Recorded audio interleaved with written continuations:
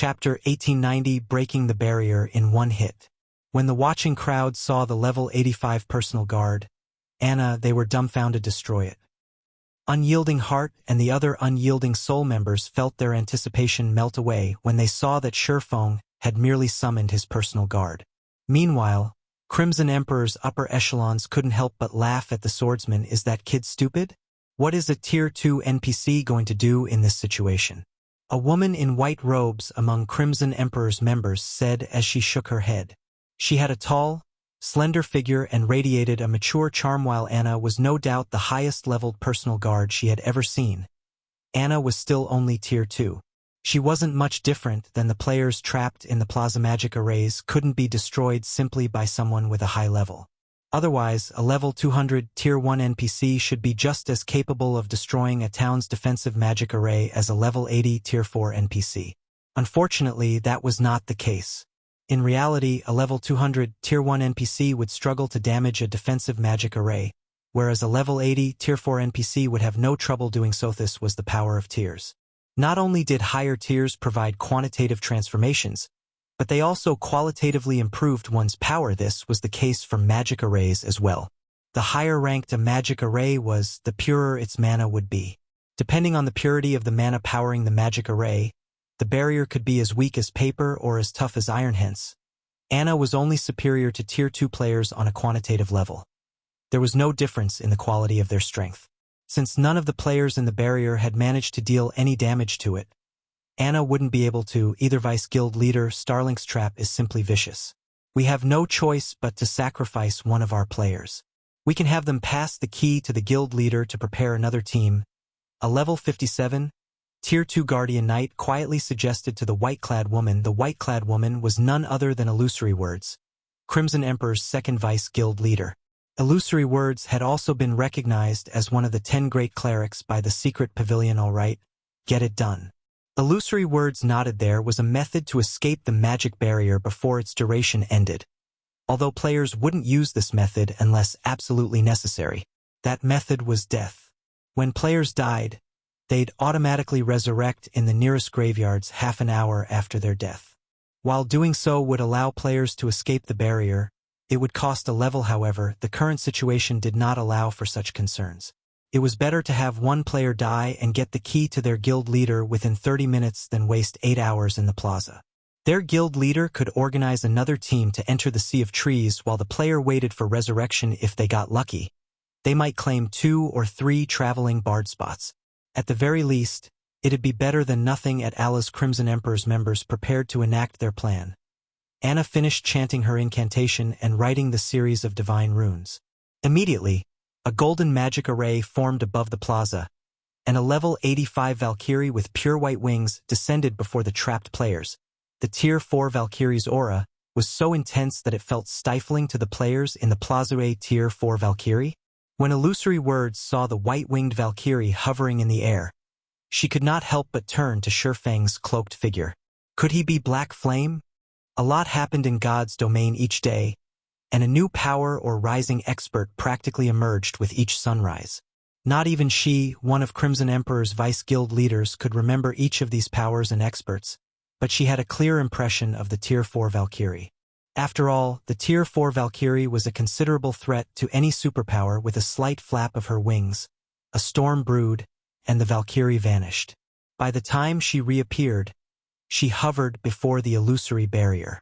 The Valkyrie then thrust her sacred thunder spear at the semi-translucent wall. Boom. With a deafening explosion, countless arcs of lightning crashed into the magic barrier. The barrier began to tremble.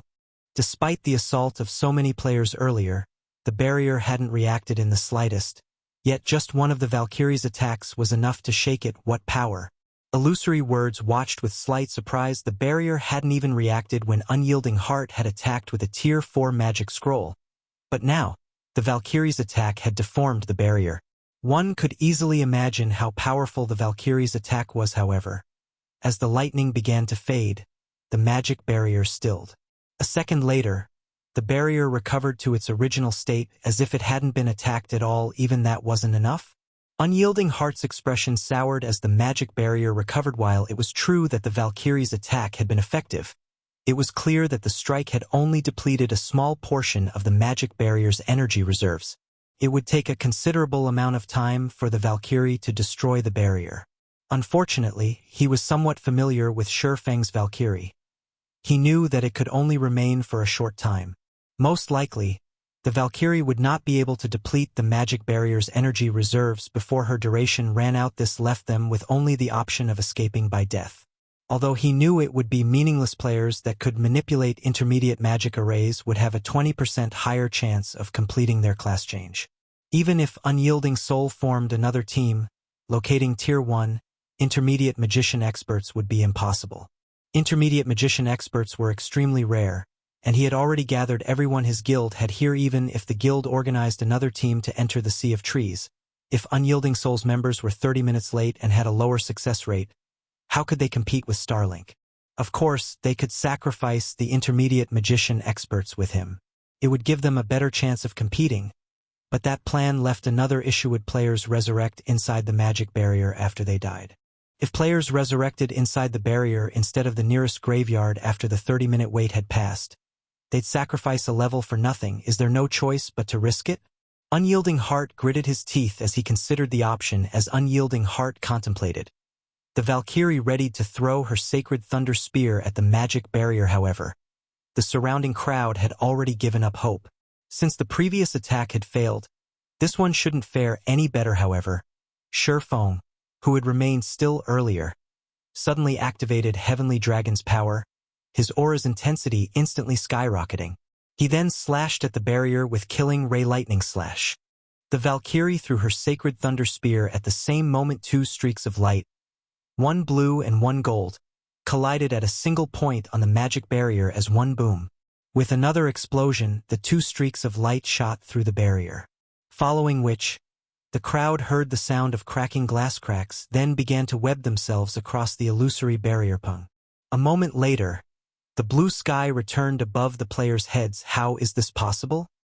The barrier shattered. What did he do? Both Unyielding Soul's Unyielding Heart and Crimson Emperor's illusory words gave Shifeng incredulous looks. Chapter 1891.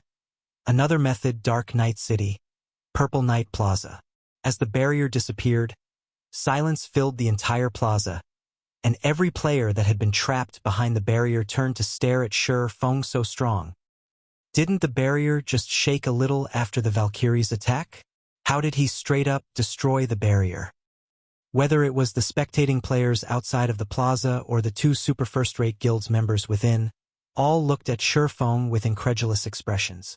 The expert player Starlink had stationed to observe the situation from outside of the plaza stared at the scene with bulging eyes. They had only formed the illusory spatial barrier after sacrificing 288 players to the magic array, yet Shifeng had shattered it without much effort. The illusory spatial barrier had been formed with a set of special magic tools the guild had found in ancient ruins. Starlink had exhausted a lot of time and resources to explore the various ruins, and by the time the guild had completed the required set to form the magic array, the guild had suffered over 5,000 casualties, all of which had been elite or expert players. Once the illusory spatial barrier had been activated, not even a Tier 4 monster should be able to escape. The Tier 4 monster would have no choice but to wait through the barrier's 8-hour duration. Moreover, even if players died inside the barrier, they would resurrect within it instead of in the nearest graveyard. Yet Shifeng had shattered the barrier in one hit. While everyone was still shocked, Shifeng sheathed Killing Ray and turned to Unyielding Heart and his companions. The magic array has been dealt with. Let's hurry to the Sea of Trees, Shifeng said as he gestured to the magic array in the heart of the Purple Night Plaza. Calmly, he continued, "It hasn't been long since Starlink's members left. We should be able to catch up if we hurry." Hearing Shifeng's reminder, Unyielding Heart and Mu Lingsha quickly snapped out of their daze and gave the swordsman grateful looks. If Shifeng hadn't shattered the magic barrier, they wouldn't have been able to compete with Starlink. Immediately, Unyielding Heart took a key from his bag and activated the teleportation gate to the Sea of Trees. Mu Lingsha then directed their experts to enter the teleportation gate. Meanwhile, illusory words couldn't pull her gaze from Shifeng, astonishment filling her eyes. Strength combination? When illusory words recalled the attack Shifeng had executed with the Valkyrie, a playful smile graced her lips. It seems that Black Flame is far more capable than I thought. It's no wonder why the secret pavilion has such a high evaluation of him. The Valkyrie's strength hadn't been quite high enough to shatter the illusory spatial barrier alone. Shifeng had actually combined his strength with the Valkyrie's to compensate. Executing the strength combination technique with another individual was many times more difficult than using it alone. One's grasp of timing and positioning had to be extremely accurate. It wasn't a casual feat to accomplish yet. Shifeng had smoothly executed the technique, which even domain realm experts found challenging. Although Shifeng hadn't combined his full strength with the Valkyries, it had been enough to exceed the magic barrier's limit thus. The magic barrier had shattered Vice Guild leader. The magic barrier is gone. Let's hurry as well. A tall, muscular berserker said, all right. Activate the teleportation gate. Illusory words nodded. She then directed her selected players into the teleportation gate, following which, white light enveloped Unyielding Soul and Crimson Emperor's members, one after another. As the players teleported to the Sea of Trees while Unyielding Soul and Crimson Emperor's members left for the Sea of Trees, the observing Starlink members hurriedly reported to Lu Xinglua and Bright Dawn. What did you say? Unyielding Soul broke through the illusory spatial barrier. When Bright Dawn heard his subordinate's report, his mind instinctively wanted to reject the notion. That's impossible. Not even Tier 4 monsters can break out of the barrier. I know full well what Unyielding Soul is capable of. They definitely don't have the power to destroy the illusory spatial barrier. As Unyielding Soul's ex-Vice Guild leader, he was fully aware of the guild's current prowess. He even knew the guild's trump cards. At best, the guild could expend 5 Tier 4 offensive magic scrolls, which wouldn't be enough to destroy the illusory spatial barrier. The illusory spatial barrier really shattered, but Unyielding Soul's members didn't do it. The reporting assassin said not Unyielding Soul's members? Was it Crimson Emperor? Bright Dawn's expression darkened. It seems that I've underestimated illusory words, to think that she had such card hidden. While the illusory spatial barrier could be broken, doing so required immense power. One would need enough power to destroy a town's defensive magic array in one hit, and players had no chances of encountering such power at this stage of the game. However, God's domain had countless opportunities to offer.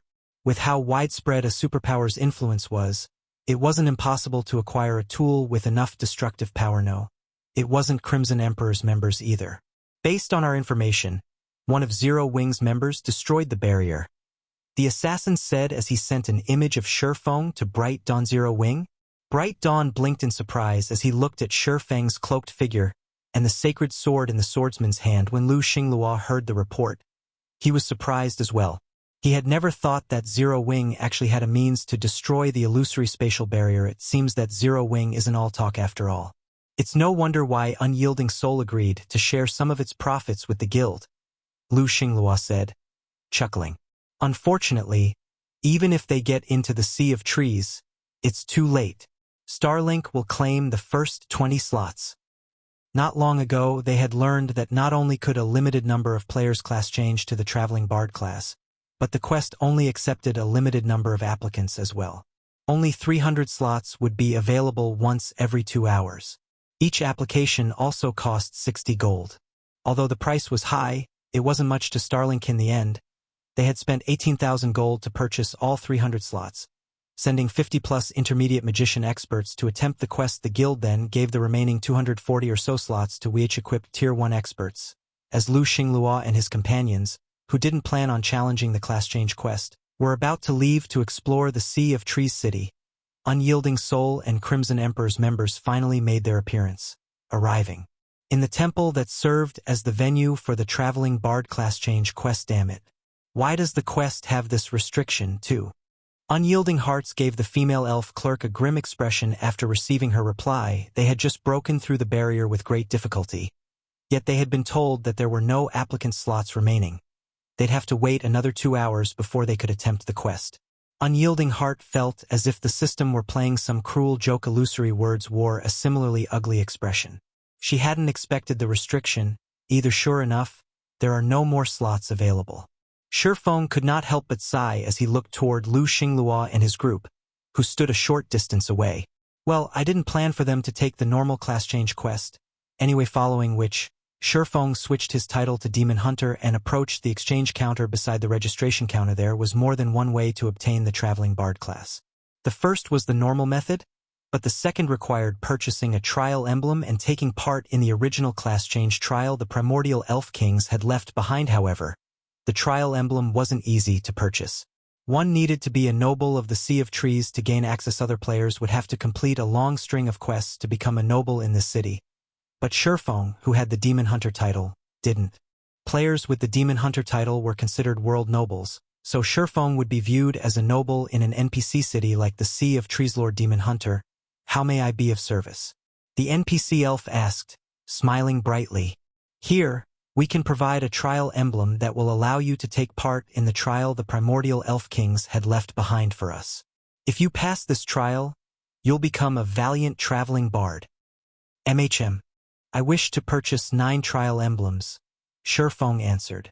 Chapter 1892, Complete Legacy Trial Emblem. How did he just trade with that NPC? Didn't she refuse to trade with us a moment ago? When Lu Xinglua and the others heard the female elf's words, they were stunned. When they had visited the Elven Temple, they had spoken with its NPCs. After asking around, they had verified that only 300 players could attempt the class change quest every 2 hours. They had tried to speak with the female elf at the exchange counter as well, but she had ignored their questions, stating that she'd only deal with people of noble status or higher, yet she treated Shifeng with such respect. Moreover, she had taken the initiative to introduce Shifeng to the products she offered. There's still such a method? Unyielding Heart and his companions watched Shifeng purchase trial emblems with glowing eyes. They had never expected Shifeng to have such access to the class change quest. So, this is Zero Wings Sword King? Shifeng's display greatly surprised. Illusory words. The only guilds with a Sea of Trees teleportation key were Starlink, Unyielding Soul, and Crimson Emperor. Hence, one could say that their guilds were the most familiar with the Sea of Trees. However, based on Shifeng's performance thus far, it was obvious that he knew even more about the Sea of Trees than they did. In fact, he even possessed a special status in the Sea of Trees. As the crowd watched, Shifeng spent 450 gold to purchase 9 trial emblems. He then handed the emblems to the 9 Zero Wing members he had brought with him. Purchasing a trial emblem was the same as applying for the class change quest. Only this method was 10 gold cheaper. Using the trial emblems when attempting the quest also granted 2 difficulty modes to choose from: normal mode and hard mode. Normal mode was no different than the class change quest without the emblem, but if players chose hard mode, they'd be sent to a different trial. However, if players chose to challenge hard mode, they would be sent to a different trial. Furthermore, unlike the normal mode quest, which only 20 players could complete each week, hard mode didn't have such a limit. As long as one had access to the trial emblems and could afford them, they could enable as many players to become traveling bards as they wanted.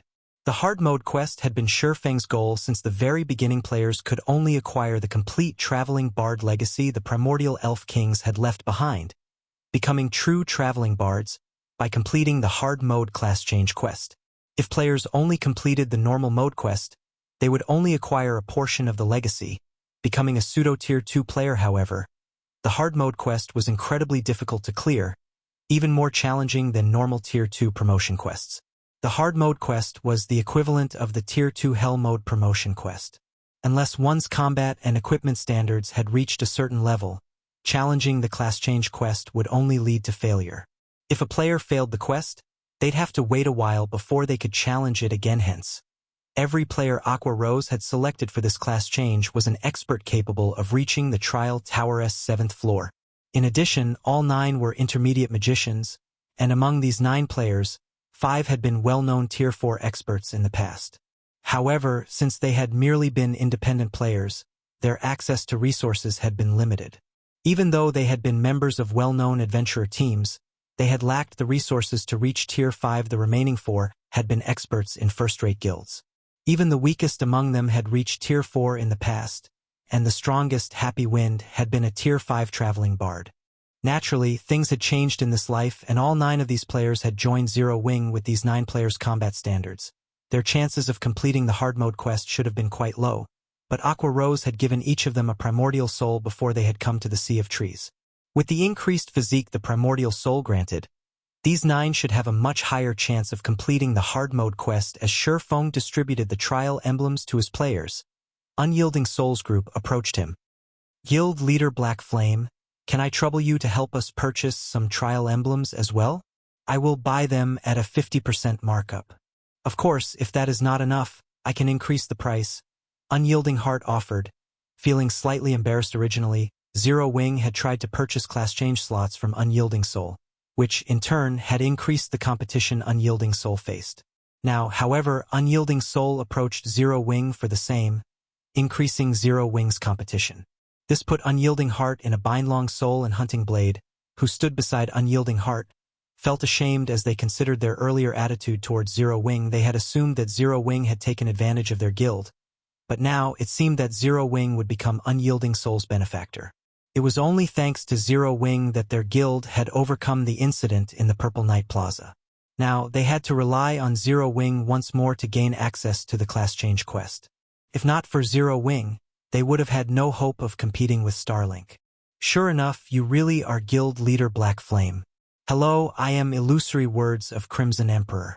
On behalf of Crimson Emperor, I wish to seek your help in purchasing trial emblems. I am willing to offer double the original price. May I know if you are willing to lend me your aid? Illusory Words asked gently as she approached Shifeng. Everyone was stunned as they watched the vice guild leaders of 2 super first-rate guilds approach Shifeng for help. If the public found out about this, they'd be shocked. Our guild leader is so amazing. Even superpowers are asking him for help. That's only natural. That's Zero Wing's guild leader we're talking about. Quick! Look at the stupid faces Starlink's members are making. The 9 Zero Wing members that had obtained the trial emblem chatted about their guild leader, reverence flashing in their eyes as they looked at Shifeng before they had joined Zero Wing. Even first-rate guilds had been colossal existences in their eyes, let alone super first-rate guilds. Super first-rate guilds were the virtual gaming world's overlords, yet 2 such guilds wanted their guild's help.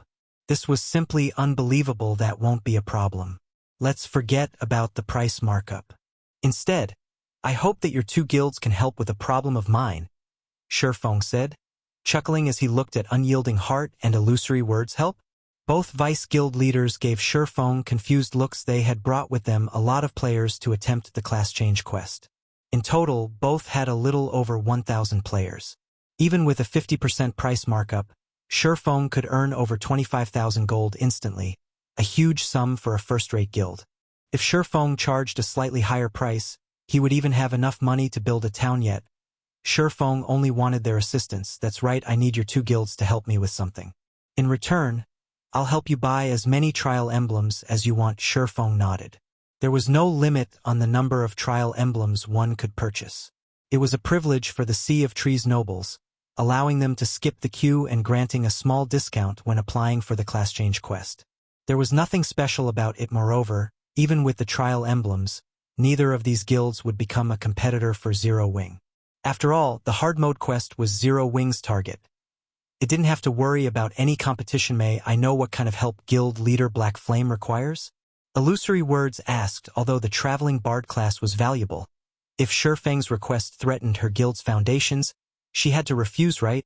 You can't consider your decision properly if I don't tell you the details. To put it simply, I'd like to borrow 200 Tier 2 experts from each of your guilds. What are your thoughts on this? Shifeng explained. Chapter 1893, Age-Old Secret, Borrow Tier 2 Experts. Unyielding Heart and Illusory Words stared at Shifeng in confusion, unable to fathom why Shifeng would need so many experts. This stage of the game, Tier 2 experts were still quite rare in God's domain.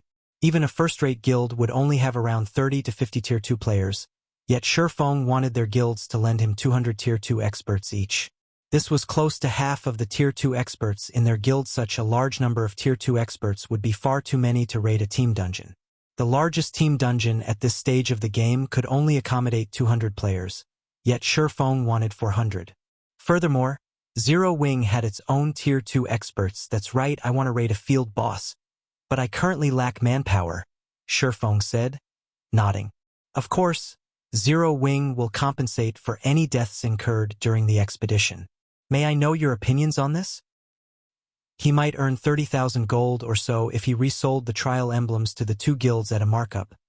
But 30,000 gold was not enough to change Zero Wing's situation.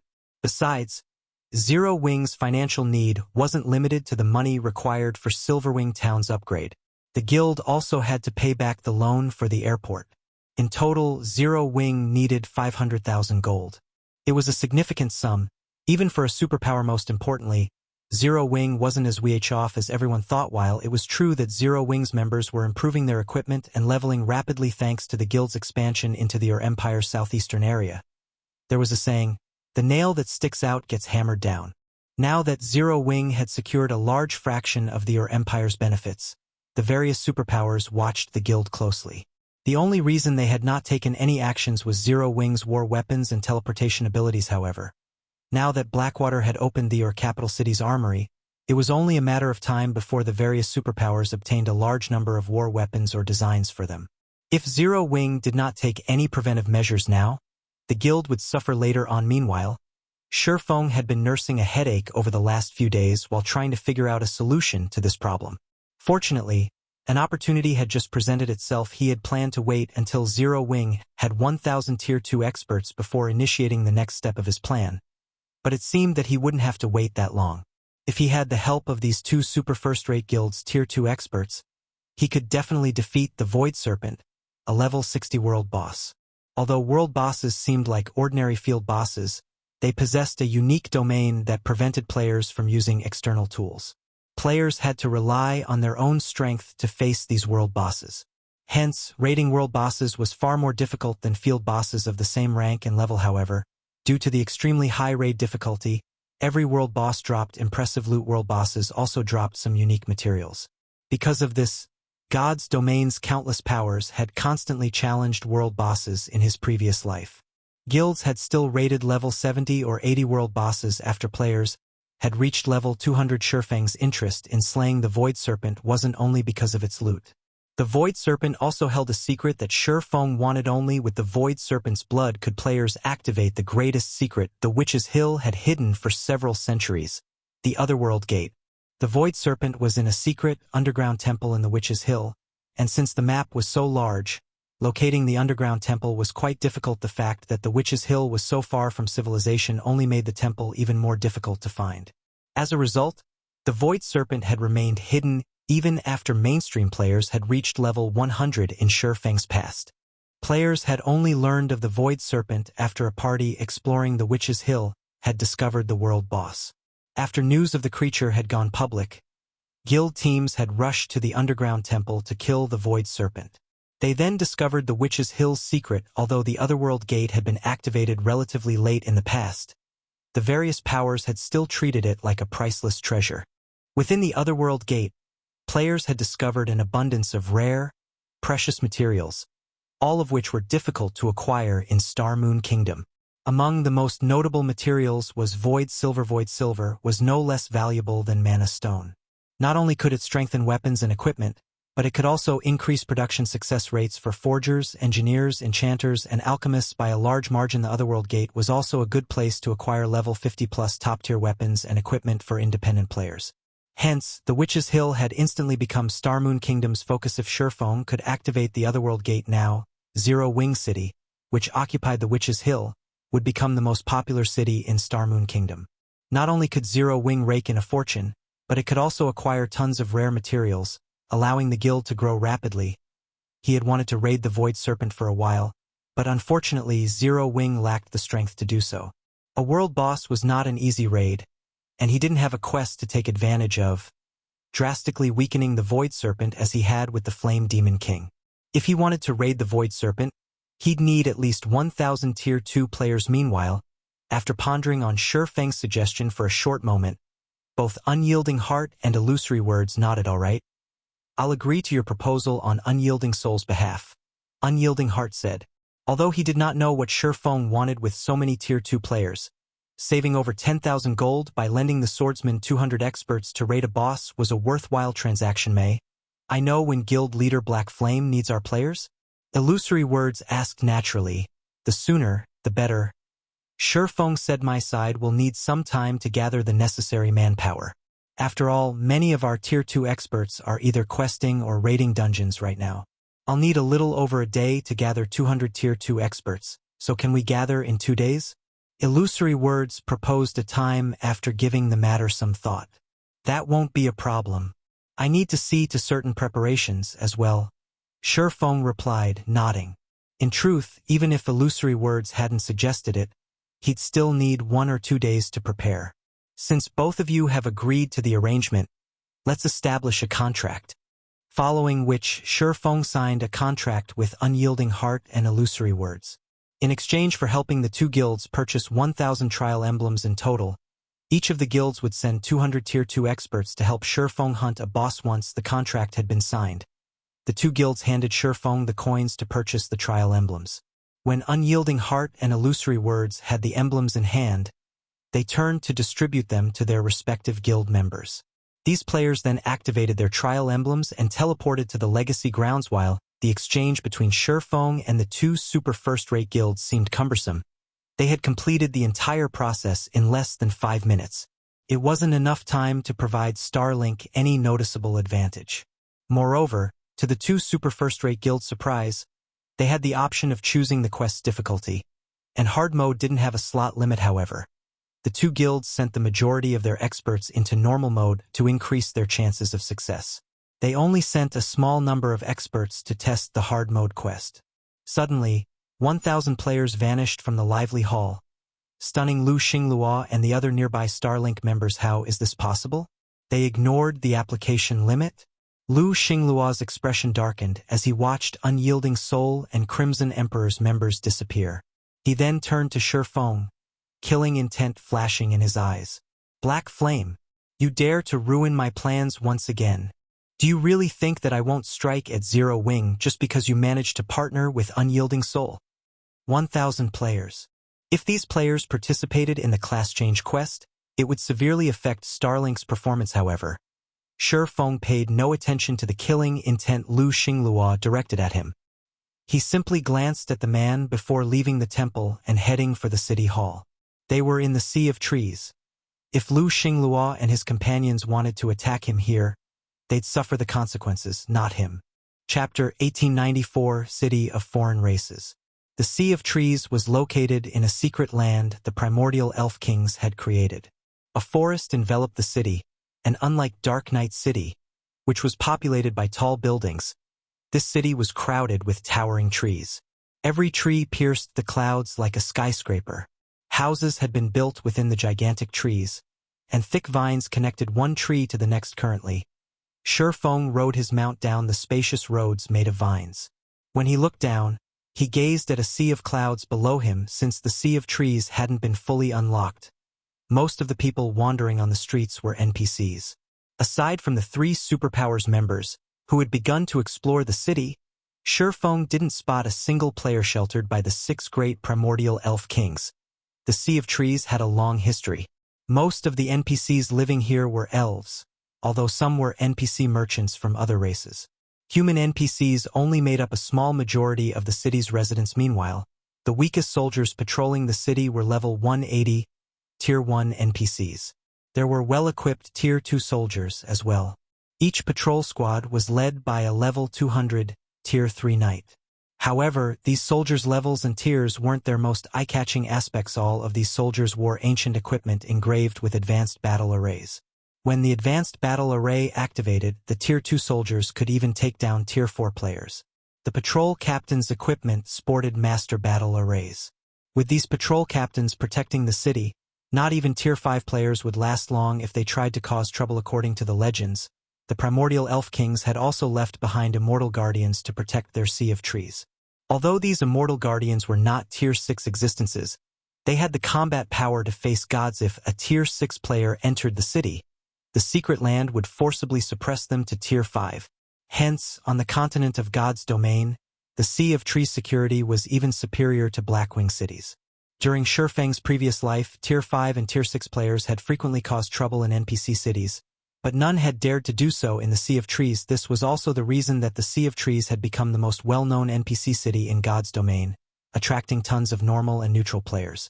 These players didn't have to worry about their safety while inside the city. After roughly 20 minutes, Shifeng arrived before the largest, oldest tree in the city. This primordial tree was both the Sea of Trees City Hall and the city's heart. There are so many foreign race merchants here already. As Shifeng approached the city's central district, he noticed many NPC merchants hawking their wares alongside the road. These merchants all sold rare goods such as magic scrolls, potions, materials, tomes, engineering tools, weapons, equipment, etc. The sight was dazzling. The 3 Superpowers members, who had arrived before him, browsed the goods with sparkling eyes. They could easily make a fortune by reselling these items, especially the magic scrolls, weapons, equipment, and rare materials. Some merchants even offered Tier 2 magic scrolls and level 50 dark gold equipment. Only, the items' prices were far higher than market value. However, the Superpowers members weren't fools. Rather than purchasing any of these items, they first investigated every NPC merchant's goods. They then proceeded to survey the central district, empty lands, and establishments, compiling the information to allow their companions in the city hall to make the best decision when purchasing the city's lands for their guilds. When Shifeng stepped into the city hall, the merchant players that represented the Superpowers had already busied themselves with researching the lands and shops, carefully selecting which to purchase.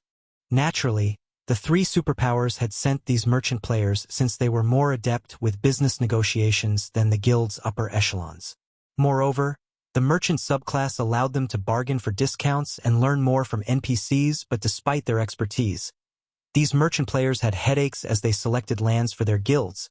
The Sea of Trees lands were just so expensive. Even the ordinary lands in the city's outer area cost between 7,000 gold and 15,000 gold, whereas lands in the city's inner area cost between 12,000 gold and 30,000 gold. The cheapest plot of land in the central district cost 50,000 gold, while the more expensive options cost over 100,000. Even Superpowers at this stage of the game couldn't afford to purchase the Sea of Trees lands casually, but that wasn't the most important issue. To purchase the central district's lands, one needed sufficient status and reputation. For the moment, they could only purchase the lands in the city's outer and inner areas, but since there were so many to choose from, they couldn't make a proper decision without further understanding of the city's layout. Lord Demon Hunter, how may I be of service today? A male elf in a suit and tie asked gracefully as he approached Shifeng. I wish to see some of the city's hotels and restaurants for rent. Shifeng said, all right, please follow me. The male elf bowed before leading Shifeng to a VIP reception room. As the elf led Shifeng to a reception room, the 3 Superpowers representatives watched him leave the main lobby with astonished expressions. What's going on? How did he get an invite to a VIP room? We've already bought 2 plots of land and earned quite a few contribution points, yet we haven't earned such treatment? Clearly, he's an idiot. He's actually trying to rent hotels and restaurants instead of purchasing lands. What benefit could he earn by doing so? They won't be profitable in the least. Many of the merchant players watched enviously as Shifeng was led to a VIP reception room, but the man's statement had also confused them. When players gained access to a VIP reception room, they also gained access to better benefits. Aside from refreshments and privacy, players would also be offered lands, which weren't usually available to the public, for purchase. Moreover, every one of those lands would be worth their price or more. In contrast, the lands offered in the lobby varied. Not every plot would be worth its selling price, and whether players made a profit or not would rely on them. Meanwhile, in the VIP reception room, the elf administrator quickly prepared a list for Shifeng. Lord Demon Hunter, here are the hotels and restaurants that are available for rent. However, these hotels and restaurants are located in the city's outer and inner areas. You will need 10,000 contribution points to rent those in the central district. The elf administrator explained. I understand. Shifeng nodded. He then lifted the stack of paper to inspect. Naturally, setting up a trading firm in a trade city like the Sea of Trees would generate a lot of profit. Aside from selling products, the shops could also serve as a warehouse for all kinds of precious materials and items that flowed into the city. However, unlike ordinary NPC cities, the Sea of Trees was slightly unique since it occupied a secret land. The Sea of Trees was similar to the holy city of Titan in that players could not remain in the city long term. Once the sun set, players that hadn't rented a hotel room or purchased a private house would be automatically teleported out of the Sea of Trees. Furthermore, Getting into the city wasn't an easy task. Even once the Sea of Trees had been fully unlocked, players would still need to expend a lot of effort to visit the city, especially ordinary and elite players. Unfortunately, purchasing a private house in the city was out of the question for most players. Not even large guilds' upper echelons could necessarily afford a private house here. Purchasing a private house in the city was even more expensive than setting up a shop. Most importantly, players needed a very high status and a ton of reputation points to buy one. Even expert players would need to quest in the Sea of Trees for a very long time to fulfill these requirements. Aside from private houses, players could stay in hotels or advanced restaurants. Of course, since shops had living spaces for players, they could own a shop as well. Only, shops accommodated far fewer players than private houses, but how could many players afford shops just for the living space? As a result, the only options remaining were hotels and advanced restaurants. Needless to say, staying in these establishments was also quite expensive. Depending on the environment, accommodation fees could range from 50 silver to 5 gold per day. Even elite players would feel a sting from these prices. Meanwhile, if players rented the whole hotel or advanced restaurant, they would earn 20% of the profits. While the Sea of Trees was in its early stages, this was the best way to earn money. Moreover, renting these establishments cost far less than purchasing them directly. After reading through the list, Shurfeng quickly set his sights on a few hotels and restaurants that had been particularly popular during his previous life. However, when Shurfeng reached the final page and saw the small restaurant listed, he was stunned. What? Even this restaurant is available for rent. Chapter 1895, Epic Shop. Shurfeng's eyes widened as he saw the name, Forest Traveler. Surprise and ecstasy overcoming him in the current Sea of Trees. The Forest Traveler was an unassuming restaurant located in the city's outer area. The restaurant had only 2 floors. The first was the dining hall, and the second was used for accommodations. The restaurant was ordinary, and nothing about it stood out. However, when the Sea of Trees' 3rd seal had been lifted in the past, players had discovered the restaurant's unique quality. Since so many players had crowded the Sea of Trees back then, both hotels and restaurants' guest rooms had been full. Naturally, many players instantly targeted the cheap accommodations that small restaurants like the Forest Traveler offered. Once the 3rd seal had lifted, the Forest Traveler revealed a package that included both room and board, available exclusively for the restaurant's few high-class guest rooms. As the high-class guest rooms could only be rented by purchasing this combo pack, players had no choice but to dine there as well. The Forest Traveler had become instantly famous after players had tried the provided meal, which granted a special buff called Forest Blessing. The Forest Blessing buff granted players anywhere from 5 to 20 points in luck for 18 hours. The buff could only be gained once every 2 days. Although luck was somewhat illusory in God's domain, it had a subtle effect on players. For example, luck would affect loot from opening treasure chests and killing monsters. It would also affect one's production success rate. Hence, on the market, ornaments that added even 3 to 5 points of luck cost a fortune. Such ornaments would never become obsolete in the past. The various large guilds had desperately stockpiled items that added luck. A single extra point in luck could be enough to gain a top-tier item.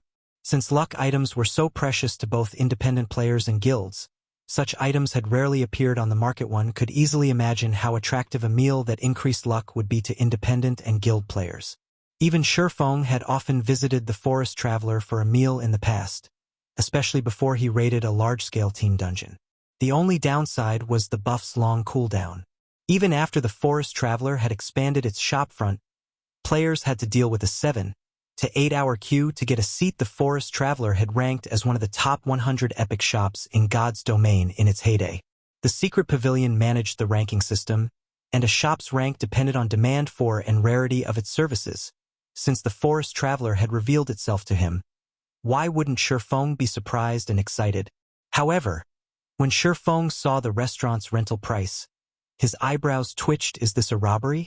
Shurfeng couldn't help but wonder. Normally, the Sea of Trees hotels and restaurants demanded per week or per month rent, but the Forest Traveler had to be paid by the year. Moreover, renting the restaurant for a single year cost 60,000 gold. Even the larger advanced restaurants only cost 4,000 gold per month, yet the Forest Traveler's rent cost 5,000 gold per month.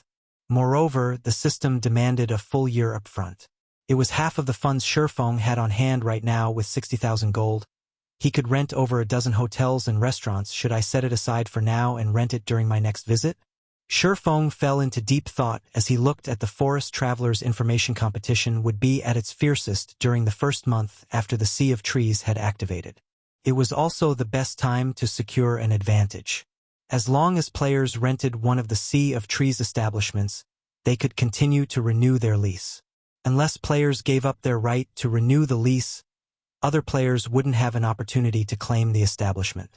However, if he rented the Forest Traveler now, he wouldn't have much left to rent other restaurants and hotels, but he had no guarantee that the three superpowers wouldn't discover these hotels and restaurants' importance before his next visit. If the superpowers had already realized these establishments' value, he'd have a far more difficult time renting a large number of them later. Fortunately, he didn't have to worry about losing the Forest Traveler since only he knew the restaurant's secret right now. Furthermore, 60,000 gold was a huge sum to a superpower as well. None of them would be willing to spend so much gold for a modest restaurant like the Forest Traveler Lord Demon Hunter. I recommend the hotels and restaurants on the last page. Many customers favor those establishments in particular. I cannot guarantee that these establishments will be available during your next visit, the elf administrator said, flashing Shifeng a cunning smile when he noticed the swordsman stare tentatively at the list's final page. Shifeng rolled his eyes at the elf administrator. The administrator's comment made one thing clear. He would either have to give up on the Forest Traveler or give up on renting another dozen or so hotels and restaurants. Both options would rob Shifeng of profits. I am interested in renting this Forest Traveler. But why must it only be rented by the year? Can it not be rented on a monthly basis? Shifeng asked as he gestured to the Forest Traveler's information on the list. He wanted to see if the system would grant him any other options. The Forest Traveler? The elf administrator repositioned his glasses as he took a look at the list. Smiling, he explained, "This restaurant has encountered some operational problems and urgently needs funding. That is why the owner had decided to rent the restaurant. We have suggested that the owner accept a monthly rent, but the owner is adamant about his decision due to your status, Lord Demon Hunter. The city is willing to help you negotiate altered conditions with the owner. However, each negotiation will cost a 1,000 gold fee. May I know if you wish to open negotiations?" 1,000 gold per negotiation? The corners of Shifeng's mouth twitched. Shifeng was no stranger to negotiations. This was the precise reason that the three superpowers had sent their merchant players to purchase the city's lands, not their upper echelons. The higher ranked a merchant player was, the more ability they'd have to reduce an item's price. Some merchant players could even negotiate for price cuts by offering NPCs favorable conditions. However, this was the first time Shifeng had encountered a 1,000 gold negotiation fee. That's right. As a noble in our city, you have the right to 3 negotiation attempts. Of course, the city cannot guarantee the negotiations' results. The elf administrator explained. All right, let's open the negotiations. Then, Shifeng sighed as he took 1,000 gold from his bag. After receiving the money, the elf administrator left the room. To put it simply, the purpose of these negotiations was to convince the owner to adjust the rental requirements. Whether or not the player gained the upper hand would depend on their luck. After 5 minutes, the elf administrator returned with new rental conditions for the Forest Traveler now. Instead of paying a full year of rent for the Forest Traveler, Shifeng could secure the establishment for 10 months of rent at 54,000 gold. While this new condition had reduced the total payment and shortened the required lease duration, the average monthly rent had increased considerably. This wasn't a favorable option. Declining the option, Shifeng paid 1,000 gold for another negotiation attempt. The second negotiation's outcome still required annual rent, but it could be paid in installments. Shifeng would have to pay a 50,000 gold down payment. However, he'd then have to pay 15,000 within 1 month. Seeing this result, Shifeng regretted, leaving Icarus's heart with Aqua Rose. If he had the godly necklace with him right now, he might have had a better result. With no other choice, Shifeng gritted his teeth and paid for the third negotiation attempt. If the conditions were still too stringent, he would have to give up on the Forest Traveler for now. After all, the Forest Traveler would not generate much income within a short period. Meanwhile, he was extremely tight for money right now. Although the Forest Traveler was tempting, he needed to earn a large sum of coins quickly. As the elf administrator returned for the third time, Feng silently prayed that the new rental conditions were in his favor. Congratulations, Lord Demon Hunter. After our third round of negotiations, the Forest Traveler's owner has agreed to adjust the lease's duration to 6 months. However, you will have to pay 45,000 gold. In exchange, you will receive 40% of the Forest Traveler's profits instead of 20% during those 6 months. Chapter 1896, 2-Star Restaurant. Half a year and 40% of the profits for 45,000 gold.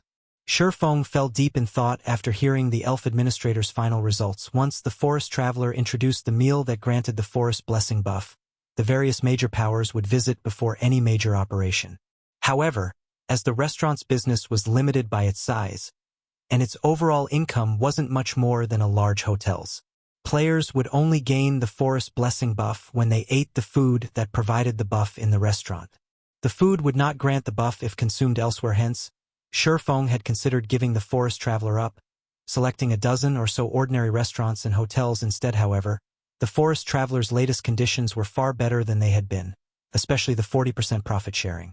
This would grant him twice as much income as normal from the restaurant.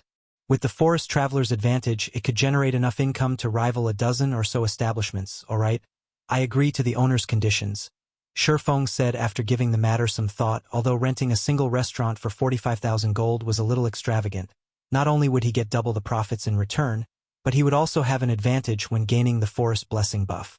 This would ensure that Zero Wings members wouldn't have to wait in line for hours to get a seat before raiding an important team dungeon. He could simply reserve a table for Zero Wings' exclusive Use-No power had taken control of the Forest Traveler in his previous life. It had been under NPC's full control. As a result, the restaurant's development had been left to the system's discretion. Compared to player-managed hotels and restaurants back then, the Forest Traveler's development speed had been pitiful. If he managed the Forest Traveler, the restaurant's development speed would increase by a significant margin.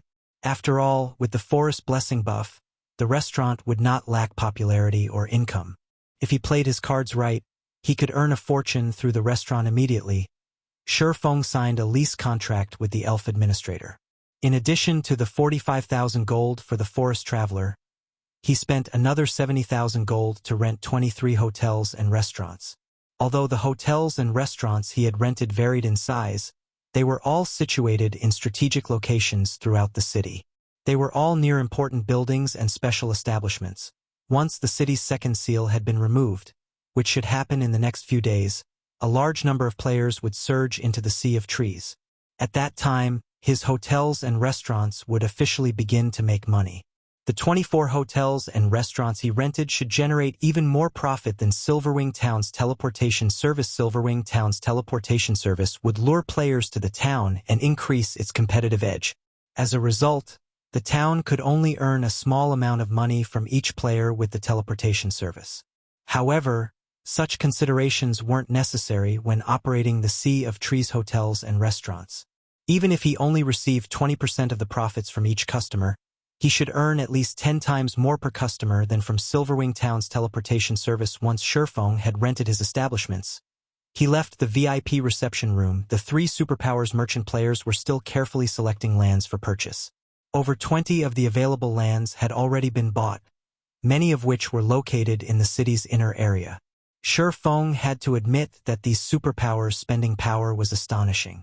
Zero Wing simply couldn't compare. If these superpowers had known the value of leasing the city's hotels and restaurants, they would have claimed half of the city's establishments by now. They would have monopolized every hotel and restaurant, not including those in the central district, by the time the second seal was removed. They wouldn't leave other powers the opportunity to claim a share of the profits. However, the value of these establishments had been discovered quite late in the past, and the various major powers had still rented quite a few for themselves. As Feng returned to the lobby, the superpowers representatives spared him a glance before returning to their lists. Now that my business here is done, I should take a proper look at the Forest Traveler. After glancing at the other players, Feng left the city hall, making his way towards the Forest Traveler. He was not interested in competing with the 3 superpowers over the city's lands in the slightest. His lack of reaction wasn't due to a lack of interest in purchasing the city's lands, but because he didn't qualify to do so. Purchasing a plot of land and setting up a shop here would easily cost more than 10,000 gold. Although these shops would pay for themselves in the long run, he currently needed his money. He could not afford such long-term investments right now after riding his demonic flame tiger for half an hour. Shifeng arrived before a 2-story restaurant near the edge of the city.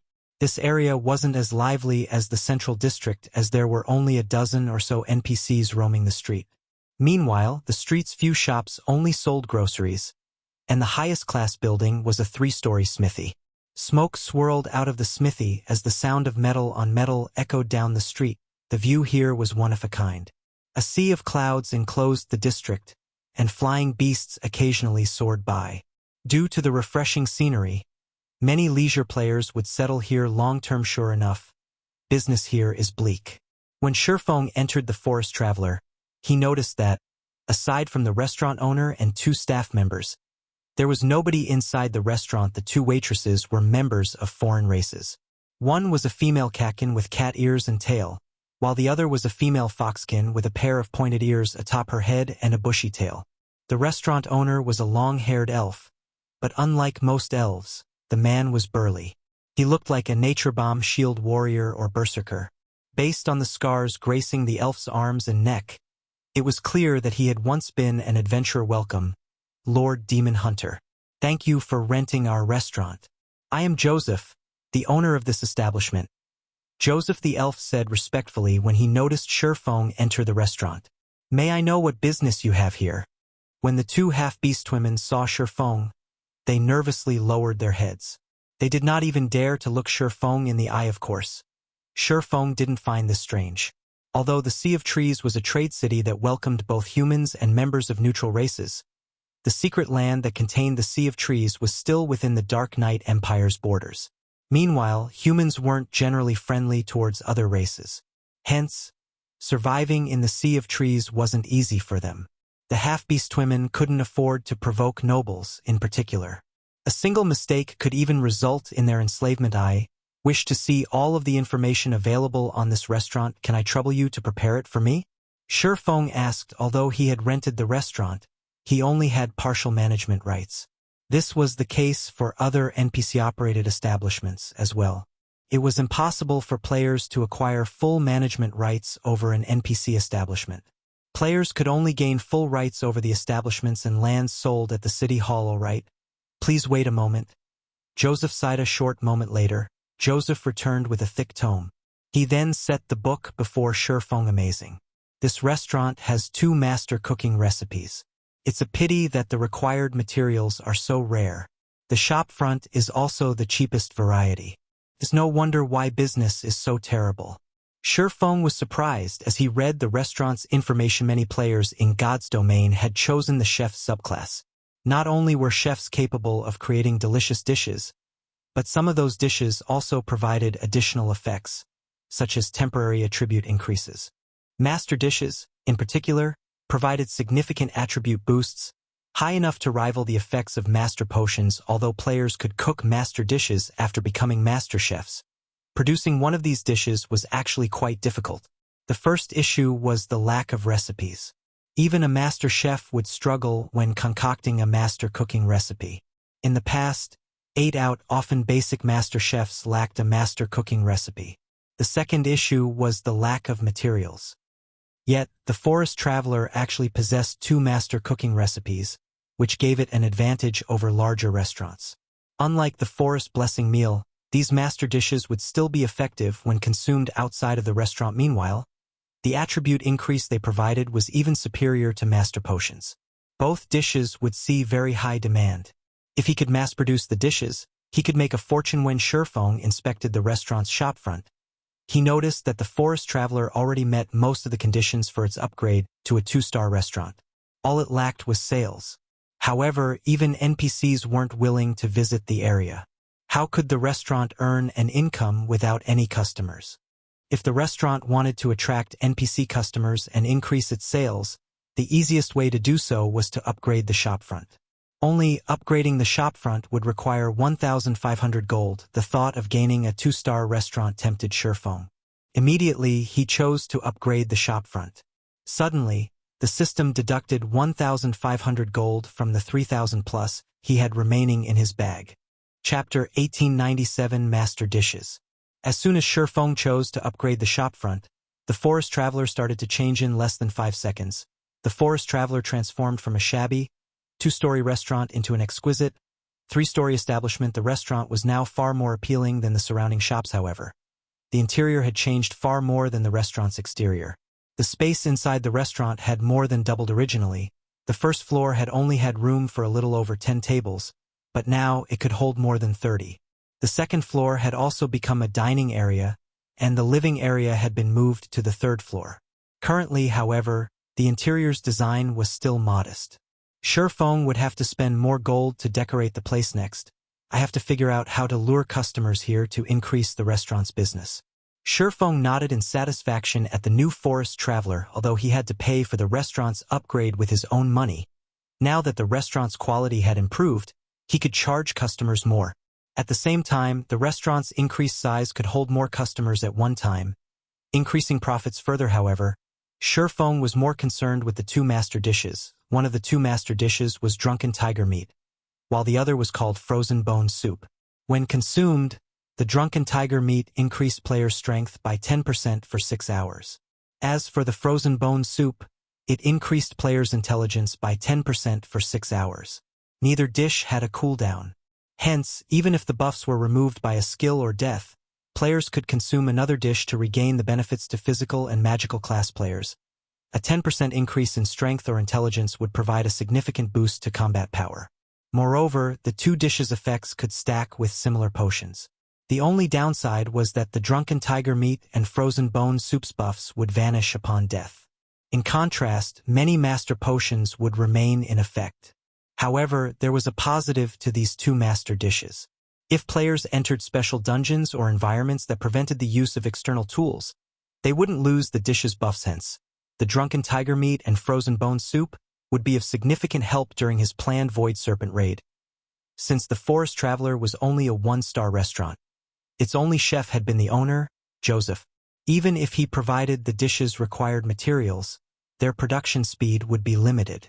Now, when Shifeng examined the restaurant's menu, he saw that the drunken tiger meat only needed 10 minutes to cook, while the frozen bone soup only required 8 minutes. However, since he had upgraded the restaurant, he could now hire 2 more chefs. He could double the dish's production speed if he did.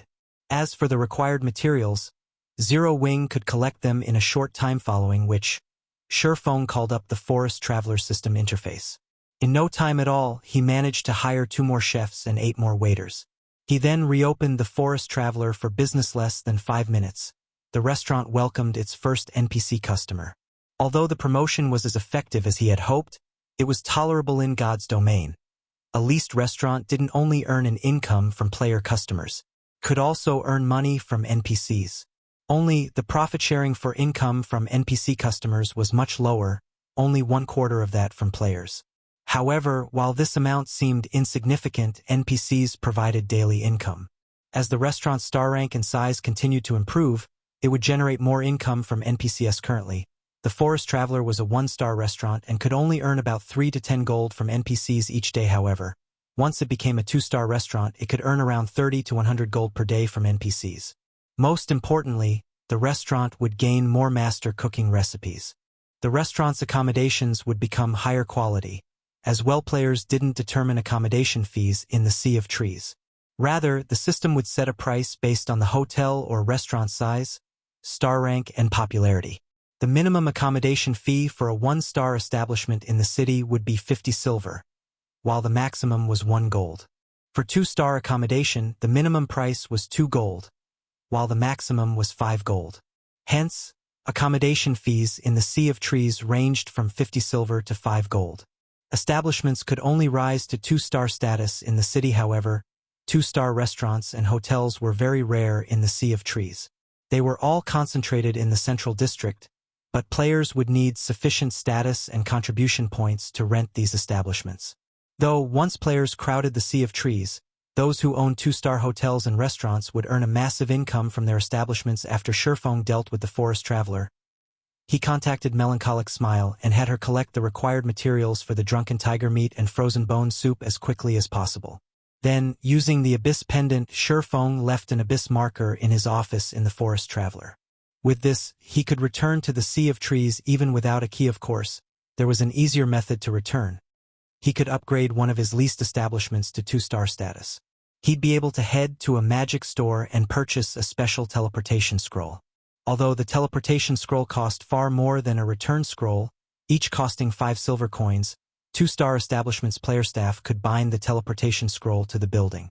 Players could then use the bound teleportation scroll to teleport back to the establishment since the Forest Traveler wasn't yet 2-star rank. It didn't have this function. Hence, Shifeng had to rely on the Abyss pendant once Melancholic Smile had gathered the necessary materials. Shifeng teleported to White River City's guild residence to collect them. After retrieving the materials from the guild warehouse, he used Abyss Teleport to return to the Forest Traveler. He then had Joseph and the 2 new chefs begin their work in the kitchen while waiting for the chefs to complete the dishes. Shifeng returned to White River City's candlelight trading firm to produce advanced mana armor kits and Titan City's standardized dark gold weapons. He used this opportunity to upgrade the weapons of Zero Wings members and earn the forging proficiency required to become an intermediate master forger. Previously, he had acquired several hundred sets of materials necessary for forging the standardized dark gold weapons from the Dragon Phoenix Pavilion and Unyielding Soul. Meanwhile, as Cream Cocoa and Melancholic Smile were both busy with the Hell Tank components, these items' production rate had considerably slowed. Even now, there was a huge pile of materials left unused in his special forging room. Shifeng forged weapons without rest, steadily and rapidly filling his experience barrels. He crafted dark gold weapons. Not only did his forging proficiency increase, but he also gained EXP faster than grinding normal monsters. After 2 days of work, Shifeng had reached 75% of level 69. He was now less than 30% away from the level 70 threshold. He was also less than 20,000 proficiency points away from becoming an intermediate master forger. Shifeng had also forged 300+ standardized dark gold weapons and 200+ advanced mana armor kit. Shifeng used 130 dark gold weapons to upgrade the Abyssal Blade to level 55. Although the improvement wasn't earth-shattering this time, its attack power had risen from 2,070 to 2,350. All basic attributes had also increased by 192 points, rather than the previous 170 points, and the weapon's attack speed had risen by 29 instead of 27. This change increased the attack power of Shifeng's subarm immensely. However, the Abyssal Blade still couldn't compare to Killing Ray, whose level increased or decreased with its user's. However, Shifeng was satisfied with this result. After all, the Abyssal Blade was a top-tier epic weapon now. If he evolved it further, it would become as powerful as fragmented legendary weapons. It's about time. I should go and collect the dishes. After a glance at the time, Shifeng used Abyss Transfer to return to the Sea of Trees. As Shifeng returned to the Forest Traveler, he noticed that the restaurant had considerably more NPC customers. At least, it wasn't as deserted as it had been. There were even 6 customers dining in the first floor. A short moment later, Shifeng collected 300 sets of drunken tiger meat and 500 bowls of frozen bone soup from Joseph. He then teleported back to the guild residence in Zero Wing City when Cola, Alluring Summer, and their companions noticed Shifeng's arrival in the guild hall's lounge. They ran up to greet him. Guild leader, look, I'm level 60 now, Cola said as he gleefully revealed his level, proving to Shifeng that he had worked very hard while grinding monsters. Every 5 levels was a minor turning point in God's domain. Meanwhile, level 60 happened to be one of those turning points that gave players a small boost to their attributes. Guild leader, why did you recall us so suddenly? Alluring Summer asked after rolling her eyes at Cola. You two try on these 2 set equipment, Shifeng said, nodding. He then took out the Sins of Thunderfire set and the Scorching Wind set, which he had acquired from the Flame Demon King, handing them to Alluring Summer and Cola. Chapter 1898, Gathering at Zero Wing City. Set equipment. Both Alluring Summer and Cola looked at the 2 set equipment Shifeng had taken out, a little confused while they were not trying to brag.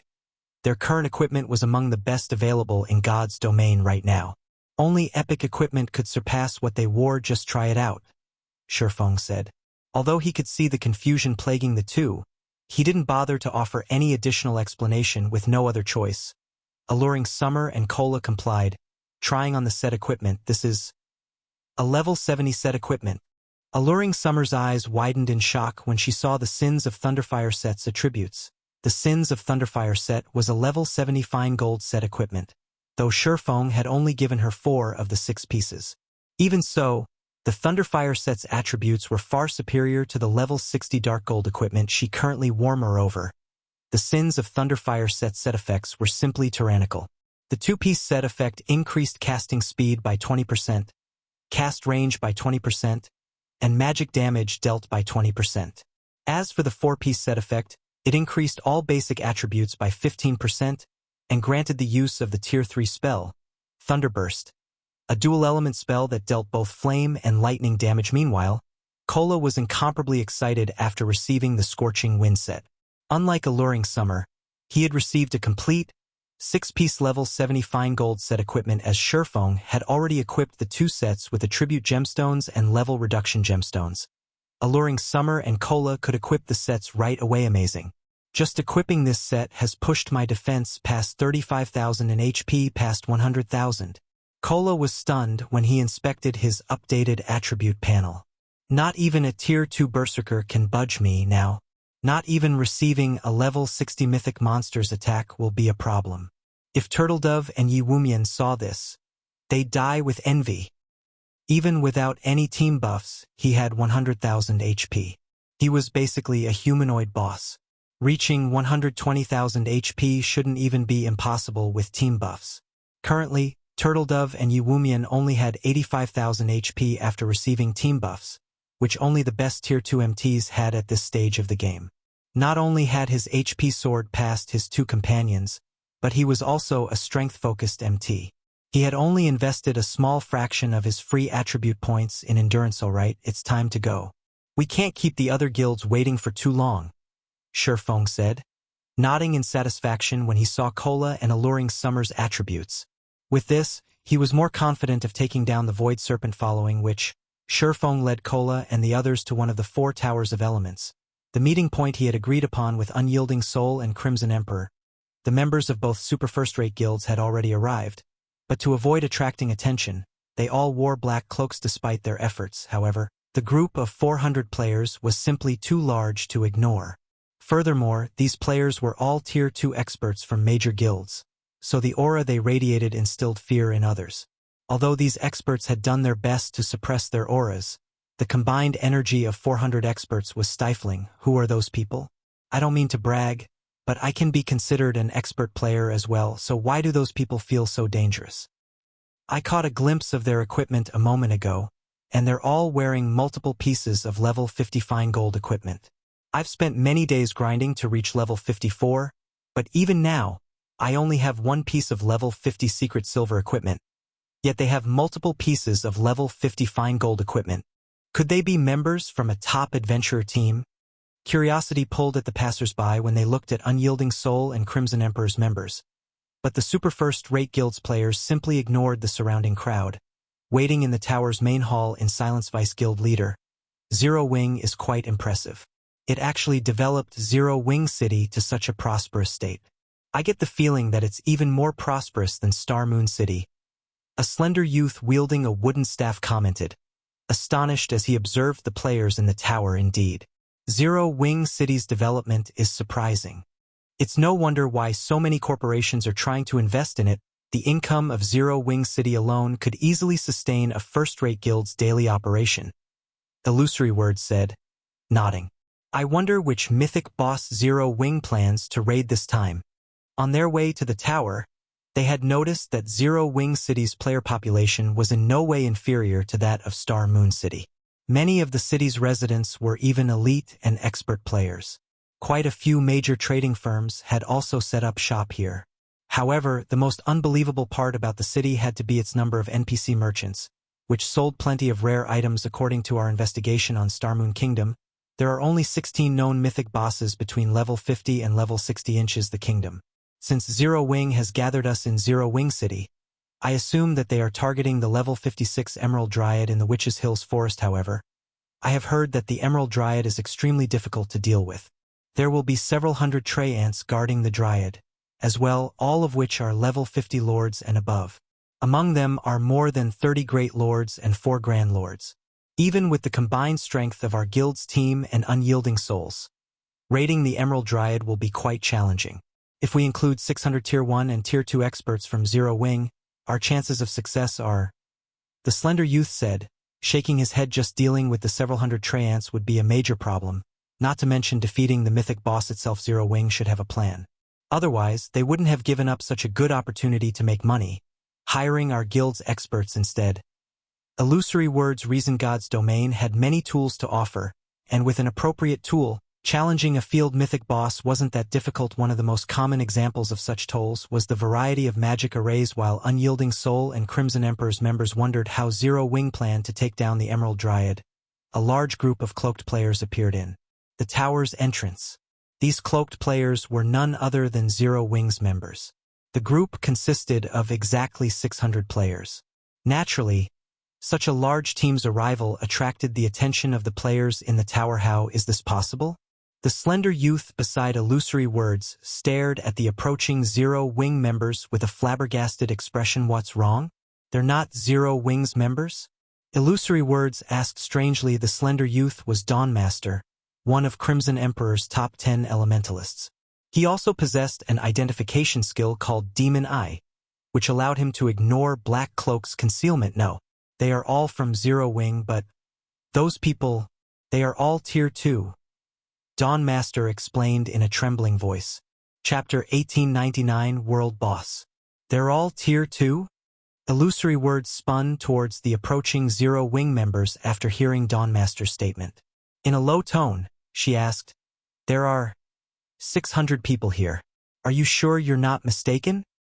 Although she could tell that the approaching players were powerful experts, she found it a little frightening that all 600 were Tier 2. All of the various superpowers had an increasingly large number of players that had already completed their Tier 2 promotion quests, but even the weaker superpowers were still some time from amassing a 500-man Tier 2 team, let alone a 600-man team. The Tier 2 promotion quests weren't easy challenges to overcome.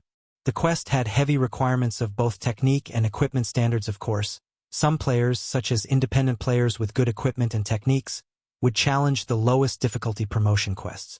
The advantage a Tier 2 class had over a Tier 1 was simply too massive. Not only would players gain a huge boost to their basic attributes once they reached Tier 2, but their physique would also improve significantly. With these improvements, players would have a much easier time questing and grinding monsters. However, players that selected a low difficulty promotion quest would face severe consequences. Their Tier 3 promotion quest would be far more difficult than normal. The majority of independent players chose to acquire their Tier 2 class as soon as possible to secure better resources now, but large guild experts were a different story. As these experts had their guild support, they didn't lack resources. Naturally, to ensure that they had an easier time with their Tier 3 promotion quests, these experts would challenge the harder Tier 2 promotion quests. They invested a lot of time in improving their levels, equipment, and techniques to complete the higher difficulty promotion quests, establishing a sturdy foundation so they could walk a smoother path in the future. Meanwhile, Zero Wing was a guild with abundant resources due to its gold mines like Zero Wing City and Silver Wing Town. There was no doubt that Zero Wing had prepared its experts to challenge high difficulty promotion quests. However, just how many members did Zero Wing possess? How many experts had the guild nurtured? Comparing Zero Wing to a superpower was akin to comparing a firefly to the moon. The two were on entirely different levels, yet the guild had just revealed 600 Tier 2 players, already surpassing many superpowers. Vice Guild Leader, I wish I were wrong, but players can't fake the Tier 2 class insignias. Every one of those players has a Tier 2 class insignia equipped, Dawnmaster said, smiling bitterly. He had inspected Zero Wing's members multiple times, but the Tier 2 class insignia beneath their black cloaks was conspicuous to his eyes. There was no way he would mistake those insignias. Moreover, he hadn't told Illusory Words everything. Among the 600 Zero Wing members, 4 were level 60 and more than 50 were level 59. He also couldn't identify Shurfeng's level. The highest level player in the Dark Knight Empire was only level 58. According to Crimson Emperor's investigation, this fact included the players that habitually hid their levels. Once players reached such a high level, they'd require a massive amount of EXP to level up, and although players could grind more efficiently and gain EXP more quickly once they had reached Tier 2, they'd still need a lot of time to grind to the next level. Yet Zero Wing had over 50 Tier 2 players at level 59. There were even 4 level 60 players. If the guild wished it, it could easily monopolize the top 50 spots on the Dark Knight Empire's ranking list. 1 or 2 levels higher might not mean much to ordinary players, but once players reached level 50 and gained their Tier 2 class, their natural attribute growth would increase significantly, exceeding the free attribute points each level up awarded. A gap of 2 levels could mean a difference of 30 points in one's main attribute. Taking into account the free attribute points, the gap would become even larger if the level gap increased to 5 levels.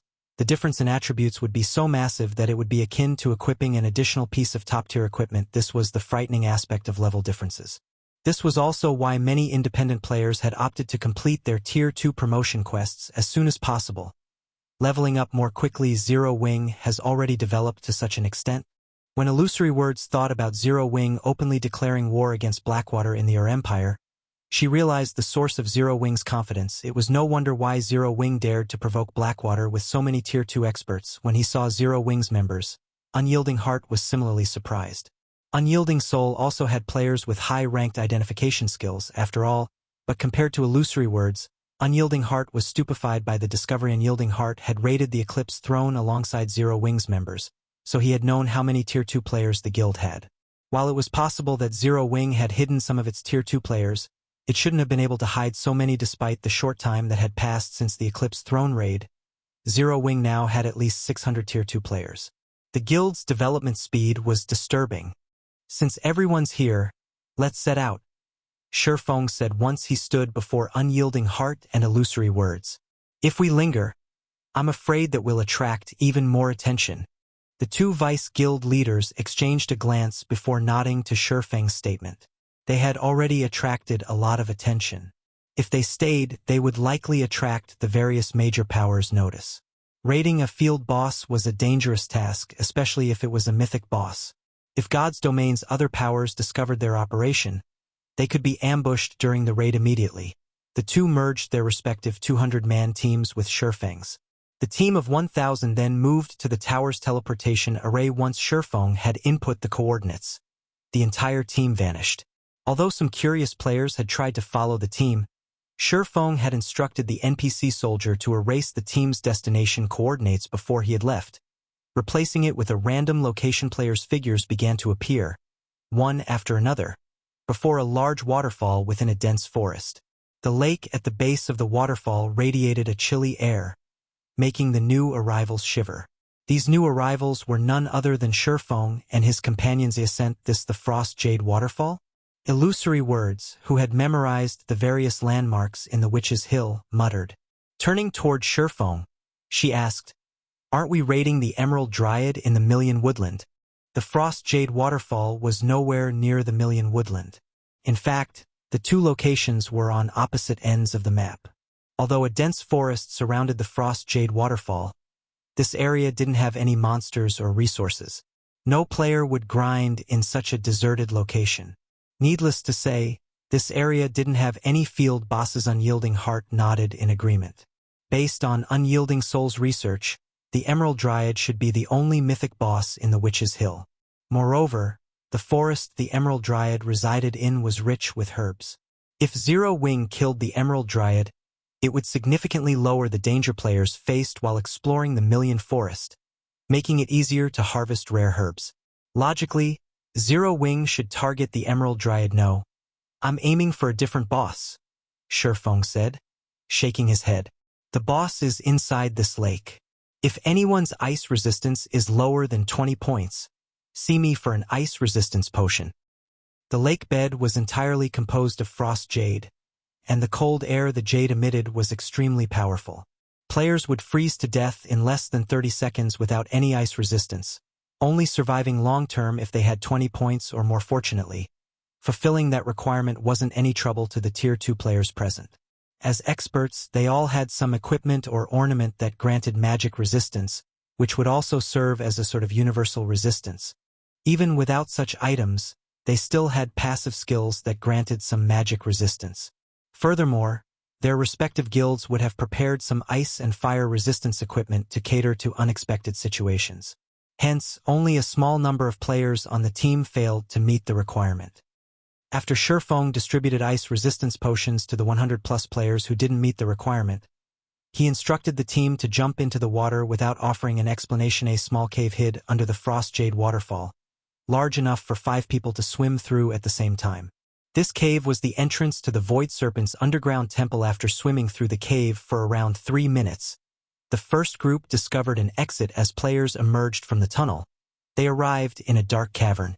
Ancient murals covered the cavern walls, depicting the history of the Witch's Hill. When these players broke through the water's surface, they were amazed by the scene. They had never expected to find such a place hidden beneath the Frost Jade waterfall. Unfortunately, the players who lacked understanding of divine runes failed to comprehend the murals on the walls. The players who were familiar with divine runes, however, quickly realized that the murals depicted the Otherworld gate and the method of activating it. Once the team had finished admiring the murals, they proceeded into another long, dark tunnel. When they left the tunnel, the team arrived in another cavern. This time, the team found a temple within, and unlike the previous cavern, this one was as large as a town and brightly illuminated. Lifting their heads, the team discovered a gigantic, glowing crystal embedded in the cavern's ceiling. This crystal lit the cavern until it was as bright as day. While everyone admired the glowing crystal, they discovered something that caused their stomachs to churn and a frown to pull at their lips. Coiled around the crystal was a snake that was over 100 meters long. The serpent's body was made entirely of translucent crystal. At the moment, the serpent's eyes were shut, and if not for the occasional twitch, the players would have treated it as a part of the shining crystal. The serpent's head was easily the size of a 3-story building, and its eyes alone were easily larger than a human.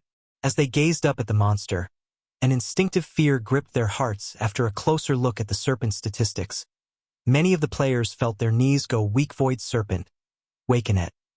Realm Lord, Void Creature, Mythic. Level 60. HP 560, 000, 000/560, 000, A world boss. Illusory Words and Unyielding Heart gasped in shock when they saw the Void Serpent's HP bars. They felt an unprecedented pressure bear down as terror overwhelmed them. There was no definitive indication of whether a field boss was a world boss or not in God's domain. However, one thing differentiated the two: how many HP bars the boss possessed. Normal Grand Lord ranked field bosses had around 3 to 5 HP bars, while Mythic ranked field bosses had 5 to 7 HP bars. Meanwhile, based on the various large guilds' understanding of world bosses, such a monster should have 8 or more HP bars. While more HP bars didn't necessarily increase a boss's total HP, depleting each bar would alter the boss's combat method, increasing the raid's difficulty. The Void Serpent before them had a total of 9 HP bars. Chapter 1900 Madness. The Void Serpent was curled up and sleeping peacefully on the ceiling, and none of the present players dared to move for fear of awaking the world boss. They had never dealt with a world boss before, so they did not know how wide its perception range was. On the off chance that the Void Serpent discovered them, they would pay for their mistake with their lives. Guild leader Black Flame, you're not planning to fight that Void Serpent, right? Illusory Words softly asked Shifeng, although she understood that since Shifeng had brought them here, there was a 99% chance that the Void Serpent was his target. Her sanity urged her to confirm her suspicion. For all she knew, this cavern might have 2 bosses, and they were actually here for the other one. It's this Void Serpent. Shifeng nodded. Illusory Words was silent for a long moment. She decided that Shifeng must be insane. That was a world boss they were talking about. Ordinary mythic monsters were no match for the Void Serpent, and magical tools were utterly useless against world bosses. In other words, they had no special means of weakening the Void Serpent. They would have to fight it at its peak. Even with their berserk skills, peak MTs wouldn't last more than a few hits. The Void Serpent would likely kill the other classes instantly. Moreover, the Void Serpent was a realm lord. Its skills, spells, and physique were far superior to mythic monsters of the same level. Defeating this monster would be even more difficult than facing the Emerald Dryad and its several hundred guards. Although their team of 1,000 Tier 2 players met the requirements to raid a level 60 world boss, they barely managed it. If they wanted to raid the world boss effectively, All 1,000 members would have to be level 60 and wear level 50 fine gold equipment or better. Taking a deep breath, Illusory Words looked at Shifeng and said seriously, Guild Leader Black Flame, let me say this. The dangers of raiding a world boss are too great. Crimson Emperor will only help you once. If it looks like we'll team wipe, Crimson Emperor's members will retreat. If she allowed 200 of her guild's tier 2 experts to lose a level, her guild would suffer a massive blow. She would not follow Zero Wing in its descent into madness. Unyielding Heart, however, said nothing. He simply watched the Void Serpent before turning to Zero Wing's members. Vice Guild Leader, aren't you going to inform Zero Wing of your limits? Long Soul whispered. That's a world boss we're talking about. Our guild can't afford to lose so many tier 2 players. Lately, the intensity of the struggle between Unyielding Soul and Starlink had grown. As a result, the guild needed its tier 2 experts to manage many affairs. Unyielding Soul could not afford to weaken 200 of its tier 2 experts for no reason. If the raid turned sour, they had to retreat to minimize their losses. However, Unyielding Heart did not answer Long Soul's question. Instead, he walked up to Shifeng solemnly. Guild Leader Black Flame, Unyielding Soul is willing to fight to the death alongside Zero Wing. In return, please consider selling Unyielding Soul a few pieces of MT equipment once the raid is over. Unyielding Heart said sincerely. Heart, are you insane? Unyielding Heart's proposal shocked Long Soul. Illusory Words also turned to the other Vice Guild Leader, confusion flashing in her eyes. The various superpowers still relied on special tools for a small chance of defeating ordinary mythic bosses. Yet not only were they about to raid a mythic world boss, but they also had to do so without any tools. Unyielding Heart was one of Unyielding Soul's supporting pillars of strength. He had invested a lot of time and effort into developing his guild. She couldn't understand why Unyielding Heart would take such a massive risk, especially with Unyielding Soul's current state in the Dark Knight Empire. Does Zero Wing really have a chance of defeating the Void Serpent? Illusory Words could not help but wonder as she swept a glance over Zero Wing's members. She couldn't see what ability Zero Wing had to face the Void Serpent. Meanwhile, Unyielding Heart ignored Long Soul's attempts to dissuade him. Instead, he remained focused on Shifeng as he continued, Of course, we will purchase the equipment at above market price as long as the items are level 60 fine gold weapons or equipment. The fact that Zero Wing intended to challenge a world boss had surprised him greatly, but he had witnessed the strength of Zero Wing's main force before. He doubted that the guild would attempt a challenge it wasn't confident of overcoming. After all, Zero Wing had dispatched 600 tier 2 experts for this raid. Hence, he would gamble on Zero Wing's ability to defeat the Void Serpent. Even the various superpowers only had a small stock of top-tier level 55 equipment, let alone level 60 equipment. If he could acquire a few pieces of level 60 fine gold weapons and equipment for his MTs, it would definitely be of great help to Unyielding Soul during future team dungeon raids. Unyielding Soul had many expert teams, and a single Dark Corrosion set wasn't nearly enough to satisfy the guild's needs. All right, I'll see what I can do. Shifeng replied to Unyielding Heart's sincerity with a serious nod. Level 60 fine gold equipment for MTs was nothing to Shifeng. Selling a few pieces of such equipment in exchange for Unyielding Soul's full support in the following raid was definitely a worthwhile transaction. The difference between the combat power willing tier 2 experts wielded and that of experts who were prepared to flee at a given moment was like the difference between heaven and earth. Thank you, Unyielding Heart said normally. When a guild employed another guild's experts to take down a powerful boss, it wouldn't sell any of the loot. Such items were crucial to strengthening a guild's teams and weren't usually available on the market. After all, has Unyielding Heart gone mad? Does he really believe Zero Wing can succeed? Chaos gripped Dawnmaster's mind as he watched Unyielding Heart thank Shifeng. After witnessing the exchange between Unyielding Heart and Shifeng as they discussed the Void Serpent's loot, he wondered if the monster coiled on the ceiling was truly a world boss. He also wondered if the two players knew what a world boss was. After discussing the agreement with Unyielding Heart, Shifeng began to split the team into smaller groups and designated tasks to each. The Void Serpent would transition through a total of 9 different combat methods as the raid progressed, and all 9 stages would be extremely dangerous. A single mistake could result in a large number of deaths. However, all of these players were experts, and many of them had even reached the refinement realm. As long as they were instructed properly, they could avoid any major mistakes. Then, They'd see if the boss would die before the team was annihilated since there are no problems. All MTs and magical class players, come here to collect a dish. I'll call up the physical class players after to collect their share. Shifeng announced after organizing the team, following which, under Shifeng's instructions, everyone received the dishes Shifeng handed out. What a powerful master dish. Illusory Words was stunned when she accepted a bowl of frozen bone soup. She hadn't expected Zero Wing to be capable of securing such a top-tier dish. She was no stranger to chef's products.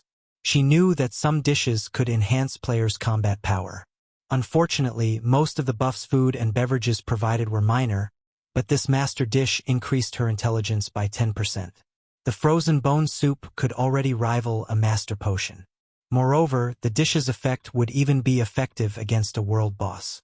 This buff reduced the raid difficulty by a considerable margin. Cola, start the raid. Everyone else, follow the plan.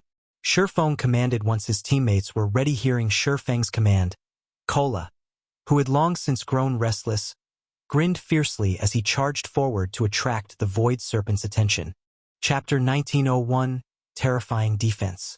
Inside the crystal-filled cavern, after Shifeng gave the command to attack, the first MT party, led by Cola, charged straight at the Void Serpent.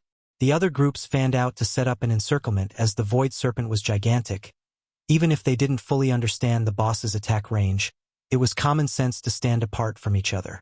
If they stood too close to each other, they would present the world boss with a target-rich environment, which would easily result in a team wipe. When Cola's party got within 500 yards of the Void Serpent, the Void Serpent suddenly opened its amber eyes.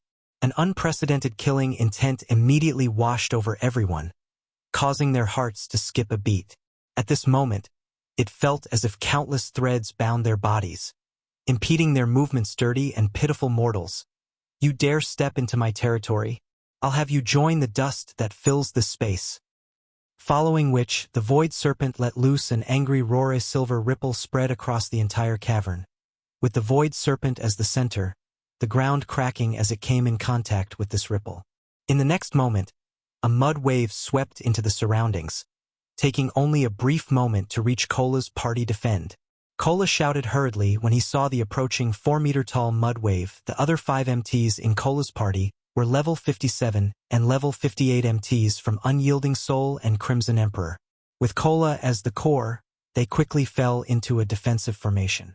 Following which, Cola activated the Tier 2 skill Guardian Wall, which increased the defense of himself and players within a 10-yard radius of himself by 30% when blocking frontal attacks. In the next moment, a wall of light formed by 6 shields appeared before the healer party positioned behind Cola's party. Boom. When the mud wave crashed into the wall of light, the powerful impact sent Cola's MT party stumbling backward, the HP of the 6 MTs decreasing at a rate visible to the naked eye. Only after the 6 MTs had retreated by 8 yards did they manage to stabilize their footing. After suffering the Void Serpent's AoE attack, the MTs of Unyielding Soul and Crimson Emperor had lost at least 50,000 HP each.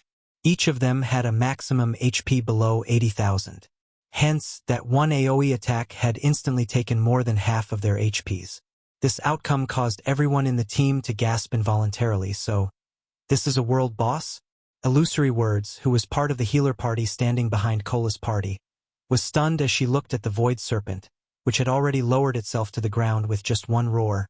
The Void Serpent had inflicted over -50,000 damage each on the frontline MTs, who could be considered among the best MTs in God's domain right now. If that AoE attack had been a powerful melee attack instead, the consequences would have been unimaginable at this point. She truly wondered how Zero Wing planned to raid the Void Serpent. Did they even have a chance at victory? However, although Illusory Words doubted Zero Wing's success, that did not affect her healing speed in the slightest. Right after seeing the MTs receiving damage, she started doublecasting 1 Tier 2 Healing Light and 1 Tier 1 Recover on Cola, fully displaying her abilities as one of the 10 great clerics in God's domain. Why is his HP? After Illusory Words finished casting her healing spells, she suddenly noticed that Cola still had close to 80% of his HP remaining. Meanwhile, thanks to her healing, his HP instantly recovered to full. However, before Illusory Words could figure out what was going on, the Void Serpent several hundred yards from the team's front line launched another attack. After the boss let out a hiss, countless void spears appeared around it. The void spears then shot toward Cola's MT party in a blur. A series of sonic booms echoing throughout the cavern. Everyone, stand behind me. Cola shouted urgently when he noticed the frightening power contained in those void spears. Although the 5 other MTs had been healed back to 70% or so, if they were to receive this terrible attack without activating their life-saving skills, they were likely to get killed. After hearing Cola's command, the 5 MTs and 6 healers promptly lined up behind the Guardian Knight. In the next moment, the void spears crashed into Cola's shield one after another. However, not every void spear landed on the shield. Some brushed past his body and tore holes into his black cloak. Meanwhile, due to the void spear's strong destructive power, the black cloak's durability zeroed out instantly, the black cloak itself disintegrating into nothingness. The black cloak's disappearance exposed the silver suit of armor Cola wore, which shone with the glow unique to fine gold equipment. Crimson runes could be seen engraved all over the silver armor, and judging from how the runes matched perfectly, it was obvious that the suit of silver armor was fine gold set equipment. Meanwhile, with the black cloak gone, Cola's attributes were also on display for all to see. His maximum HP of 118,600 revealed to everyone. Moreover, as the black cloak was no longer present to suppress Cola's aura, the Tier 2 MTs standing behind him suddenly felt a powerful pressure bearing down on their bodies. How is this possible? Illusory Words fell into a daze when she saw Cola's HP bar. Even the strongest MT in Crimson Emperor had only a little over 80,000 HP after including team buffs, yet Cola had close to 120,000 HP. Moreover, Cola's defense was also as unbelievably high as his HP was. Despite not having activated any life-saving skills, Cola had lost less than 40,000 HP after receiving all those void spears. If it were any other Tier 2 metric tons standing in Cola's place just now, they would have been killed instantly by those void spears. After all, the void spears were a completely different attack from the mud wave before. The mud wave had simply been a casual greeting from the void serpent. Meanwhile, the void spears were the result of a spell. Those void spears should be much more powerful than the mud wave at this moment. Illusory Words wasn't the only one surprised by this revelation. The other Tier 2 MTs in Cola's party were similarly stupefied, as they were also MTs. Nobody understood more clearly than they did just how frightening a Tier 2 metric tons with close to 120,000 HP was. What kind of set equipment is he wearing? It's actually capable of forming a protective barrier around his body. I've seen every level 50 fine gold set equipment for MTs available in the game, and this is definitely not one of them. He's most likely wearing level 55 fine gold set equipment. Zero Wing is amazing. It actually managed to get its hands on this sort of set equipment. As the other Tier 2 MTs were very close to Cola, they could see that a faint layer of mana covered Cola's silver armor, forming a protective barrier that mitigated the void spear's damage tremendously. This situation was simply unbelievable. They had never seen fine gold set equipment like this before. Is this the reason why Black Flame is confident of defeating the Void Serpent? When Illusory Words looked at Cola's bear-like figure, she more or less understood why Zero Wing dared to challenge a world boss. The most important requirement when raiding a boss was a powerful MT. As long as a team had an MT capable of tanking the boss, then the raid definitely had a chance of succeeding. While everyone was still in shock, Cola took the initiative to charge at the Void Serpent. He wanted to get within attacking range of the Void Serpent as quickly as possible. However, the Void Serpent showed no signs of relenting as it continuously launched Void Spears at Cola from a distance. Meanwhile, the healer party led by Illusory Words kept healing him, although each wave of Void Spears dealt close to minus 40,000 damage to Cola. The healers were still able to keep him alive and healthy without much effort. After all, Cola's massive HP granted Illusory Words and the others a lot of leeway when healing. They could afford to cast powerful healing spells, which had long cast times. After running for a short moment, Cola arrived before the Void Serpent. Foolish mortals, all your efforts are futile. Upon seeing Cola closing in on itself, the Void Serpent sent its tail whipping at the Guardian Knight. Despite its gigantic size, the Void Serpent's tail moved with lightning speed, so fast that it even tore space. The strong air pressure the tail created impeded the movements of the other Tier 2 MTs, which turned sluggish. They couldn't help Cola block the attack in time. However, unlike the other MTs in his party, Cola remained completely unaffected by the powerful air pressure. swiftly raising the Titan guard to block the attack boom. The ground beneath Cola shattered. The impact was so powerful that even the players standing over 100 yards away could feel the ground underfoot shaking. When everyone present saw the devastated terrain before the Void Serpent, they stared in stupefaction despite themselves. The Void Serpent's frightening destructive power woke a sense of hopelessness in everyone as the dust settled. Everyone quickly noticed a figure standing amid the dirt and rubble. This figure was none other than Cola. Meanwhile, beside Cola's body lay the Void Serpent's tail. He managed to block even that? When everyone saw that Cola still retained over half of his HP, they could not help gaping in shock. Chapter 1902, Overwhelming DPS. Crap! Just how high is his strength attribute? Hunting Blade, who was currently prepared to close in on the Void Serpent, could not help his surprise when he looked at Cola. He could not bring himself to believe that Cola had actually managed to offset the power of the Void Serpent's tail strike.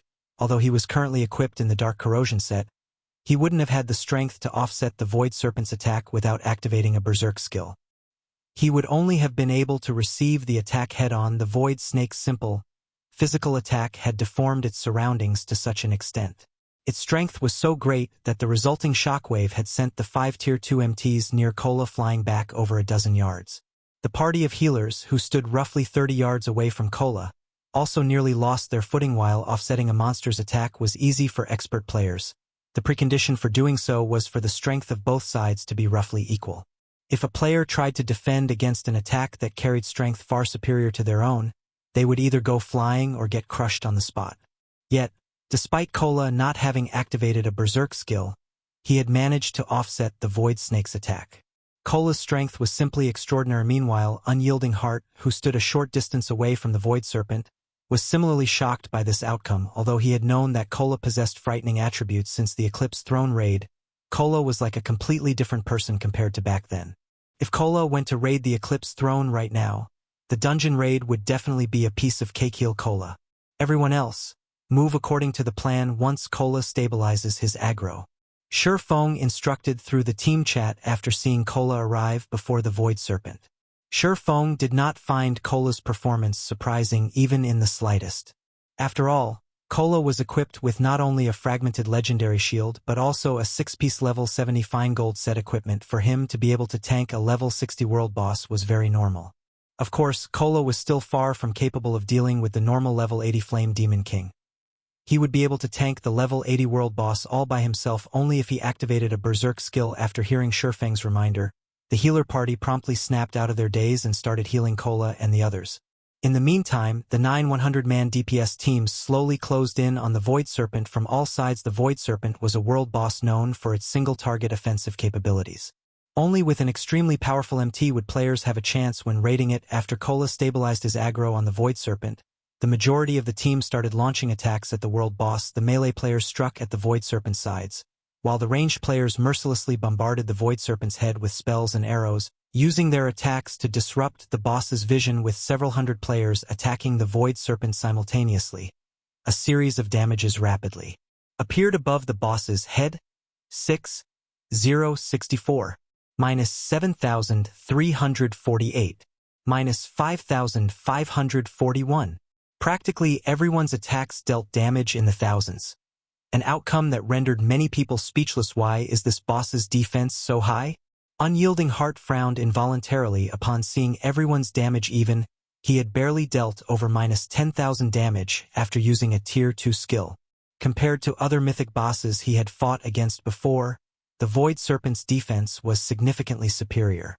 As a Tier 2 Berserker, when he fought against an ordinary mythic boss, his Tier 2 skills could easily deal around minus 30,000 damage. With their team's overall DPS, they would most likely take a very long time to kill the Void Serpent. After attacking for 5 seconds, they had barely managed to chip away a little over 1% of the Void Serpent's HP. However, when the world boss's battle recovery kicked in, its HP actually reverted to full what? Illusory Words could not help but be surprised when she saw this situation, wondering what the Void Serpent had just done to recover so much HP. While everyone in the team was puzzled by this situation, Shi Feng knew exactly what was going on. This was the effect of the Void Serpent's self-healing passive skill, which doubled its battle recovery. In other words, the Void Serpent regenerated 2% of its HP every 5 seconds. This boss also had another passive skill, called Void Body, which have the damage it received and reduced chances of critical hits, occurring by 70%. These two passive skills made the Void Serpent extremely difficult to deal with. If a team lacked DPS, it would only be slowly whittled to death. Aqua, you guys can start attacking now, Shifeng said to Zero Wing's main force members, who had arrived behind the Void Serpent. Understood. Aqua Rose promptly commanded Zero Wing's main force to attack at this moment. The advantage and attributes Zero Wing's main force members possessed revealed itself. Every one of them dealt at least minus 8,000 damage with their attacks. In the case of Aqua Rose, Flying Shadow, Shadow Sword, and Blackie, their attacks delivered at least minus 15,000 damage. Occasionally, Aqua Rose would use a powerful water-type spell and inflict over minus 20,000 damage on the world bosses for Gentle Snow, Fire Dance, Zhao Yueru, and Alluring Summer. Every one of their attacks reaped a minimum of minus 20,000 from the boss's HP. Occasionally, they would use a powerful skill that wreaked around minus 40,000 damage. Moreover, none of these damages were due to critical hits. How are they dealing so much damage? Even when I used a Tier 2 curse, I only managed to deal around minus 13,000 damage. How are they dealing over minus 40,000 damage with normal Tier 2 spells? Crap! Just what kind of equipment are they using? The members of the two super first-rate guilds found this situation unbelievable. They were all experts of super first-rate guilds. Quite a few of them were even refinement realm experts. Although they were not the strongest in their respective guilds, they were still in the upper ranks. If placed in a first-rate guild, they would undoubtedly rank at the very top due to Zero Wing's main force taking action. 3 distinct tiers immediately formed in the team's DPS counter. The first tier was occupied by humanoid monsters like Gentle Snow. The second tier was occupied by Aqua Rose, Shadow Sword, Flying Shadow, Unyielding Heart, Long Soul, Dawn Master, and other peak experts. Finally, the third tier would consist of players like themselves. Moreover, the gaps between each tier were so massive that there was simply no comparison between them. Meanwhile, due to Zero Wing's main force members joining in on the attack, the Void Serpent's HP finally started decreasing. Even so, the decline was still extremely slow. 99%, 98%, 97%. After several minutes of battle, the Void Serpent's HP finally fell to 85%. Its first HP bar emptied. Suddenly, the Void Serpent let loose an angry roar. Irritating ants turned to dust. In the next moment, the Void Serpent incanted, "Children of the Void, breath of the wild wind, sword of the sharp blade, turn into my hands and rend everything apart. Everyone, pay attention to dodging. Do not try to receive the attack no matter what." Shifeng shouted hurriedly when he saw the Void Serpent starting to cast a spell. After the Void Serpent spent 3 seconds chanting, Void Blades suddenly appeared in the sky and rained down on the ground, covering a 200-yard radius around the boss. For a time, countless Void Blades bombarded the vicinity of the Void Serpent. In addition, the attacks of the Void Blades did not follow any pattern whatsoever. Tier 4 domain skill, Void Storm. The descending Void Blades forced everyone to focus entirely on evasion. Now, players had to move constantly to dodge the Void Blades. This situation increased the raid difficulty by a large margin. Moreover, after using Void Storm, the Void Serpent still showed no signs of letting up on its offensive. Suddenly, its body started radiating a silver glow. A moment later, its gigantic body split into 2 smaller versions of itself, its real body and a doppelganger. A doppelganger skill? Illusory Words' complexion darkened immediately among the multitude of skills boss monsters could possess. Doppelganger skills were the most troublesome. Although doppelganger skills would reduce the overall attributes of the boss, the reduction would not be significant. With how powerful the Void Serpent was, MTs other than Cola still wouldn't be able to tank its doppelganger easily. Just as the doppelganger was about to strike at a nearby team, a figure suddenly appeared above it. In the next moment, a blue lightning bolt struck down on the serpent doppelganger's head, the blow forcing a cry from the doppelganger as its body crashed straight into the ground. The impact formed a massive crater with web-like cracks spreading out into the surroundings. Chapter 1903, Combat Power Unleashed.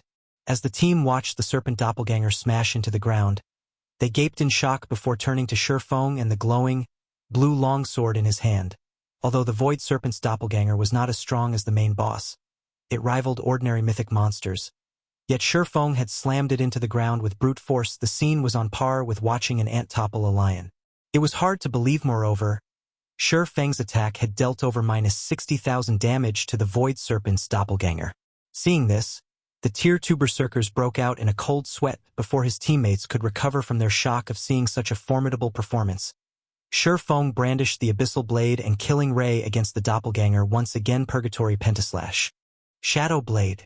Sword lights glittered around Shifeng, and the watching players were overwhelmed as they watched his rapid attacks.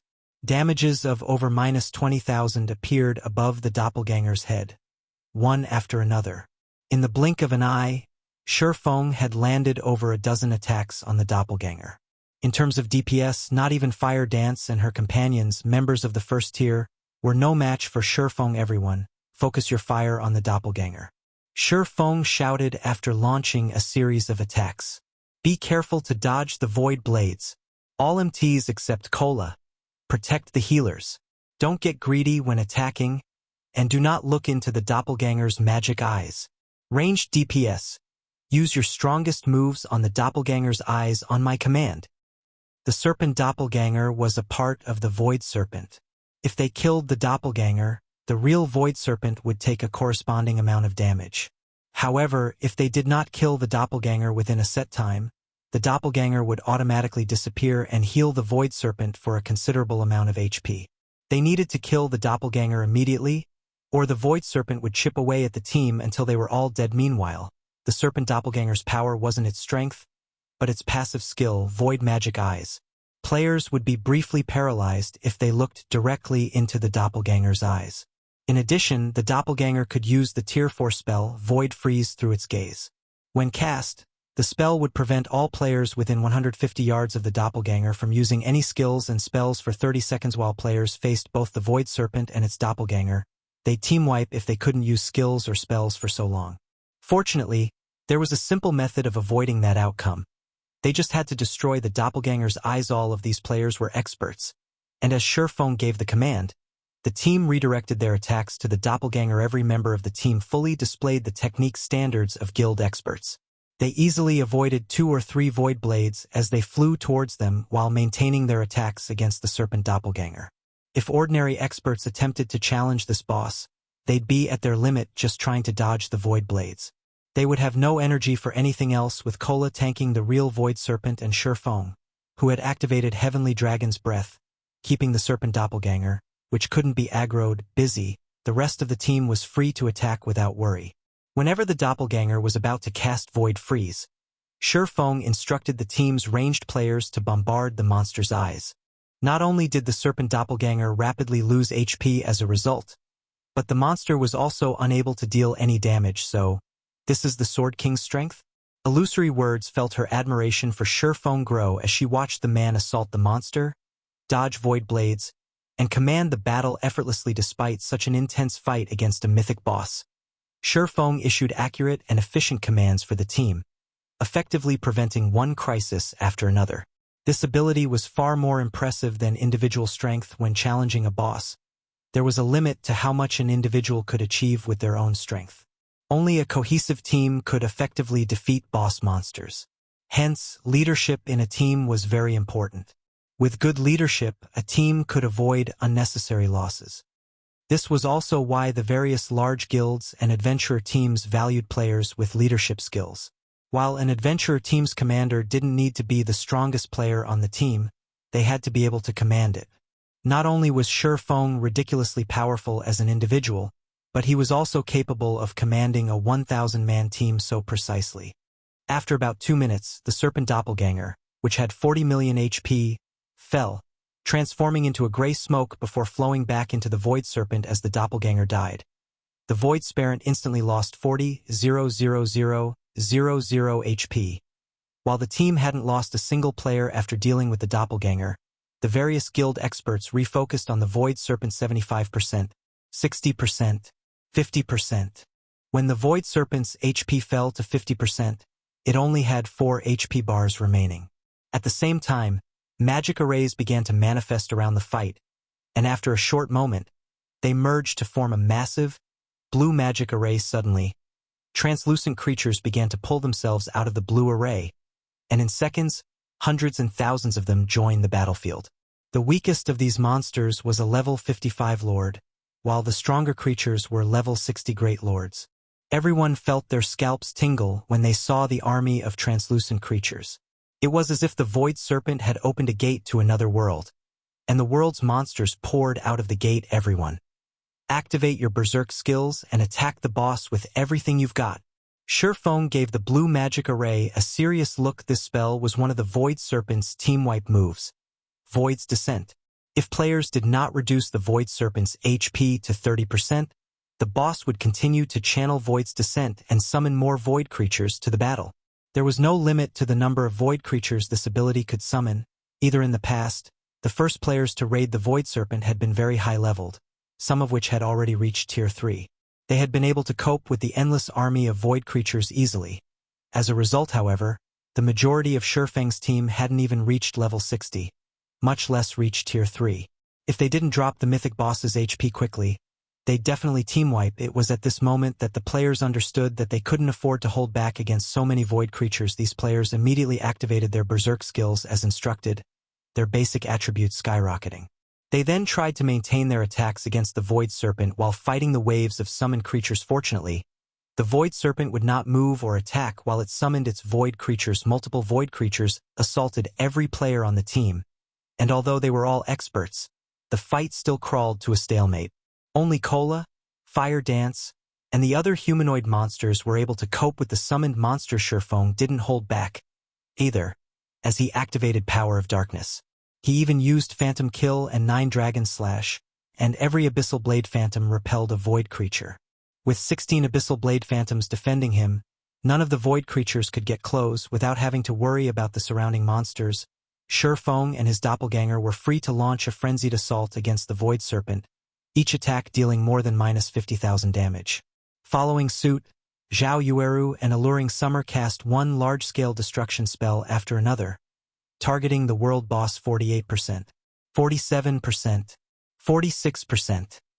Although the Void Serpent's HP continued to fall, the team began to suffer casualties as it faced the endless torrent of Void creatures. Normally, players employed Zerg tactics when raiding bosses, but this boss had turned the tables. The team experienced how frightening a boss's Zerg tactics could be, and every one of its Void creatures was either a Lord or Great Lord. 50 players had died in less than a minute after the Void Serpent had begun to summon Void creatures. Vice Guild Leader, at this rate we'll team wipe. Let's hurry and retreat. Dawnmaster, who held off 2 Great Lords and 3 Lords, hurriedly suggested. Although they held on, that would change as more Void creatures joined the battle. Sure enough, a world boss is too much for current players. Illusory Words frowned as less than 800 members of the team remained standing. Crimson Emperor had already suffered over 30 casualties, and most of the survivors' HP constantly danced in and out of the danger zone. The team's healers simply couldn't keep up. Everyone, retreat! When they heard Illusory Words' command, Crimson Emperor's experts breathed a sigh of relief. They immediately formed a defensive circle and carved a path out of the battlefield. Once they had distanced themselves from the world boss, they used instantaneous movement magic scrolls. Fleeing from the cavern now, only Zero Wings and Unyielding Souls members remained to face the Void Serpent. Meanwhile, the boss still had 39% of its HP remaining. Seeing this, Long Soul and Hunting Blade grew nervous, thoughts of urging Unyielding Heart to give the command to retreat surfacing. However, when Unyielding Heart saw that Surefeng hold fast, he too chose to persist. Team members continued to fall. 650 people, 600 people, 500 people. Break! When less than 400 players alive on the team, Surefeng and his doppelganger used flame bursts simultaneously.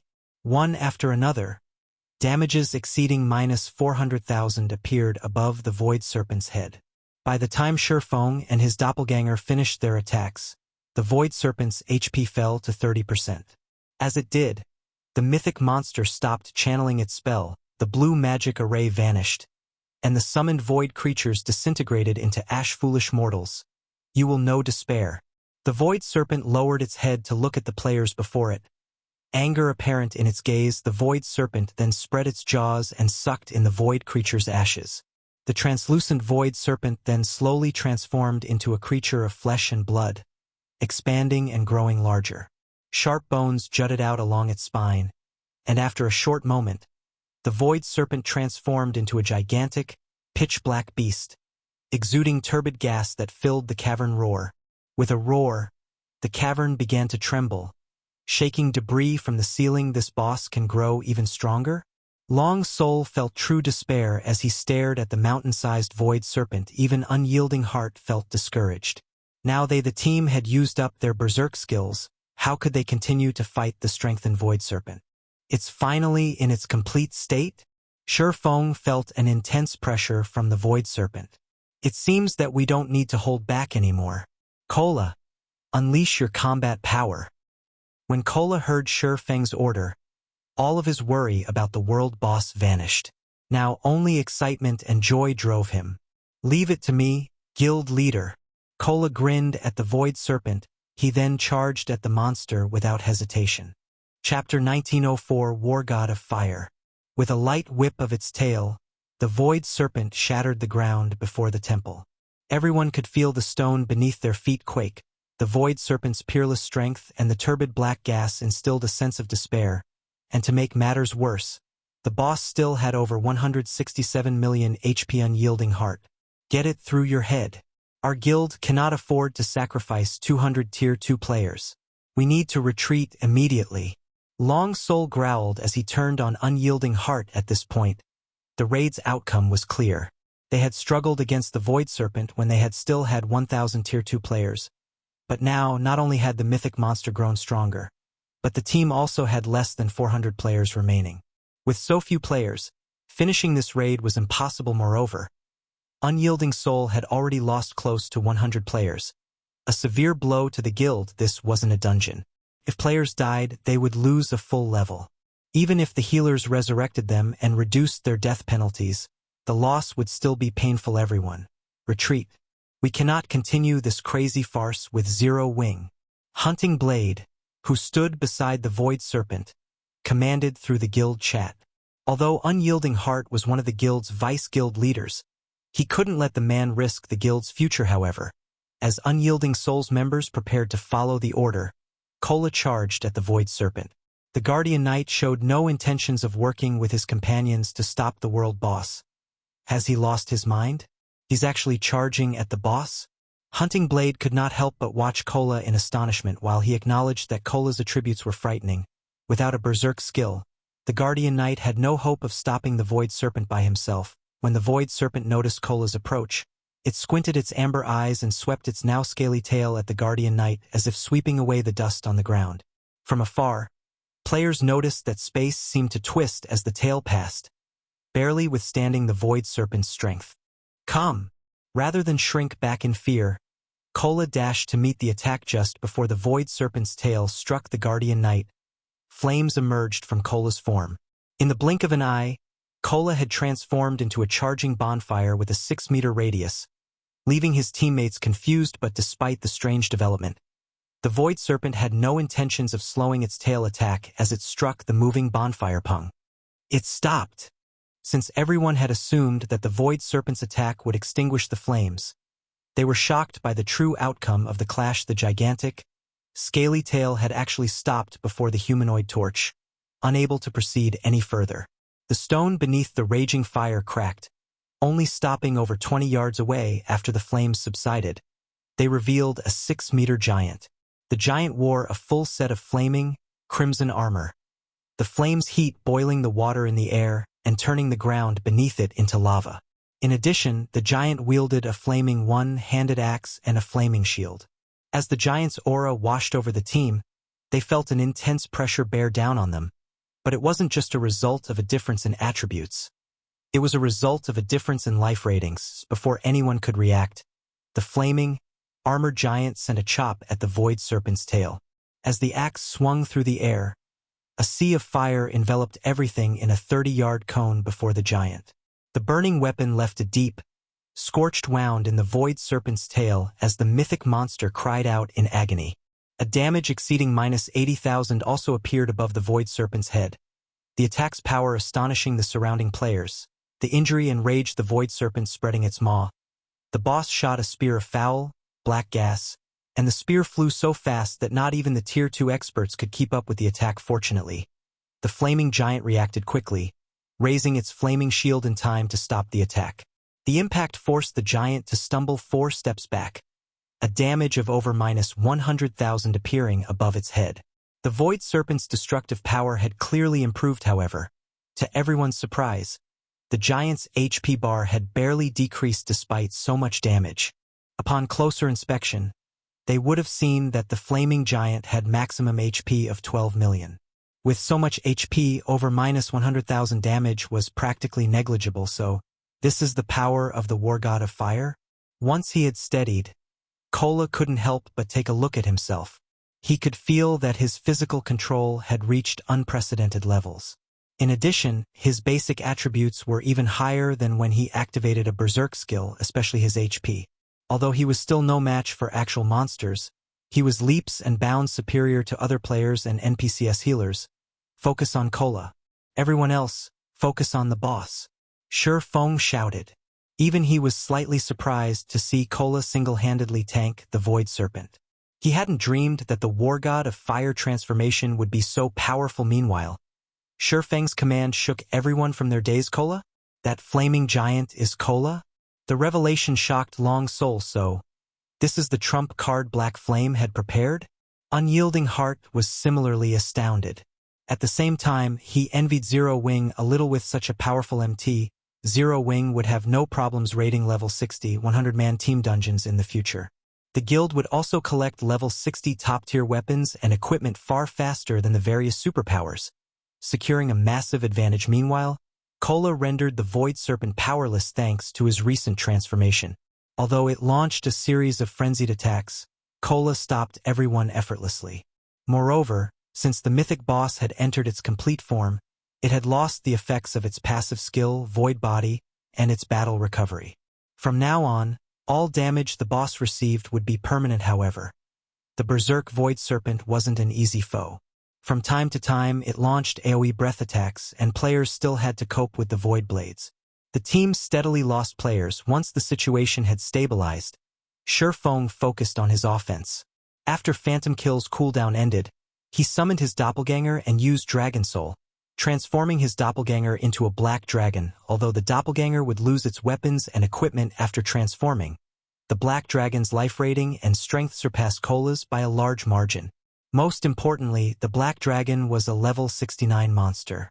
Each time the black dragon attacked, it devoured a large chunk of the Void Serpent's HP. 24%, 20%, 16%. When less than 300 players remained alive on the team, the Void Serpent's HP had fallen below 1 million. Seeing this, Shi Feng activated Icarus's heart, which he had reclaimed from Aqua Rose earlier. Using Instant Strike to appear before the Void Serpent, he brandished the Abyssal Blade and killing Ray Purgatory Pentaslash. Shadow Blade. One powerful skill after another struck the Void Serpent, devouring the final strand of HP the world boss possessed. With a frustrated cry, the Void Serpent's colossal body collapsed to the ground. Chapter 1905 World-Class Loot. Watching the Void Serpent collapse to the ground, the players in the cavern breathed a deep sigh of relief. They had finally defeated the world boss. We did it. I nearly thought we were goners. Although all of these players were Tier 2 experts, some slid to the ground, powerless. After the battle had ended, the team had less than 300 survivors, and everyone was exhausted beyond belief. Their weapons and equipment's durability had been severely depleted, and had the battle gone on for any longer, they would have been at risk of losing the items during the fight. Moreover, the healers were nearly out of mana. They wouldn't have lasted more than a few minutes. Many players instantly rose from level 57 to 58 as the world boss had died thanks to the abundant EXP the Void Serpent had awarded. The boss's death had granted so much EXP that even a level 69 player like Shi Feng watched his experience bar gain a sizable chunk. However, the survivor's attention was locked on the Void Serpent's loot. Rather than the awarded EXP after the Void Serpent had died, it had dropped a small mountain of items, including items, materials, and 4 dazzling treasure chests. The cavern's mana passively gathered around the small mountain of items, making it obvious that the loot was quite extraordinary. Seeing this scene, the staring players couldn't help but gulp. So, this is a world boss's loot? Long Soul, who had managed to survive raid, was dumbfounded when he saw the large mound of items. There were easily over 100 items, maybe even more than 300 based on what he could see. More than 10 items radiated the signature glow effect of dark gold equipment. Even more items gave off the light of fine gold weapons and equipment. The Void Serpent was a level 60 world boss, so the weapons and equipment it dropped were likely all level 60 items. In the worst-case scenario, some items might be level 55. These were the best weapons and equipment available in the game right now. Furthermore, the pile contained several gold, glowing treasure chests. Just looking at all of them caused Long Soul's heartbeat to accelerate naturally. Unyielding Heart was similarly excited and envious upon seeing the small mountain. He hadn't expected the Void Serpent to drop so many items. Its loot could likely boost a 100-man team's combat power by a significant margin. Of course, the Zero Wing members present stared at the loot with brightly glowing eyes. Since they had participated in the raid, they'd have priority when purchasing the items. If they purchased the items now, they wouldn't have to spend as many GCPs than if they waited until the items showed up in the guild warehouse. This loot really is frightening. Even Shifeng was a little surprised to see so many items. Normally, a world boss only dropped a little more than 100 items, but it was obvious that the mound contained far more than that. Moreover, the Void Serpent had dropped extremely rare treasure chests, following which, Shifeng began to organize the boss's loot, and the surviving healers turned to resurrect the dead, reducing the slain player's death penalty. Shifeng had only finished with the loot after the healers had returned all of the players to life. The Void Serpent had dropped a total of 413 items. Among them, 267 were rare and precious materials. None of the rare materials were available on the market, and 17 were even inferior legendary rank. Take the Void Serpent scales, for example. Void scales were natural armor kits and far more powerful than advanced mana armor kits. When equipped, not only would one of these scales reduce incoming damage by 10%, but it would also improve physique by 5% and basic attributes by 8%. Unfortunately, players were only able to equip one Void scale. Even so, just one offered a massive boost. The Void scales were especially potent on an MT's equipment. A total of 11 Void scales had dropped. There were also 4 Void Fangs among the inferior legendary materials. The Void Fang could be used to strengthen weapons. When used, they would grant the weapon the Void Rend effect, increasing damage by 10% and ignoring one tier of defense. The last 2 inferior legendary materials were bottles of Void Blood, each containing 100 drops. Not only was Void Blood a key component in activating the Otherworld gate, but it was also the main material to brew Void Wine.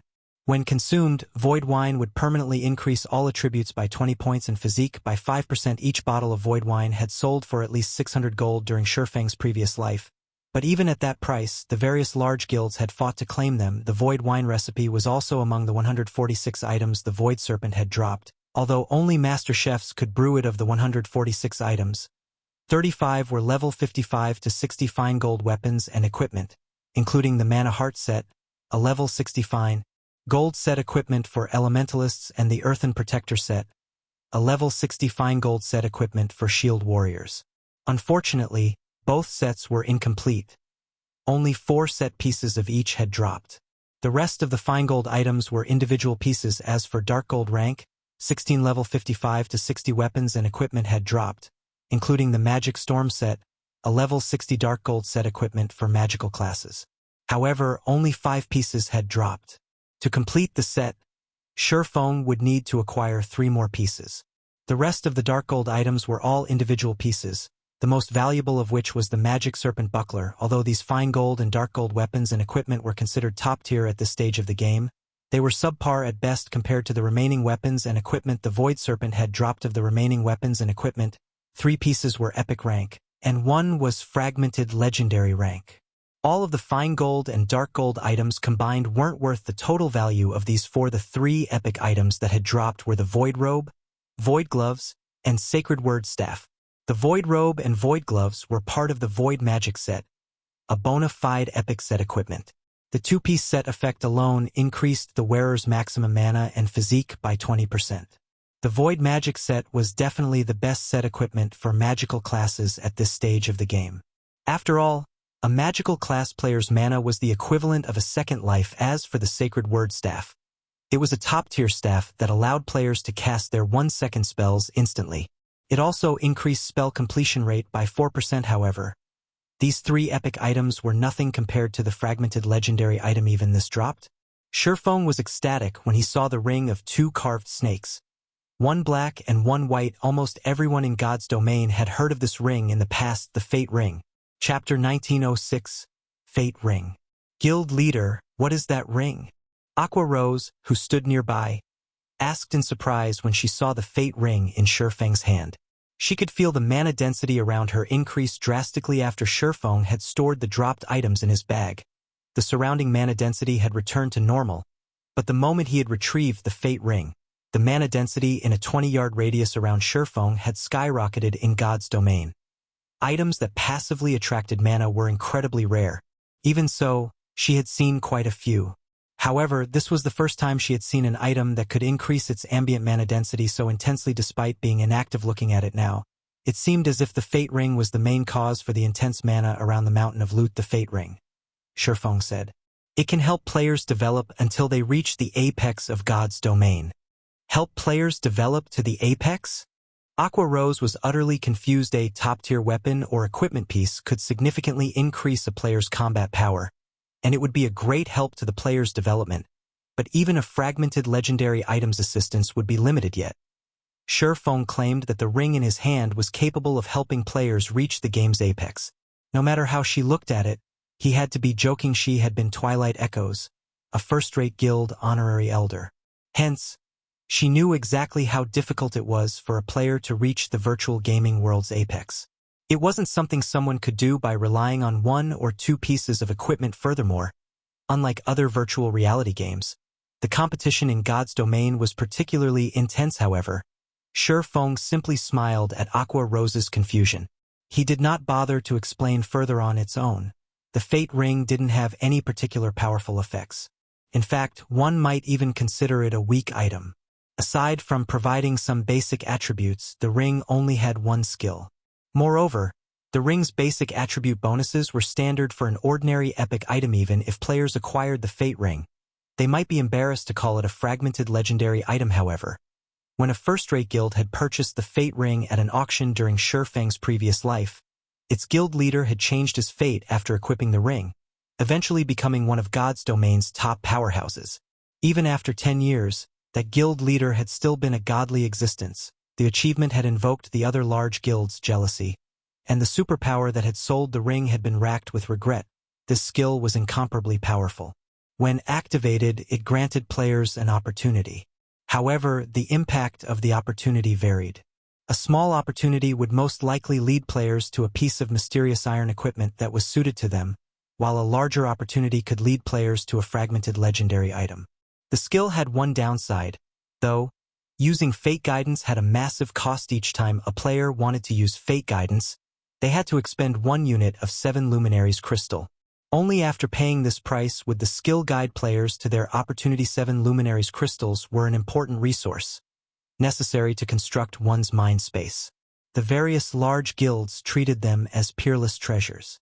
Nobody would sell a unit of 7 Luminaries Crystal unless they had no other choice. Although the superpower that had acquired the Fate Ring had tested the ring's ability out of curiosity, it had quickly discovered that Fate Guidance was a fraudulent scam. Moreover, the scam knew no bounds.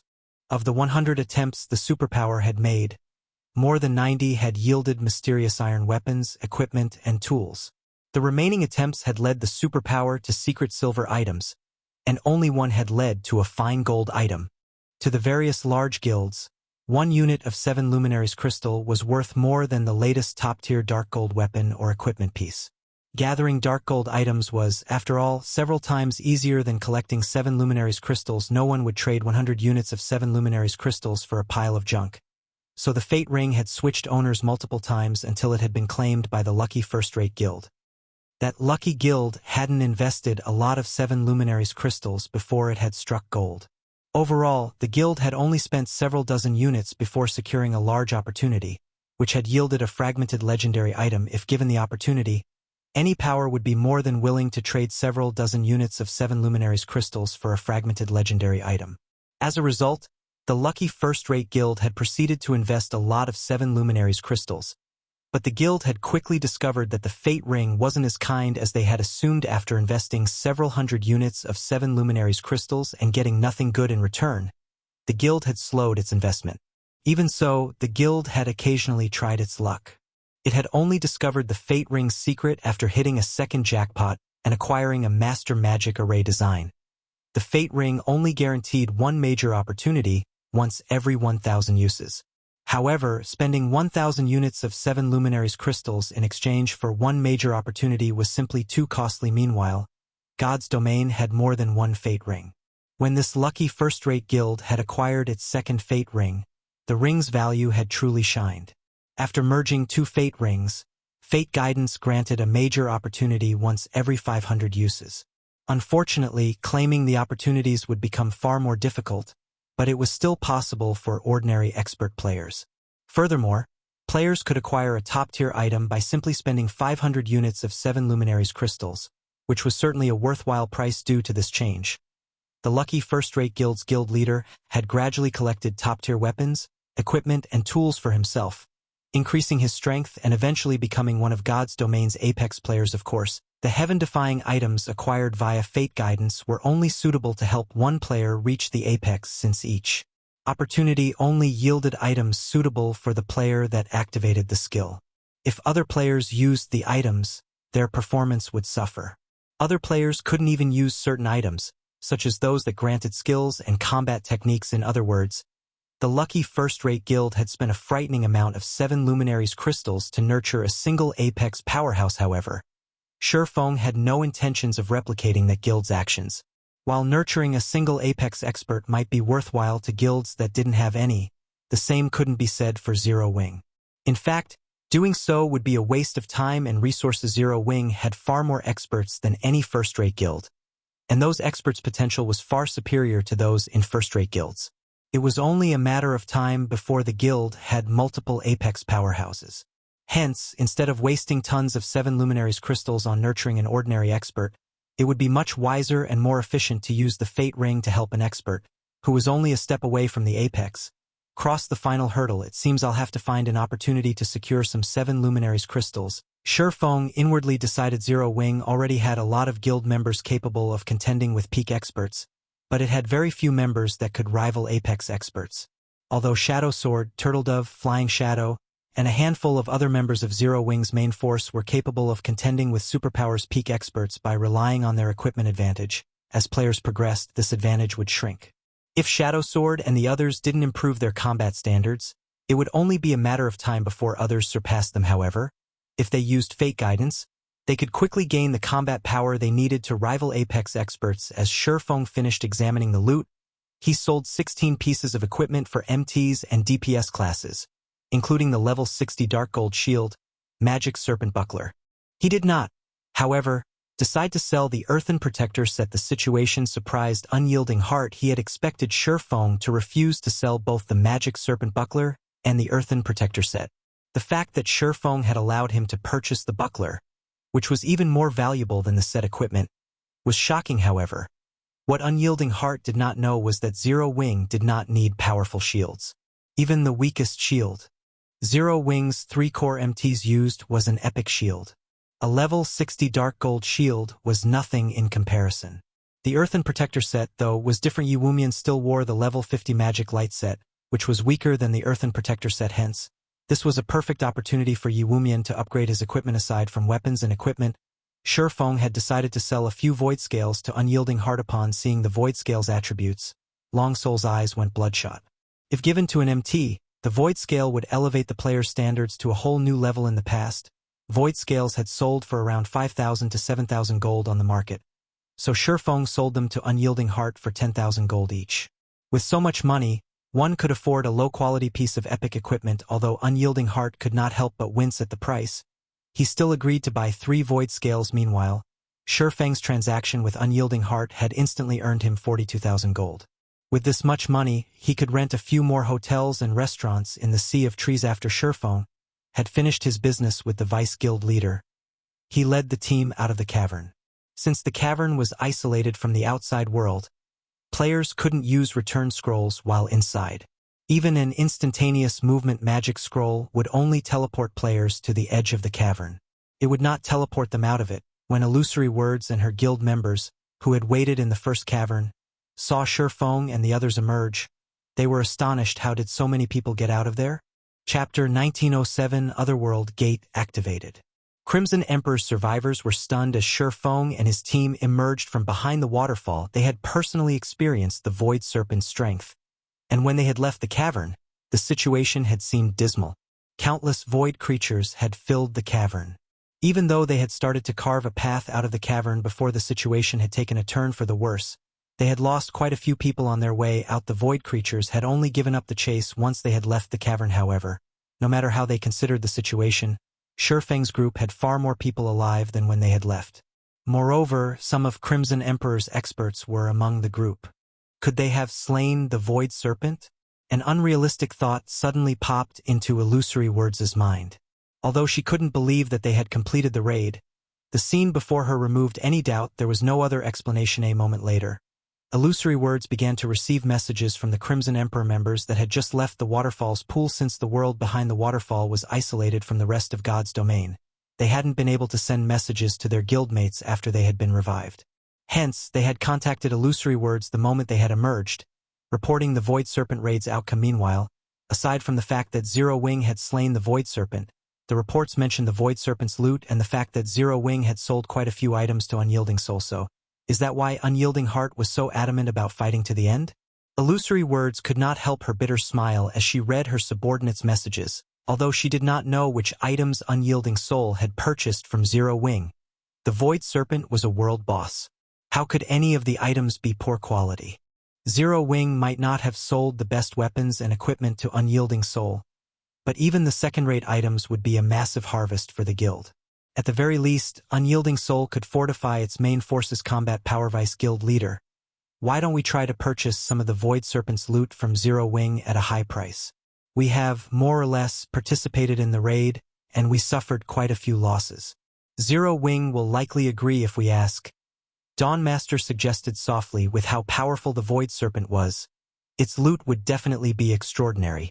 It might have even dropped a level 60 top-tier weapons and equipment. Any of those items would be far stronger than the weapons and equipment their guild's experts currently wore.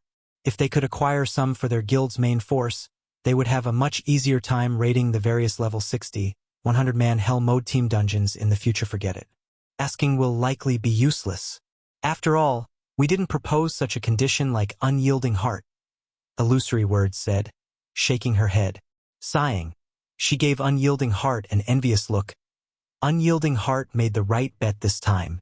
Although she slightly regretted her earlier decision, this trip hadn't been fruitless at the very least.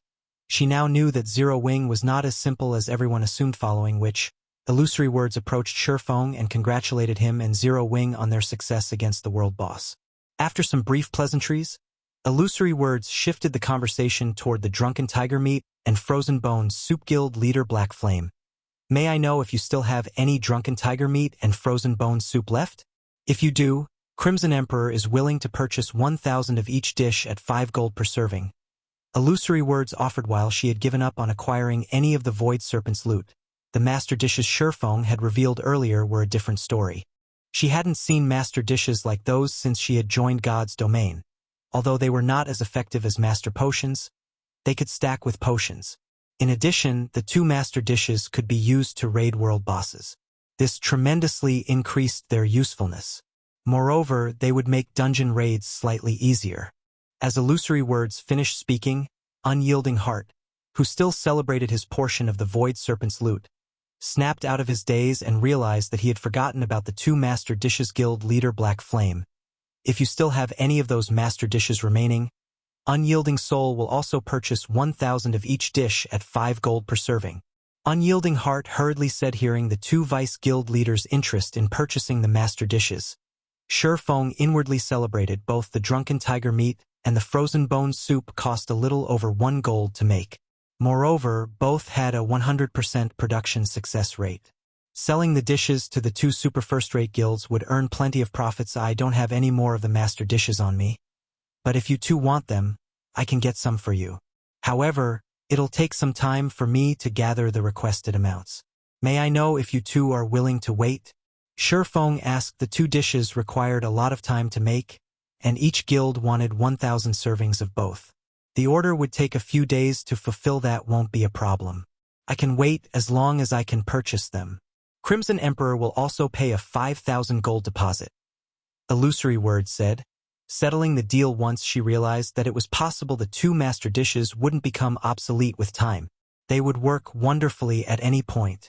She had worried that Shifeng would reject her offer, but now that he had agreed, she decided to form a contract, binding the agreement as a precaution. With this, she had reaped an additional benefit from her trip here. Meanwhile, Unyielding Heart chose to do the same, binding the agreement with Shifeng and paying a 5,000 gold deposit.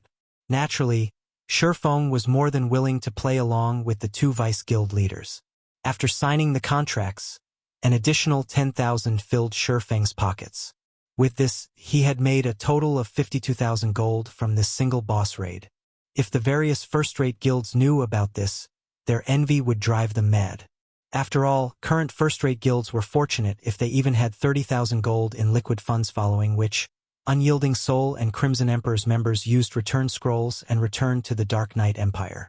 Meanwhile, Shifeng had Zero Wings members return to Zero Wing City to rest. As for Shifeng, he used the Seven Luminaries ring to teleport to the Million Forest, which happened to be the Emerald Dryad's territory. The Million Forest was a dangerous location to almost all players due to the area's large Dryad population. If a player encountered a single Dryad, it would immediately call for reinforcements, and a large number of the creatures would quickly gather.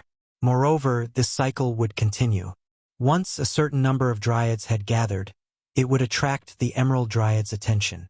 Hence, very few players were willing to adventure in the Million Forest. Shifeng, however, had teleported directly to the heart of the Million Forest. Great Lord-ranked Dryads wandered all over the area. If Shifeng hadn't been level 69 and used an isolation scroll before he had teleported, the level 55+ monsters would have discovered him. This should be the place. It didn't take Shifeng long to discover a grass-covered, dilapidated magic array within the forest. The array seemed blurry, and if not for the massive stone pillars around it, he would have had a hard time finding the magic array. This was the teleportation array that led to the Otherworld gate. To revitalize the teleportation array, one needed a full bottle of void blood immediately. Shifeng walked to the center of the teleportation array and retrieved a bottle of void blood from his bag. After removing the cap, he emptied the bottle's contents onto the magic array's Centera's void blood flowed into the magic array. It seemed to revive, rapidly gathering the ambient mana. The magic array seemed to absorb mana from farther away as time passed, and eventually, it drew mana from throughout the Million Forest, making the area's Dryads tremble with fear. After 3 minutes, a towering pillar of crimson light shot forth from the center of the Million Forest, visible from the surrounding maps. The players grinding in the nearby maps couldn't help but turn to look at the light pillar, overwhelmed by their curiosity as they started to move towards it. Shortly after, these players began to travel towards the light pillar. A series of system notifications rang in every player's ears in Starmoon Kingdom. Chapter 1908. Changes to the Witch's Hill Starmoon Kingdom Region System Announcement. A player has triggered the new expansion pack, Otherworld. The expansion pack will take effect in the Witch's Hill in 6 hours. Starmoon Kingdom Region System Announcement. An Otherworld gate has been activated. A large amount of Otherworld energy has flowed into the Witch's Hill, driving the area's mana into chaos. Please take care when roaming through the Witch's Hill. The sudden system announcement had caught Starmoon Kingdom's players off guard. However, after a few seconds, every player in the kingdom went into an uproar. What's going on? Another new expansion pack? This new expansion pack is amazing. Doesn't this mean that we can head to an Otherworld to level up? According to rumors, it seems that Otherworlds have more abundant resources than the continent of God's domain. I've heard that too. Not only are Otherworlds rich in resources, but leveling there is also much faster. We'll be able to travel to an Otherworld from the Witch's Hill in 6 hours? In that case, I'm heading there immediately. The large guilds have already monopolized every high-resource map. Independent players like us can't even earn enough money to afford the latest equipment. The moment they heard the system announcement, independent players and adventurer teams began to swarm towards the Witches' Hill. The number of resource maps in Star Moon Kingdom dwindled as players reached higher levels. There were fewer opportunities for independent players to earn money. Now that a completely new map, one not owned by any guild, had appeared, this was a golden opportunity for independent players. As players reached higher levels, money would become an increasingly larger problem. Although players continued to earn more money each day, they had higher expenditures. Take weapons and equipment, for example. After level 50, the drop rate for top-tier weapons and equipment had decreased drastically. Even ordinary weapons and equipment drop rates had been affected. This caused the prices for level 50+ weapons and equipment to skyrocket. This was also the case for repair fees. Moreover, as high-level resource maps were so far from NPC cities, teleportation fees had increased. High-level resource maps also had harsh environments, so players had to prepare appropriate weapons, equipment, tools, and potions if they wanted to grind effectively in these areas. And everything cost money. As God's Domain continued to develop as a game, it provided a wider variety of services for players to enjoy, as well. After a hard day of work, many players sought food, beverages, and all sorts of entertainment. There were also the fees to learn skills and spells, and applying for a promotion quest was expensive. Now that a new opportunity to make money had arisen, how could anyone miss it? Naturally, Star Moon Kingdom's various large guilds had called their upper echelons for a meeting the moment they had learned of the Otherworld Gateway path to an Otherworld. This is a perfect chance for our guild. I've heard that the players and guilds in the Black Dragon Empire have made a fortune due to the path to the Ice Crystal World. We have to monopolize this Otherworld's resources before the other guilds. But the Witches' Hill is Zero Wings territory. If we try to set up in the Otherworld, I'm afraid that... What's there to be afraid of? Now that Star Moon Kingdom has its own Otherworld, the kingdom's guilds are going to swarm to it. Can Zero Wing hope to stop so many guilds? Although, you have reminded me of something. Start raising funds right now and figure out a way to build a town in the Witches' Hill. After the various large guilds had found out about the Otherworld Gate, they dispatched exploration teams to test the waters. They also gathered resources to construct their own towns in the Witches' Hill. Even a fool could tell that a large number of players would flood the map now that an Otherworld Gate had appeared, and all of those players were potential income sources. If they could construct a guild town in the Witches' Hill, they could definitely make a ton of money. Less than 10 minutes after the system announcement, Aqua Rose, who currently rested in Zero Wing City, was astonished as she received Zero Wing's latest statistics report. In 10 short minutes, Zero Wing City's player population had risen by more than 100,000, earning the city several hundred gold in entrance fees. Moreover, Aqua Rose had received hundreds of requests to rent Zero Wing City's shops before today. The various trading firms and merchant players had hesitated about leasing shops in Zero Wing City due to the high rent. Very few had actually agreed to do so thus far. Without certain guarantees, earning back the cost would be almost impossible, yet several hundred people had just petitioned to lease the buildings. And this wasn't the most surprising part. Several dozen real-world corporations and companies had contacted the guild to purchase virtual storefronts in Zero Wing City. Moreover, these companies and corporations had offered astronomical sums of money, even enough to tempt Aqua Rose. Despite the fact that Zero Wing was now a very large guild, it severely lacked credits. Normally, the guild only earned credits by selling weapons and equipment or completing difficult commissions. It usually avoided exchanging coins and materials for credits since it was such an unwise move. Hence, Zero Wing's ability to earn credits was so weak that it couldn't even rival second-rate guilds. The lack of credits ultimately hampered Zero Wing's development. If the guild could secure a massive source of credits, it could nurture more internal members and fortify its foundation. Following which, Aqua Rose reported the matter to Shurfeng, letting him decide how they should proceed. There are so many offers? Shurfeng could not help his grin when he saw the list of interested buyers and their respective offers. Tell them that Zero Wing City's virtual storefronts are only available for rent, not for sale. We will hold an auction for these storefronts in Zero Wing City's candlelight trading firm in 2 days. The situation didn't particularly surprise him. The moment the Otherworld Gate appeared, Witches' Hill had become Star Moon Kingdom's focus. A frightening number of players would surge to the city, and it wouldn't be surprising if Zero Wing City's player population shot past the 10 million threshold previously. The Witch's Hill had been considered a backwater area, although the various corporations and companies had been impressed that Zero Wing City had several million residential players. How long could the city possibly maintain its prosperity? However, the Otherworld Gate changed things. Even after players reached higher levels, they could continue to level in the Otherworld connected to the Witch's Hill's Otherworld Gate.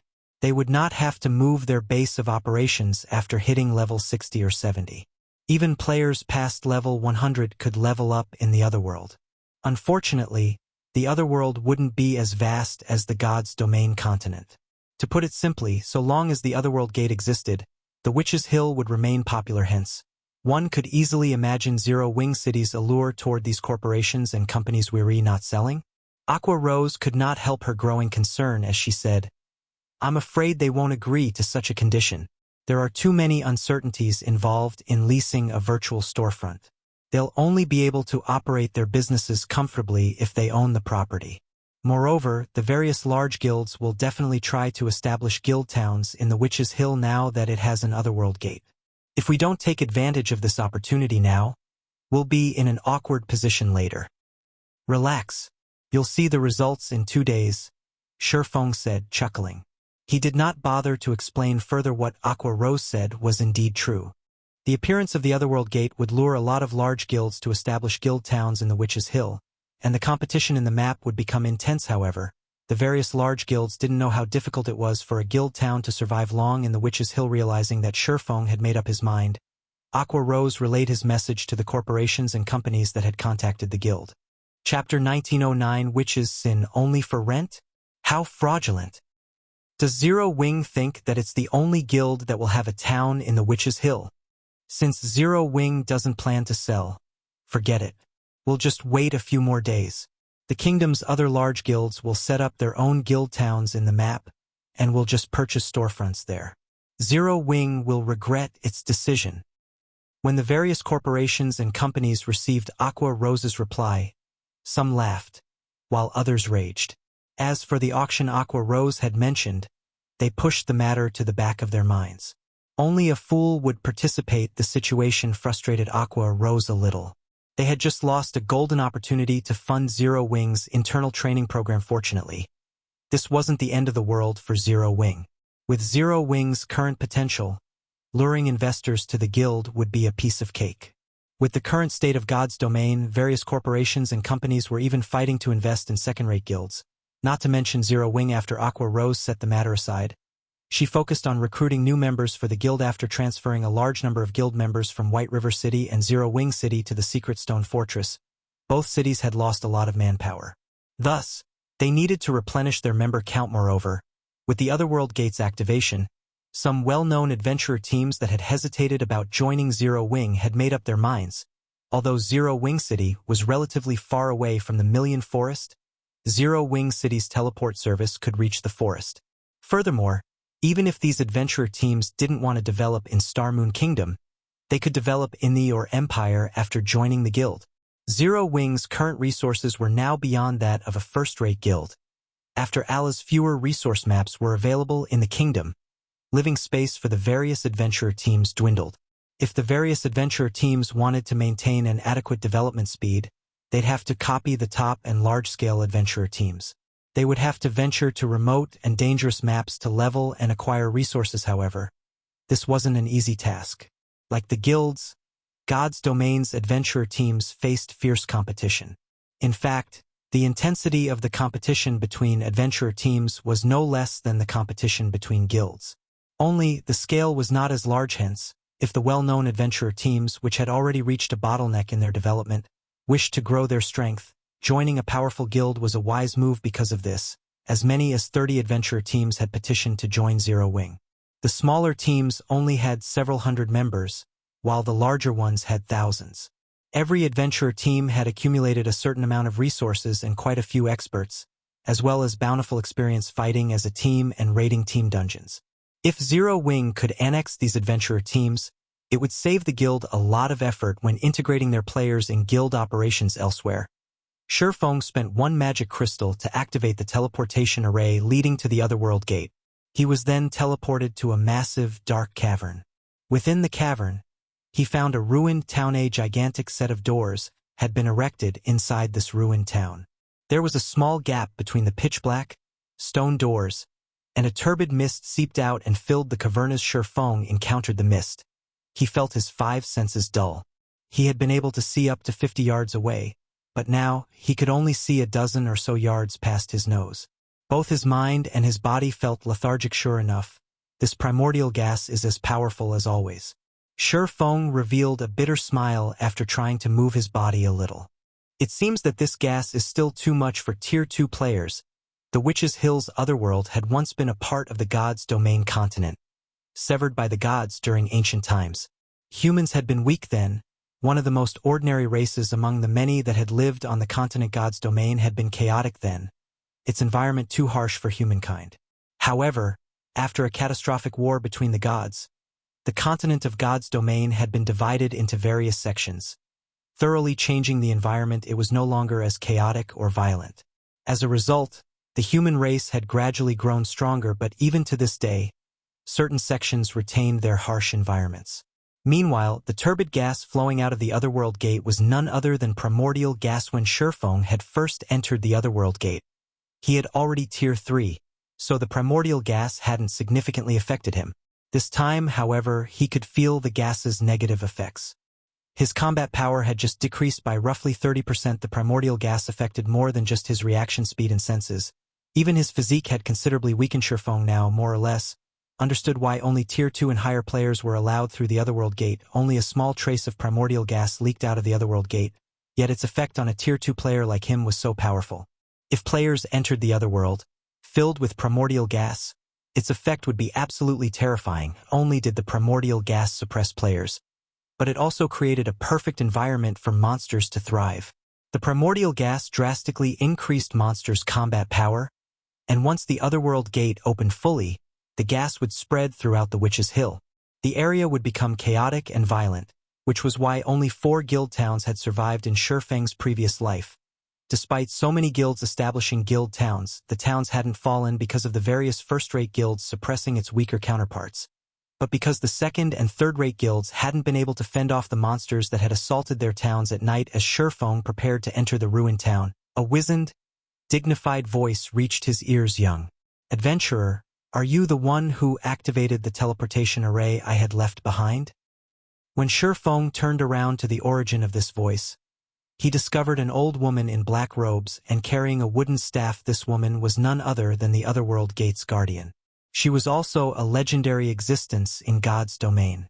The Jealous Witch.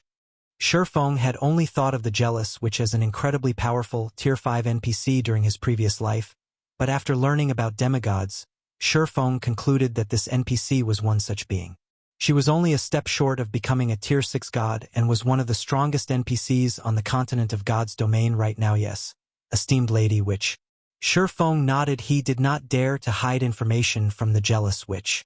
She was known for being unpredictable.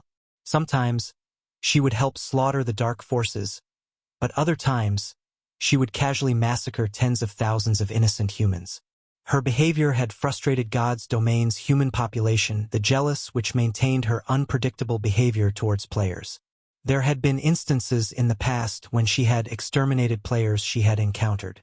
When those players had died by her hand, their accounts had been so crippled that their only option of maintaining a career in God's domain had required a new account. After dozens of these incidents, players had learned to fear the Jealous Witch in the Witch's Hill and did their best to avoid her. Meanwhile, Feng had visited this ruined town despite knowing that the Jealous Witch would be here to pick up an important epic quest. If he could complete the quest, he could obtain the rumored advanced field magic array Void Field. Field magic arrays were insanely rare among magic arrays, and if not for the chance to obtain one, he wouldn't have risked meeting the Jealous Witch. "Excellent. Since you have opened this origin of sins, I'll give you a quest. Go and collect 200,000 magic crystals for me within 7 days. If you fail, you and all of Starmoon Kingdom will perish," the Jealous Witch announced. "All right, you can leave now. Remember, you only have 7 days." With a wave of the Jealous Witch's hand, a bright flash blinded Shifeng.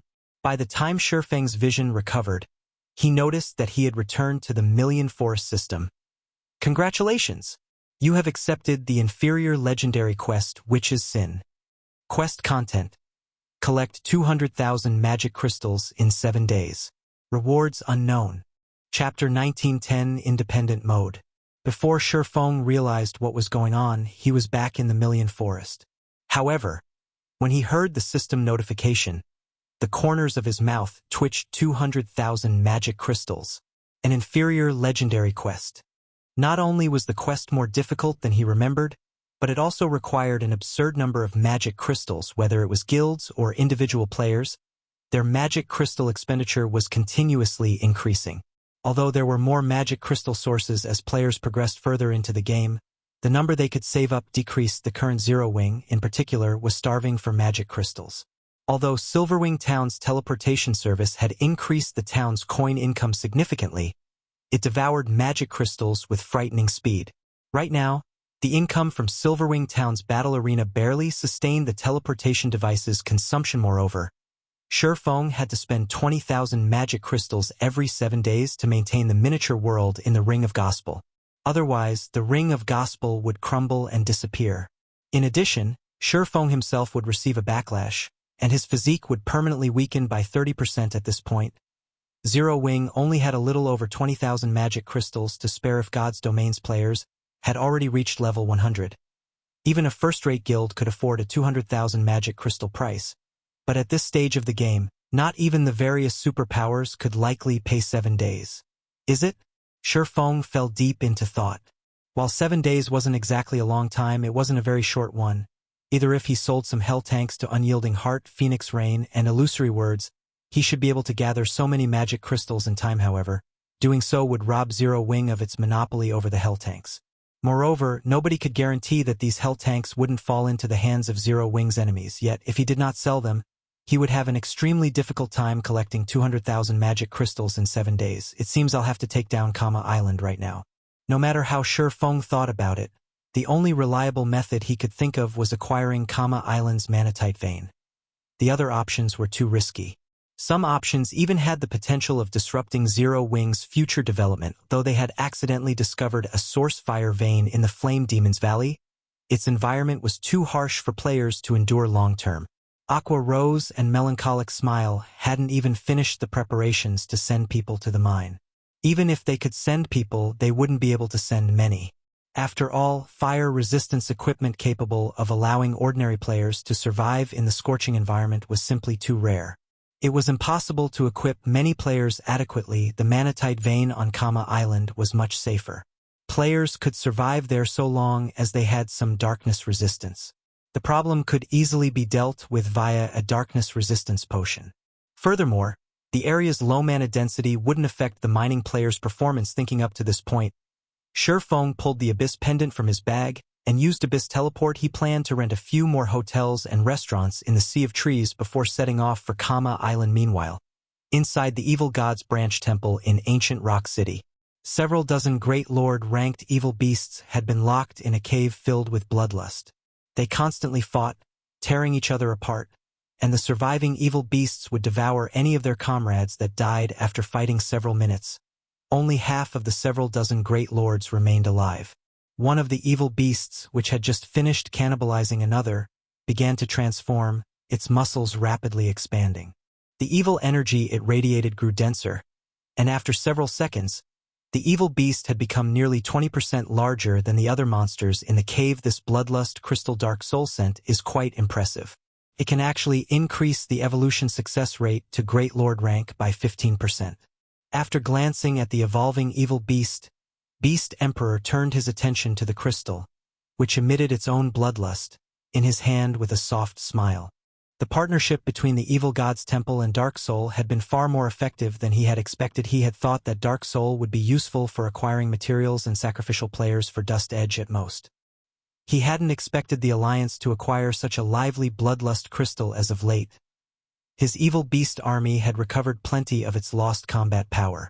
Although bloodlust crystals could only help evil beasts evolve to the Grand Lord rank, he now had far more Grand Lords under his command, and it would reduce the difficulty of nurturing mythic evil beasts. As long as he had enough mythic evil beasts, he could destroy Silverwing Town, even without Dark Soul and Blackwater's assistance, as Beast Emperor rejoiced over his newest Grand Lord-ranked evil beast. A tall, robust berserker with a giant axe across his back entered the cave. This was none other than Wind Hunter Boss. We've just received news from Starmoon Kingdom. For some reason, an Otherworld gate has appeared in the Witch's Hill. The gate allows passage to an Otherworld. Because of this development, a large number of players have swarmed to Zero Wing City. Some of the guilds in neighboring kingdoms and empires have also started to make their move. Wind Hunter reported with a grim expression. Not only will this incident earn Zero Wing a small fortune, but based on our reports, over 20 well-known adventurer teams have also shown signs of merging with the guild. Should we send Dark Soul to eliminate a few of these teams and teach the public about the consequences of relying on Zero Wing? Well-known adventurer teams are joining Zero Wing? Beast Emperor revealed a faint smile. There's no need to involve Dark Soul. I recall that Dust Edge has conducted another evil dragonification experiment. Correct? Take him to Zero Wing City to test out his new toy on the adventurer teams. We'll use this opportunity to warn those teams and ensure that they understand who is strongest in this war.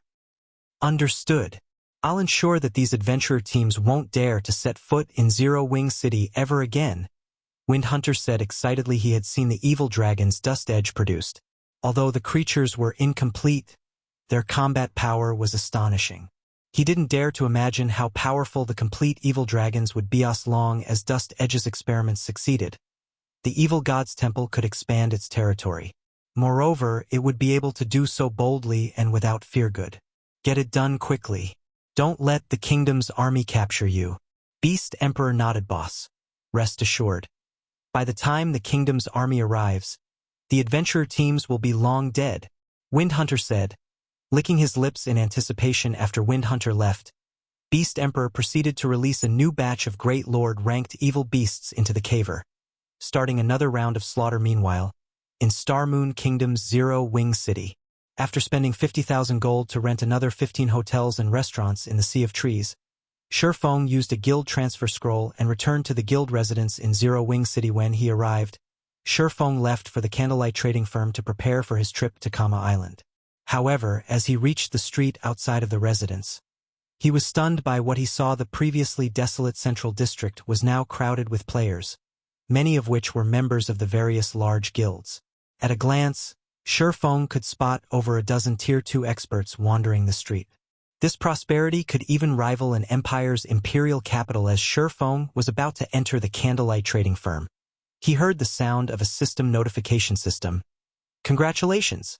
Zero Wing City's player population has reached 8 million. Do you wish to activate independent mode and allow the Wargod's Temple to garrison the city? Chapter 1911 Wargod's Temple Garrisons in Zero Wing City.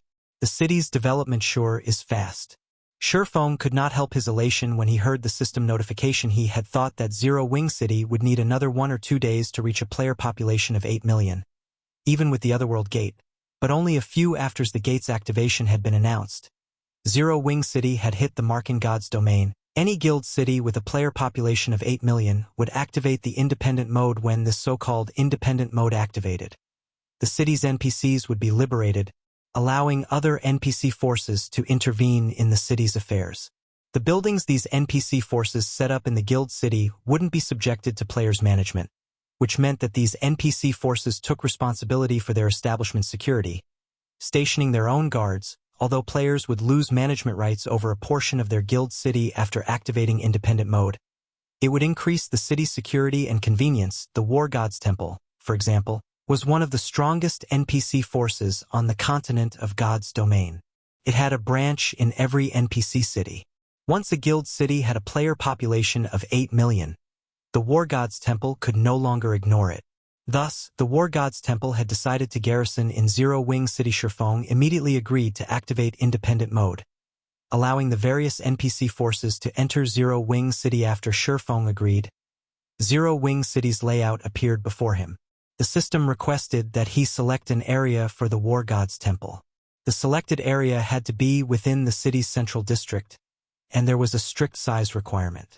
Fortunately, the Wargod's Temple would foot the construction fees since the Wargod's Temple had decided to garrison in Zero Wing City.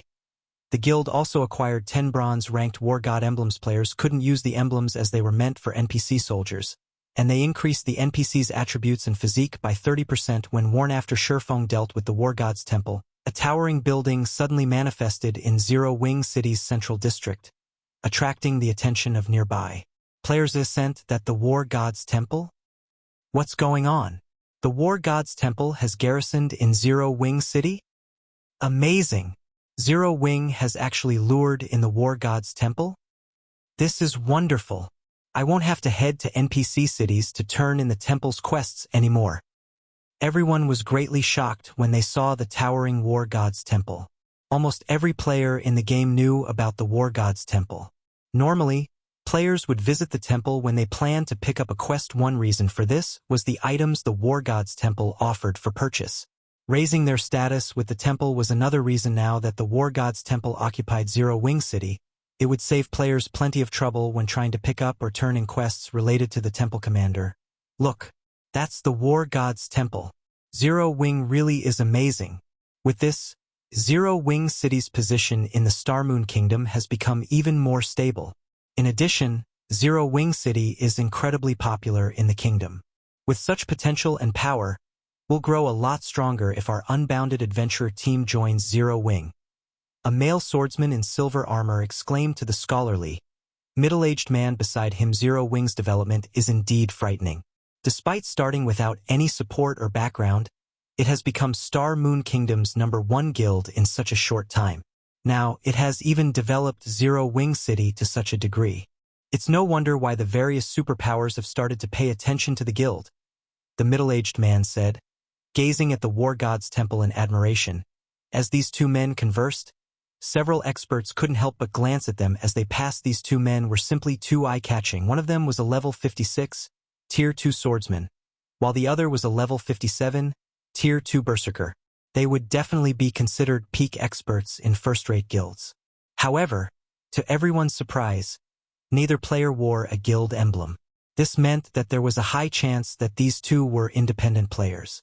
It was extremely difficult for independent players to grow so powerful at this stage of the game, and the amount of effort they must have put in was far more than the various large guilds. Tier 2 experts. Commander, do you think Zero Wing will refuse our request this time? The swordsman asked worriedly. I am not sure, the scholarly middle-aged man said, shaking his head. But Unbounded is still a well-known adventurer team in the Purple Thorns Kingdom.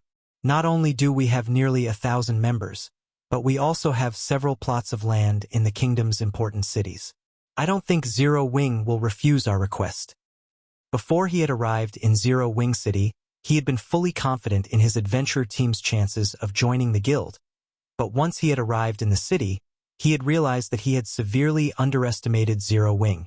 However, after arriving in Zero Wing City, he realized that he had been severely underestimating the current Zero Wing. At this point, Zero Wing City was even more prosperous than the Purple Thorns Kingdom's capital. Moreover, as he gazed down the crowded street, most of the players he saw were experts. Tier 2 players were also a common sight. With how prosperous Zero Wing City was right now, the guild would have no trouble recruiting expert players. He had also heard that, aside from Unbounded, many well-known adventurer teams had petitioned to join Zero Wing. Based on his understanding of Zero Wing, the guild walked the path of the elite. Hence, Zero Wing's recruitment standards would be quite strict. Although Zero Wing was fully capable of recruiting a large number of players and strengthening the guild to a frightening degree, Zero Wing had refused to do so. Instead, it had invested more resources in a small number of elite and expert players. That decision had ensured that Zero Wing's elite and expert players were far higher quality than those in first-rate guilds. Even some of the ordinary superpowers were no match for Zero Wing in this regard. Meanwhile, with so many known adventurer teams applying to join Zero Wing, the guild naturally wouldn't accept every adventurer team. The guild would only recruit the most valuable adventurer teams. The swordsman youth's excitement dampened upon hearing his commander's reply. Even before the commander had announced that their adventurer team would attempt to join Zero Wing, he had possessed a deep understanding of the guild due to the battle between Zero Wing and Beast Emperor's armies near the primordial divine ruin. While that battle might not have been important to Zero Wing, It had left a deep impression on him, who had only been a Tier 1 swordsman at the time. Back then, Black Flame, Zero Wings guild leader, had repelled a mythic monster with a single attack, shocking the spectating powers. Black Flame's prowess had even caused thousands of Blackwater's experts to freeze in fear. He had never imagined that a swordsman could be so strong. Had he not been a member of the Unbounded Adventurer team back then, he might have applied to join Zero Wing. Hence, when he heard that his commander wanted Unbounded to merge with the guild, he had been overjoyed. When he heard that his commander intended to visit Zero Wing City to negotiate with the guild's upper echelons, he had been the first to apply to join his leader. Don't be so disappointed. Although Unbounded isn't a top adventurer team, it is one of the top 100 adventurer teams in the Purple Thorns Empire. Moreover, our adventurer team has as many as 4 Tier 2 players, and all 4 have cleared the hard mode class change quest. We have more of an advantage than the other teams that only challenged the normal mode quest, the middle-aged man said in consolation. All right, we should head to Zero Wing's residence.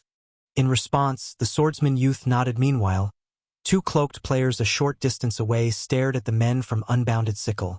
Those men are 2 of your targets. Remember to make as much of a commotion as possible. We need to teach Zero Wing and the other adventurer teams a lesson, Wind Hunter said, sneering as he gestured to Unbounded's players. Understood.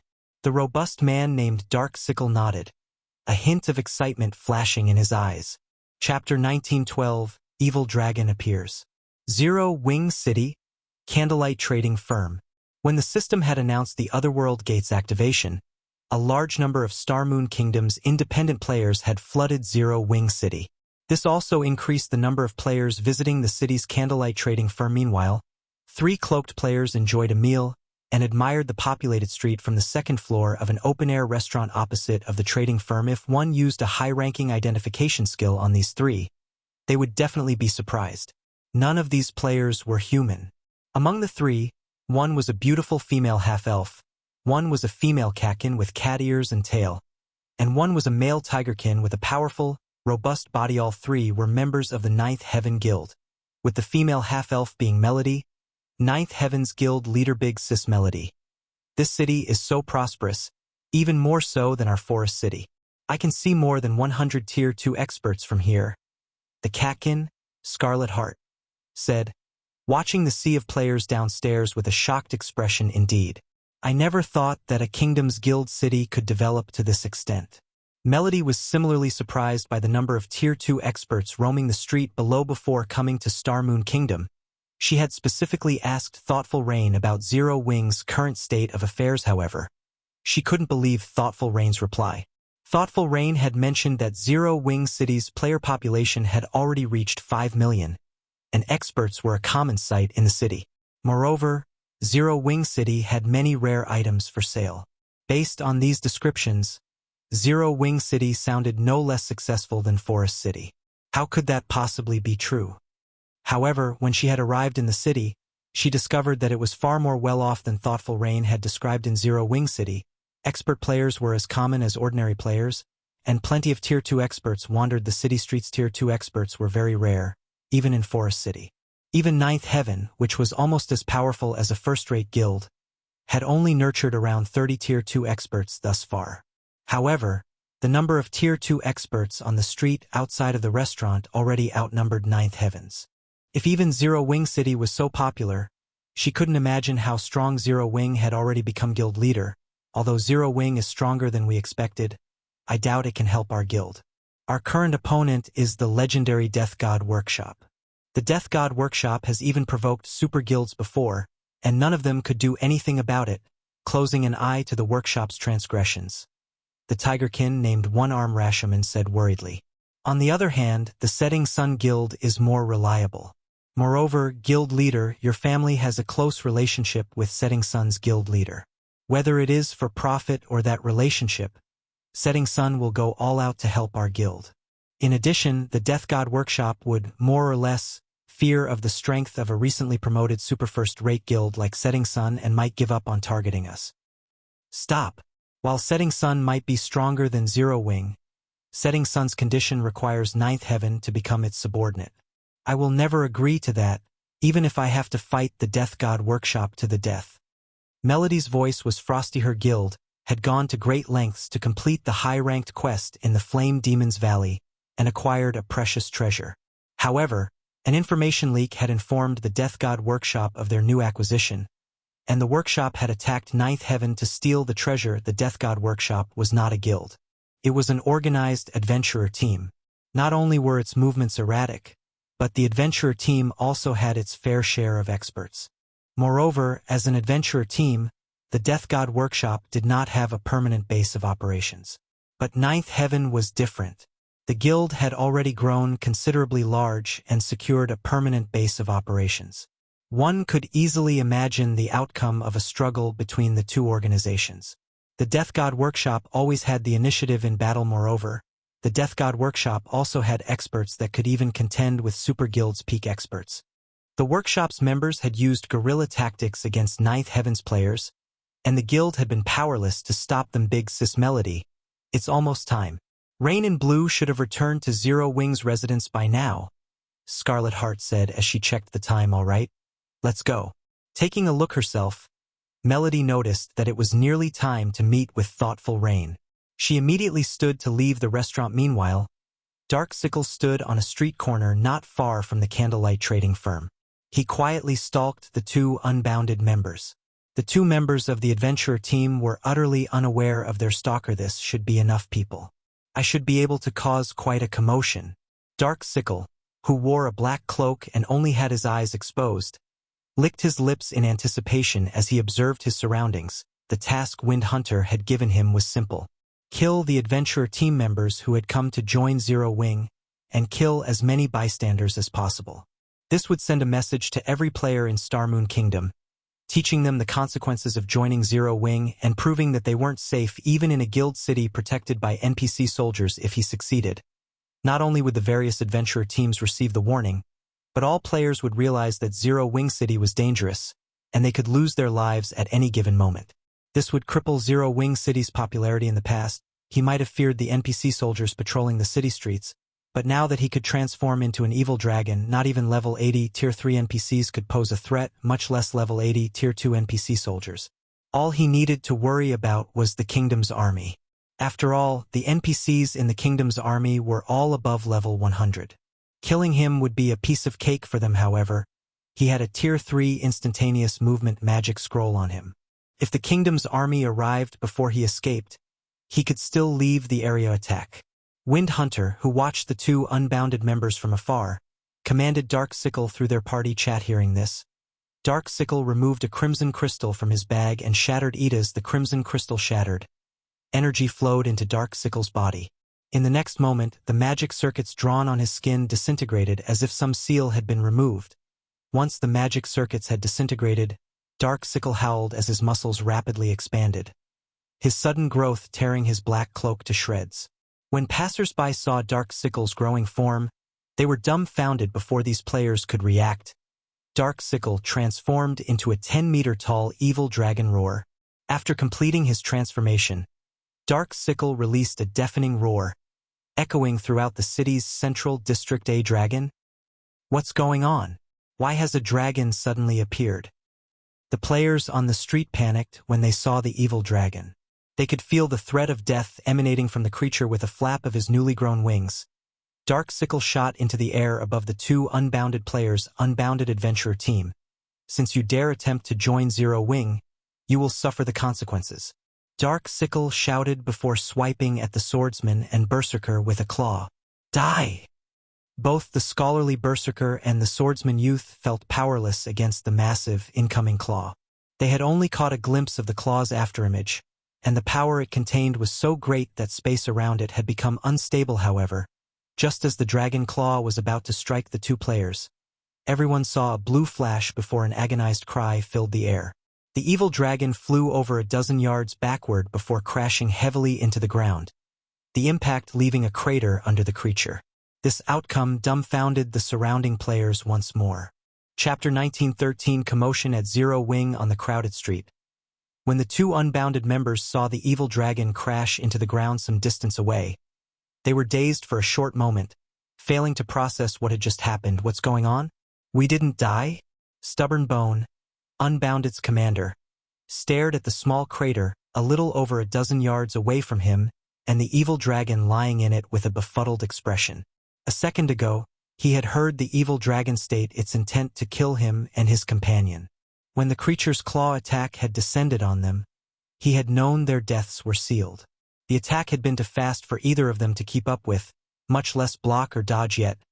After a bright, blue flash, the mighty evil dragon had vanished, crashing into the ground some distance away. Once his mind began to work again, Stubborn Bones spun towards the origin of the blue flash, discovering a cloaked player wielding a blue longsword who was slowly walking towards the evil dragon. Was it him? Stubborn Bones stared at the cloaked player in disbelief. He found it truly hard to believe that an attack from a one-handed sword could send such a powerful and fast evil dragon flying. Crap! What's going on? Why is a dragon in the city? That's not right. Look at the marker above the dragon's head. That's a player's marker. That dragon is a player. I think I heard the dragon say that it was going to kill the adventurer teams that try to join Zero Wing. By the looks of it, the dragon seems to have some kind of grudge with Zero Wing. But what happened just now? I only saw the dragon begin its rampage, and before I realized it, the creature had been thrown. The players on the street couldn't help but discuss Darksickle's sudden attack. The situation confused them. When the various major powers' upper echelons on the street saw the gigantic evil dragon, realization dawned on them. Isn't that the evil god's temple's evil dragon? Ha ha ha! This is interesting. It seems the evil god's temple can no longer sit still after watching Zero Wing City's rapid development. I wonder how Zero Wing will deal with this problem. This evil dragon is clearly much stronger than the ones over at the Dark Witch's Tower. Even the NPC soldiers should be powerless against it. Good. Keep making trouble. Once Zero Wing City's fame is ruined, our guilds will have a better chance of luring the Witches' Hills players later. The various guild upper echelons watched Darksickle, who stood back up and seemed mostly unharmed, with anticipation. They hoped that Darksickle would cause a large enough commotion in the city that they could take advantage of, attracting more players to the guild towns they would build in the near future. Who are you? You dare to make an enemy of the evil god's temple? As Darksickle regained his footing, he glared at the cloaked man wielding the blue longsword, his voice echoing throughout the central district as he spoke. Zero Wing's black flame, Shifeng said, chuckling as he took off his black cloak. Satisfied? You? How? Darksickle's anger vanished when he saw Shifeng, and he was abruptly alert when the spectators saw Shifeng's appearance. They could not help but gape. What? It's the Sword King. Lucky. I never thought I would get to meet the legendary Black Flame on my first visit to Zero Wing City. Amazing. I can boast about this when I meet up with my friends later. After a moment of silence, the crowd erupted into a round of cheers. Not only was Black Flame's name known by all in Star Moon Kingdom, but many players also revered him to a fanatical degree. This swordsman had been responsible for many miracles in the kingdom, and a large portion of players trying to join Zero Wing did so because of his presence in the guild. Why wouldn't they be excited now that he had shown up in Zero Wing City? Damn it, why is Black Flame here? When the various guild upper echelons saw Shifeng, their expressions darkened. They knew what kind of strength Black Flame possessed. When the man went all out, he could even stand toe-to-toe with a mythic monster for a short time. With Black Flame here, the evil dragon would likely fail to cause any trouble in Zero Wing City. Black Flame? Stubborn Bone was dazed once more as Shifeng walked past him. Amazing, as expected of the Sword King. Just the mention of his name is enough to make that dragon panic. The swordsman youth beside Stubborn Bone was ecstatic to see Shifeng, his eyes practically sparkling. After this turn of events, he was even more resolved to join Zero Wing. Meanwhile, when Melody's group of three, who had just stepped out of the open-air restaurant opposite of the candlelight trading firm, saw this scene, they could not help but reveal astonished expressions. What's going on? Why are these people so excited? Scarlet Heart muttered strangely. Although Shifeng's attack had been stunning, it hadn't been impressive enough to warrant such a crazed reaction from the crowd. After all, the evil dragon wasn't even injured. It had merely lost a few tens of thousands of HP. To the evil dragon, who had over 30 million HP, The damage was nothing, it's probably because of Black Flame's fame in Starmoon Kingdom, Melody deduced. She, too, was confused by the spectators' reactions, although some players were very famous. This was the first time she had seen such an exaggerated reaction over an expert player. In fact, when Shifeng revealed himself, the evil dragon, which had bubbled with rage a moment ago, trembled in fear. Are you guys not from Starmoon Kingdom or the neighboring kingdoms? A level 56, Tier 1 assassin, who had overheard Melody and Scarlet Heart's conversation, asked, "MHM, we came from somewhere far away." Melody nodded, confirming the assassin's assumption. So, that's the case. I guess it's normal that you don't understand the situation. Black Flame is our kingdom's publicly acknowledged #1 expert. With his strength alone, he caused an army of 10,000 to freeze in fear. There are rumors that he's actually a humanoid monster or NPC. He even soloed and overpowered a mythic monster in the Empire. Dealing with Great Lord-ranked monsters is a piece of cake for him. The assassin explained with a reverential look, soloing a mythic monster? And he overpowered it? How? One-arm Rashomon stated in amazement mythic monsters were still invincible to players at this stage of the game. Even peak Tier 2 MTs had an extremely difficult time surviving against mythic monsters, not to mention overpowering one. So, it's guild leader Black Flame. The evil god's temple has a grudge against these two. I am simply here to teach them a lesson. This matter does not concern Zero Wing. Once I finish these two off, I'll leave the city. However, if you try to stop me, don't blame me for causing a scene. Darksickle said. Grinning once he had calmed down his previous fear had simply been due to Black Flame's name. After all, the man was a living legend. He had even slain 2 evil dragon experts at the Dark Witch's Tower. It was only natural for him to be afraid, however. When he gave the matter a little more thought, he remembered that he was much stronger than the 2 evil dragons Shifeng had faced. Although he was only at the Tier 3 archaic species standard, he had gained a 5-level boost after transforming. Hence, he was now a level 62, Tier 3 archaic species. To monsters, an additional 5 levels was a massive attribute boost. With such an advantage, he had no reason to fear Black Flammel. Moreover, with his combat standard, not even a Tier 4 NPC could stop him quickly if he wanted to cause a ruckus in Zero Wing City, much less a Tier 2 player. Sure. Give it a try if you dare. Shifeng growled softly. Chapter 1914, Elemental Oppression. When Shifeng fell silent, the crowd couldn't help but grow nervous. They hadn't expected Shifeng to ignore Darksickle's threat. The evil dragon was a level 62, Tier 3 archaic species. If Darksickle truly intended to cause trouble, they had no doubt that they'd be the first to get dragged into the mess. Even if the city's NPC soldiers arrived to deal with this player, it wouldn't stop Darksickle from slaughtering the spectators. Unlike monsters, players couldn't be aggroed. Darksickle could simply ignore the NPCs and massacre players as he wished. With how powerful the evil dragon's attacks were, most players would die in one hit. Only those with invulnerability skills might survive. They were merely bystanders. It was unreasonable for them to get dragged into this. When Darksickle heard Shifeng's response, he was stunned. He hadn't expected that. Good. You forced my hand. Darksickle bellowed as he glared at Shifeng. Let me see whether or not you are worthy of your title as the Sword King. Darksickle flapped his wings, his massive body transforming into a gale that swept toward Shifeng. The windstorm was so powerful that it blew the surrounding players off their feet. Even the Tier 2 players barely kept their footing. It took only an instant for Darksickle to cross the 20 yards between him and Shifeng. As he arrived before the swordsman, he swung his claw at the man. As Stubborn Bone, who stood behind Shifeng, felt the attack's intense pressure. He felt his body grow heavy. However, despite the approaching attack, Shifeng made no attempt to dodge. Instead, his body lit with a golden light as he countered the attack with a swing of Killing Ray Boom. With the sound of an explosion, the marble under Shifeng's feet cracked. As the powerful storm subsided, and everyone could reopen their eyes, the unbelievable scene before them left them astounded. Shifeng's long sword had actually stopped the evil dragon's gigantic claw. He blocked it. Everyone was shocked when they saw that Shifeng had only taken a few steps back after receiving the attack. Everyone had a very clear understanding of the evil dragon's strength. Moreover, the creature was ridiculously fast. Current players had no hope against this evil dragon yet. Shurfeng had stopped its attack, so what if you blocked a casual strike? I wonder how long you can keep it up. Dark Sickle sneered.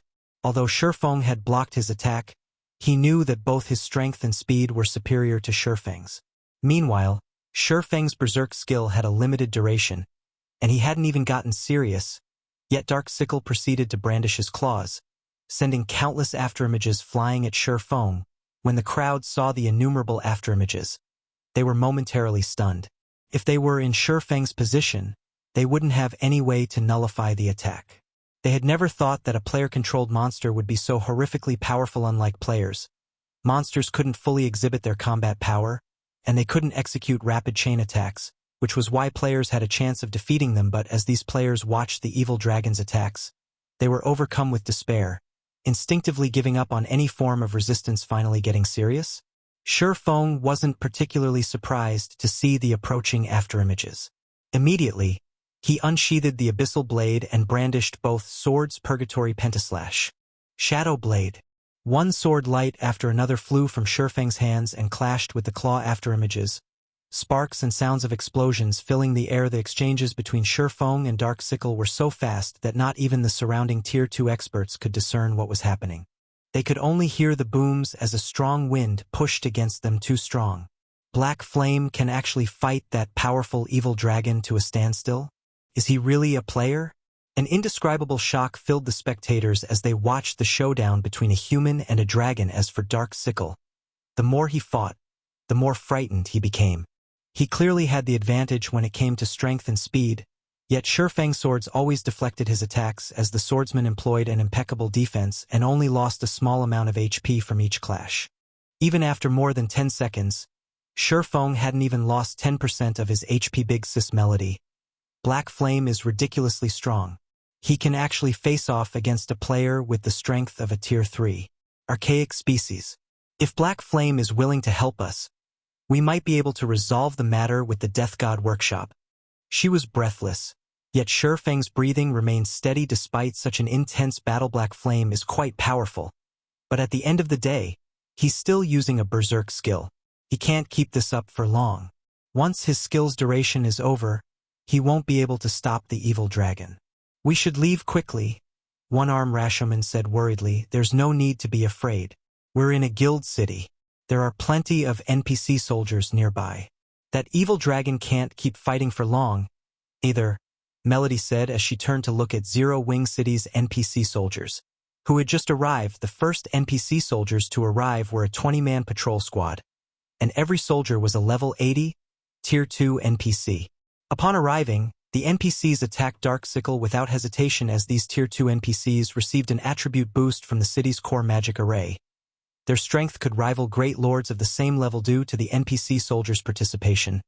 Shurfeng's situation turned for the better. One of the Tier 2 cleric NPCs immediately cast Recovery on Shurfeng, granting him an hot buff. Meanwhile, several MTs carrying shields quickly formed a defensive wall before Shurfeng, severely hindering the evil dragon's attacks, while several ranged NPCs bombarded Dark Sickle with attacks, depleting the evil dragon's HP by tens of thousands. Although Dark Sickle still had the upper hand, it was only a matter of time before his HP was whittled down to nothing. Black Flame, I have underestimated you, but you still can't stop me if I target other players. When Dark Sickle saw the growing NPC crowd around him, he realized that continuing his fight with Shurfeng would be detrimental. He then shifted his gaze to Unbounded's two members, sneering as he said, "I'll show you the price of angering me." After saying so, Dark Sickle flapped his wings and dashed toward Stubborn Bone and the swordsman youth. Since his strength and speed were so much greater than Shurfeng and the Tier 2 NPC soldiers, it only took him a second to shake them off and reach the Unbounded duo elemental oppression. Shurfeng shouted suddenly. A beam of light shot up from each of the 4 towers of elements, located in Zero Wing City's 4 corners. A colossal magic array enveloped the city from above, freezing space within the city's walls. Every player in the city felt their bodies become indescribably heavy. As for Dark Sickle, it felt as if his body had been submerged in a pool of water. Now, it took a lot more effort to move his claws, decreasing his attack speed by more than 50% after activating elemental oppression. Shurfeng used Instant Strike to appear before Dark Sickle. He then swung Killing Ray at the evil dragon's descending Clawpung. After repelling the attack, Shurfeng thrust the abyssal blade towards Dark Sickle. Although the evil dragon saw the attack and tried to intercept it with his other claw, he was simply too slow to keep up with Shurfeng's strike. Suddenly, Dark Sickle felt pain in his chest before his body was thrown backward, the attack's outcome surprising him. Chapter 1915, Might of the Four Towers of Elements. He sent the dragon flying. The crowd stared in shock as Shurfeng threw the evil dragon backward by over a dozen yards a moment ago. Shurfeng had clearly been at a disadvantage, yet he had just sent this intruder flying. Moreover, he had done so with a normal attack. Damn it! Why does this city have such a powerful domain magic array? Dark Sickle glared at the magic barrier above the city with a grim expression due to this magic array. His mobility had been reduced by at least half. Moreover, his basic attributes had decreased by as much as 40%. This drop in his performance was the reason that Shurfeng had succeeded in throwing him so far with a simple, normal attack A domain magic array. So, this is Zero Wing City's trump card?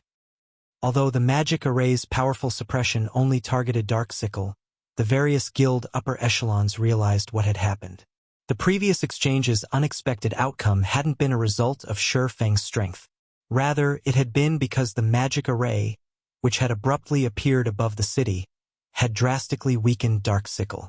The magic array must be particularly powerful since an ordinary array wouldn't be enough to suppress a Tier 3 archaic species to this extent. After Shurfeng repulsed Dark Sickle, the 20 NPC soldiers moved to surround him.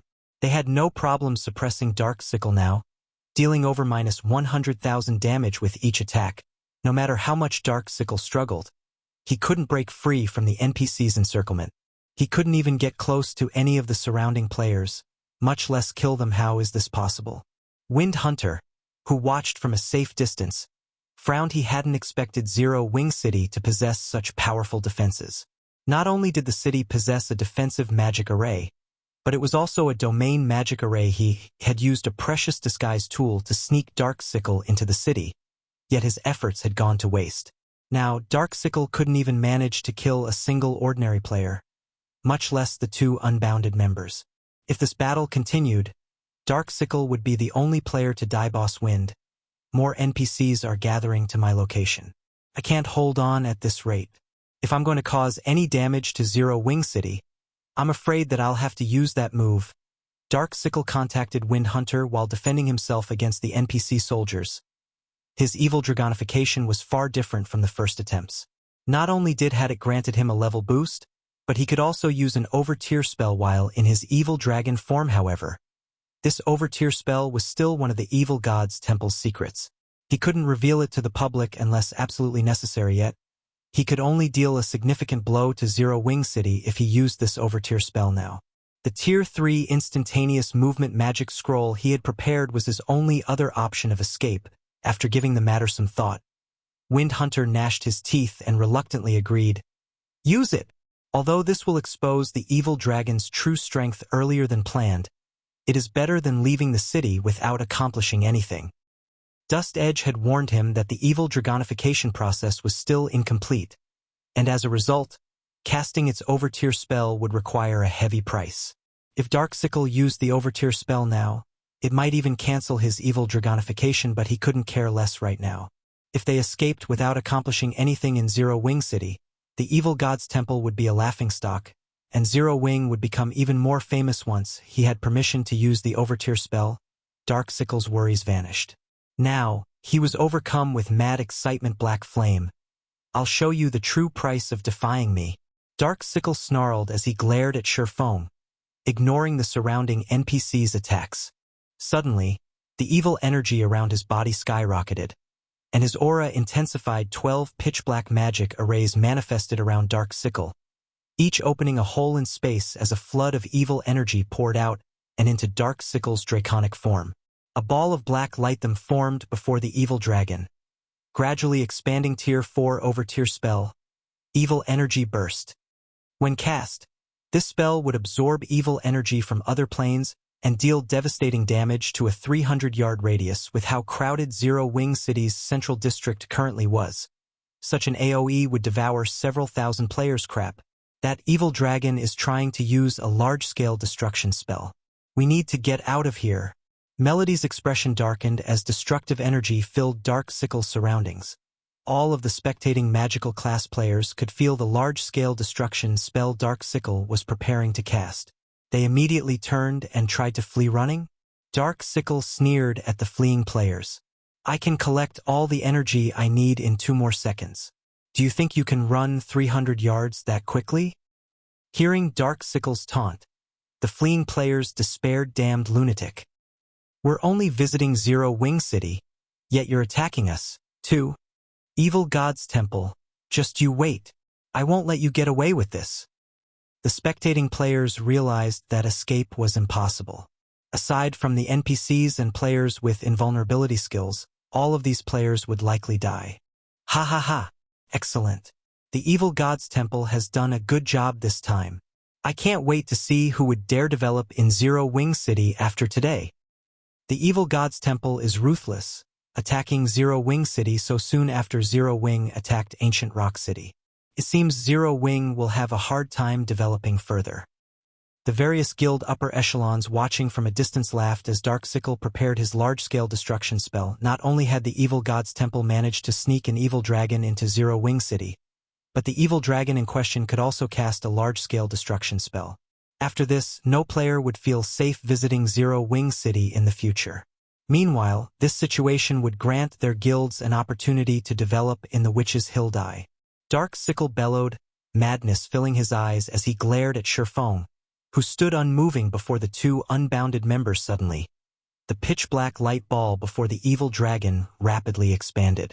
Like a black hole that devoured everything, the light ball all in its path with evil energy. Even elemental suppression is useless? A cold glint flashed in Shifeng's eyes as he stared at the expanding ball of light. What about this, then? Saying so, Shifeng activated the 4 Towers of Elements' second killing move Tier 4 curse. Elemental Burst. The 4 Towers of Elements were one of God's domain's peak defensive structures. Even after 10 years in the game, the various super guilds had continued to protect their cities with the 4 Towers of Elements due to their 3 killing moves. Elemental Suppression, a domain magic array that drastically weakened enemies' combat powers, both in and outside of the city, was the tower's first move. The second move was Elemental Burst, a Tier 4 curse that rivaled a Tier 5 spell. Even Tier 5 existences would not dare to take this move head-on. The third move was Elemental Seal, a spell that even Tier 5 beings were afraid of. Of course, unlike the first 2 moves, which only required a small number of magic crystals, activating Elemental Seal required mana stones. As Shifeng activated Elemental Burst, a 4-colored beam descended from the magic array above Zero Wing City, slamming into Dark Sickle and the black light ball before him. By the time the light faded, only an empty crater, over 10 meters deep, remained. Chapter 1916, Fame Spreads. The evil dragon is dead. Impossible. That's a Tier 3 archaic species we're talking about. The spectating players gaped at the deep crater in the middle of the street. Utterly frozen in shock, they had thought that their deaths were certain a moment ago. But in the next second, the evil dragon, which had been about to release a large-scale destruction spell, had died. It had been so thoroughly destroyed that not even ashes remained. So strong. That attack instantly killed the half-HP dragon. Big Sis Melody, do you think that Zero Wing launched that attack just now? Scarlet Heart asked, overcome with shock. Although the evil dragon had lost a lot of HP during its fight against the NPC soldiers, it had over 15 million HP just a second ago. However, when the 4-colored light pillar had descended, the evil dragon hadn't even had time to scream before it had been destroyed. This was the first time she had witnessed such a devastating attack since joining God's domain. Not even a Tier 4 large-scale destruction spell could compare. Such a powerful attack would likely even injure mythic monsters. That's likely. But Zero Wing City's defenses truly are terrifying to annihilate a Tier 3 archaic species in one hit. I doubt other guilds have a chance of competing with Zero Wing in the Witch's Hill now, Melody said as she marveled at the magic barrier enveloping Zero Wing City. If Ninth Heaven's Guild Town were as powerful as Zero Wing City, It wouldn't have any problems dealing with the Death God workshop when players chose a guild town to visit. The most important aspect they took into account was the town's security. Whether it was independent players or merchant players, nobody wanted to die for no reason, wasting all of the effort they spent on leveling. Not only did Zero Wing City provide such a comfortable living environment, but its defenses were also immensely powerful. If they had the option, players would definitely choose to operate out of the city. What was that spell? Dark Sickle's magic resistance should have been boosted after transforming into an evil dragon. How could he have died despite still having over half of his HP? Wind Hunter's expression twisted when he saw the crater, void of the evil dragon. Although Dark Sickle was only a member of the second batch of experiments, the Evil God's Temple had spent a lot of resources on Dark Sickle's evil dragonification. Now that Dark Sickle was dead, those resources were gone. This outcome wouldn't have been so terrible if Dark Sickle had damaged Zero Wing City, but he hadn't even killed a single player. All Dark Sickle had accomplished was further solidifying the public's confidence in the city, which was the exact opposite of the Evil God's Temple's goal. The various guild upper echelons watching from a distance were in a similarly gloomy mood. Not only had Zero Wing City revealed its powerful domain magic array, but it also had command of such a powerful offensive spell. If any power had still harbored ideas of causing trouble in this city, they'd likely abandon the idea after today's display. I have to report this to the guild leader right away. Zero Wing City actually has such frightening defensive measures. It seems that we'll need to alter our plans and give up on the idea of harassing the city. We'll have to build a guild town in the Witch's Hill as soon as possible if we hope to compete with Zero Wing City. After this battle, the various guild upper echelons promptly reported to their respective superiors. They suggested that their guilds shift their focus to constructing a town in the map as soon as they could and avoid interfering with Zero Wing City's operations. If even a Tier 3 archaic species failed to cause trouble in the city, their guild's attempts would be an utter joke. Meanwhile, Sherfong, standing some distance away from the new crater, wasn't surprised in the least that Dark Sickle had died so quickly. Immediately, he instructed some of his NPCs to repair the damaged street and disperse the crowd, quickly ending this farce. The 4 Towers of Elements could even threaten a Tier 5 being, much less a Tier 3 evil dragon. This was also why he had stationed the Magic King in Silverwing Town instead of Zero Wing City. Once the lively Central District had returned to its former state, Sherfong called up Zero Wing City's system interface and selected 10 Tier 2 NPC soldiers with the most potential.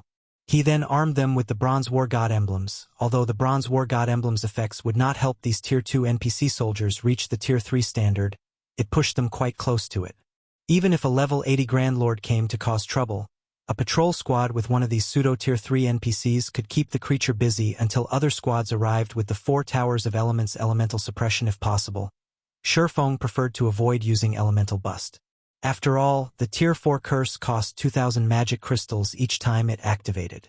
It was a considerable expenditure to Zero Wing. Meanwhile, news of the commotion in Zero Wing City quickly spread throughout Star Moon Kingdom. Players bombarded the kingdom's forums with discussions about the event. Tier 3 Evil Dragon appears in Zero Wing City. Tier 3 archaic species gets instant killed.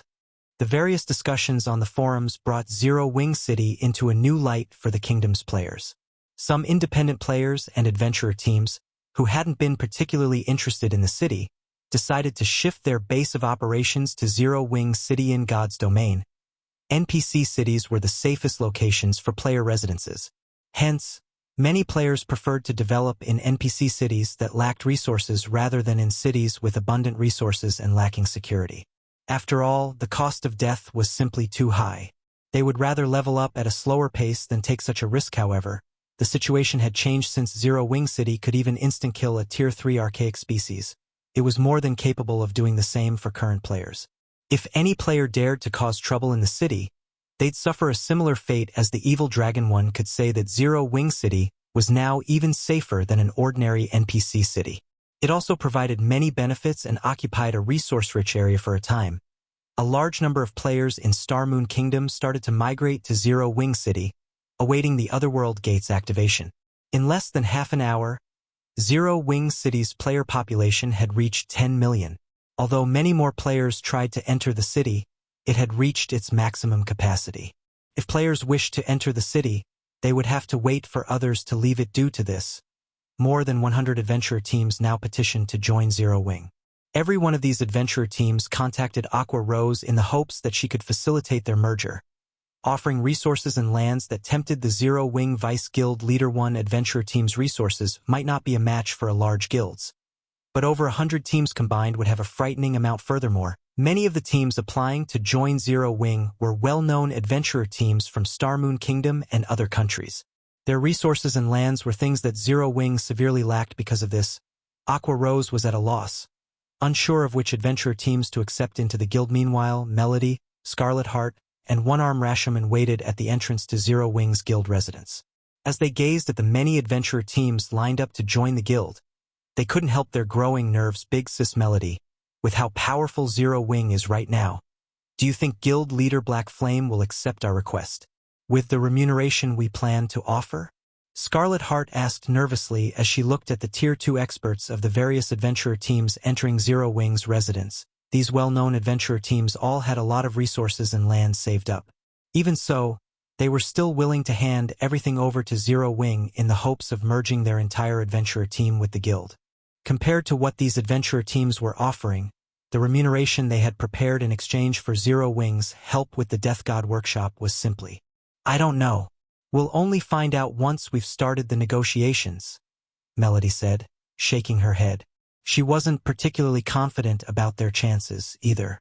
The only thing they could do was rely on their relationship with Thoughtful Rain. Chapter 1917, Forest City Transaction. Zero-Wing City, Zero-Wing's residence. A large number of players crowded around the residence's entrance, applying to join Zero-Wing. Many of these players were well-equipped, high-level experts, and quite a few were Tier 2 players. This scene surprised many passers-by. Tier 2 was currently the symbol of an expert. Even players that had only completed the normal mode promotion quest were considered experts. After all, the Tier 2 promotion quest was not easy to clear. It was impossible without reaching a certain standard. However, compared to the Tier 2 players outside of the residence, the adventurer teams in line truly dumbfounded the nearby spectators. Every adventurer team entering Zero-Wing's residence possessed a certain degree of fame. Moreover, all of the team's representatives wore excellent equipment, with a few wearing level 50 fine gold equipment. There were also plenty of Tier 2 experts among these adventurer teams, and unlike the independent Tier 2 experts in line, the weakest among these adventurer team experts had completed the hard mode promotion quest. They had far more potential than the experts that had only completed the normal mode quest. With so many adventurer teams seeking to join Zero-Wing, Zero-Wing's strength will quickly and significantly increase. Amazing! I've seen more than 20 adventurer teams entering the residence thus far.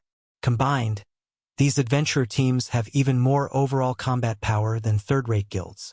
Hopefully, Zero-Wing doesn't accept too many. Otherwise, independent players like us will have a much slimmer chance of joining the guild. The independent players in line were excited and worried as they watched the various adventurer teams following after Zero-Wing's representatives. Now that Zero-Wing City had revealed its powerful defenses, countless players wanted to develop in the city. Zero-Wing's future was clear. Even if the guild lost its position in the Empire, its standing in Starmoon Kingdom would be unshakable. To the general populace, Zero-Wing was even stronger than a first-rate guild that occupied 2 or 3 kingdoms. A first-rate guild that occupied 2 or 3 kingdoms might have a lot of resources, but its development couldn't be considered stable. There was still a very high chance that other guilds would steal its resources. However, that was not the case for Zero-Wing. As long as Zero-Wing City stood, the guild's position in the kingdom would remain stable. With how powerful Zero-Wing City's defenses were, it was very hard to imagine any power capturing or destroying the city. Even if a power were capable of doing so, it wouldn't likely be interested in a backwater country like Starmoon Kingdom. They'd definitely set their sights on better territories. While the crowd outside of the residence discussed Zero-Wing's future, 2 women emerged from the residence.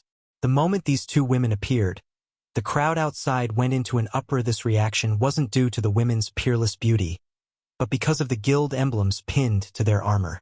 Not only did they wear mysterious Iron Guild emblems, but the emblems also radiated a dark purple glow. In Zero-Wing, normal members didn't wear glowing guild emblems. Players would only get a glowing emblem once they became one of the guild's elites, their emblem emitting a light blue glow. The guild's core members wore guild emblems that gave off a light purple glow. Only the players who ranked in the top 10 of their class would wear a dark purple glowing emblem. Zero Wings class rankings were determined by one's contribution to the guild and their combat power. Hence, the rankings were an incredibly reliable method of spotting an expert. The fact that these two women wore dark purple glowing guild emblems meant that they both had extremely high positions in Zero Wing. These two women were none other than Thoughtful Rain and Blue Bamboo. When Melody saw the commotion Thoughtful Rain and Blue Bamboo caused just with their appearance alone, she could not help but marvel at the situation. She had only become acquainted with Thoughtful Rain after helping the woman. In a neutral map, she had recognized Thoughtful Rain's strength and had thought of poaching the woman into ninth heaven. However, looking at it now, she found the idea laughable. "Rain, what did your guild leader say?" Melody anxiously asked as the woman approached. "Big sis Melody, don't worry. I've already talked to the guild leader. He says he is willing to hear you out," Thoughtful Rain said, smiling. "The guild leader is waiting for you in his office right now. I'll bring you to him." "Your guild leader is willing to talk?" Melody released a sigh of relief now that she understood how powerful Zero Wing was. She knew that it would be very difficult to secure a meeting with its guild leader, especially since her guild was merely an up-and-coming second-rate guild. Before seeking Thoughtful Rain's help, she had sought aid from several first-rate guilds. But when they had learned that her request was related to the Death God workshop, they had even refused to meet with her, much less negotiate. Only the Setting Sun Guild had been willing to hear her out. As the players in line watched, Thoughtful Rain led the Ninth Heaven trio into Zero Wing's guild hall. The guild hall bustled with activity. Many of the guild's experts had returned to the residence in anticipation for the Otherworld gates opening. Currently, over 200 Tier 2 experts loitered around the first-floor hall. Stupefying Melody and her companion Zero Wing's Tier 2 experts easily outnumbered Ninth Heavens by many times. Moreover, this was only a portion of the guild's Tier 2 experts. Even first-rate guilds paled in comparison to Zero Wing. After a short moment, the group arrived before the guild leader's office on the guild hall's top floor. Currently, several dozen Tier 2 experts sat outside of the office, every one of which was level 56 or higher. These experts were all from the various adventurer teams applying to join Zero Wing.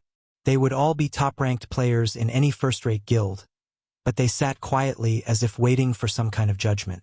The hallway was deathly silent. However, Thoughtful Rain ignored these people as she led Melody's group into the guild leader's office. When Melody and the others entered the office, they felt an oppressive sensation overcome their bodies. This sensation didn't originate from Feng, who sat behind an office desk, but from Cola and the others, who stood near their guild leader. When they saw Cola and his companions' levels, Melody's group was speechless, including Cola. 4 of these people had reached level 60, while the rest were level 59. Right now, even the highest-leveled player in Forest City was only level 58. "You're here. Rain has already told me about your situation. Zero Wing can help you with your problem, but in return, Zero Wing wants 2 shops in Forest City's central district. What are your thoughts on this condition?" Feng said when he saw Melody entering the Room 2 Central District shops. Melody breathed a sigh of relief when she heard this. She had been afraid that Feng would try to take advantage of their predicament and rip them off, but he had simply asked for 1 more shop than she had initially prepared. "That won't be a problem. However, may I know when Guild Leader Black Flame intends to deal with the matter regarding the Death God workshop? If the situation dragged on for too long, Ninth Heaven's losses would become increasingly severe. Unfortunately, dealing with an organization like the Death God workshop wasn't easy. Preparations had to be made. If Feng could give her a time frame, she would have an easier time coordinating with his guild once we sign a contract. "I'll send Cola's group with you to Forest City to deal with the issue," Feng responded. "Just them?" One-Arm Rashoman's eyes widened in shock when he heard Feng's plan.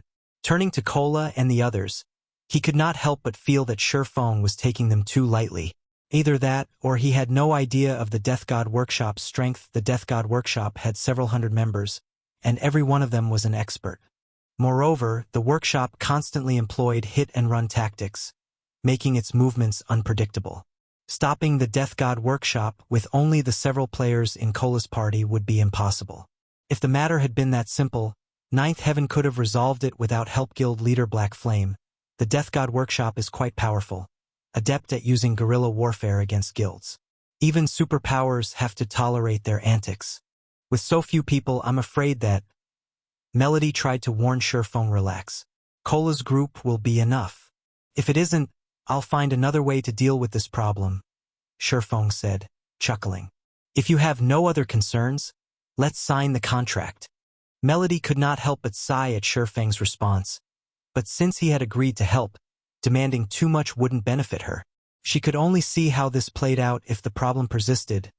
Zero Wing would dispatch more experts to deal with the Death God workshop. Chapter 1918, Fairy Country. Once Shurfeng and Melody had signed their contract, Cola and Fire Dance, whom Shurfeng had tasked with leading a 20-man team, followed Melody's group to Forest City. When Shurfeng had finished with the situation regarding Ninth Heaven, he selected a few adventurer teams to annex into Zero Wing. These adventurer teams had been relatively powerful during his previous life, although they had yet to reach their full potential.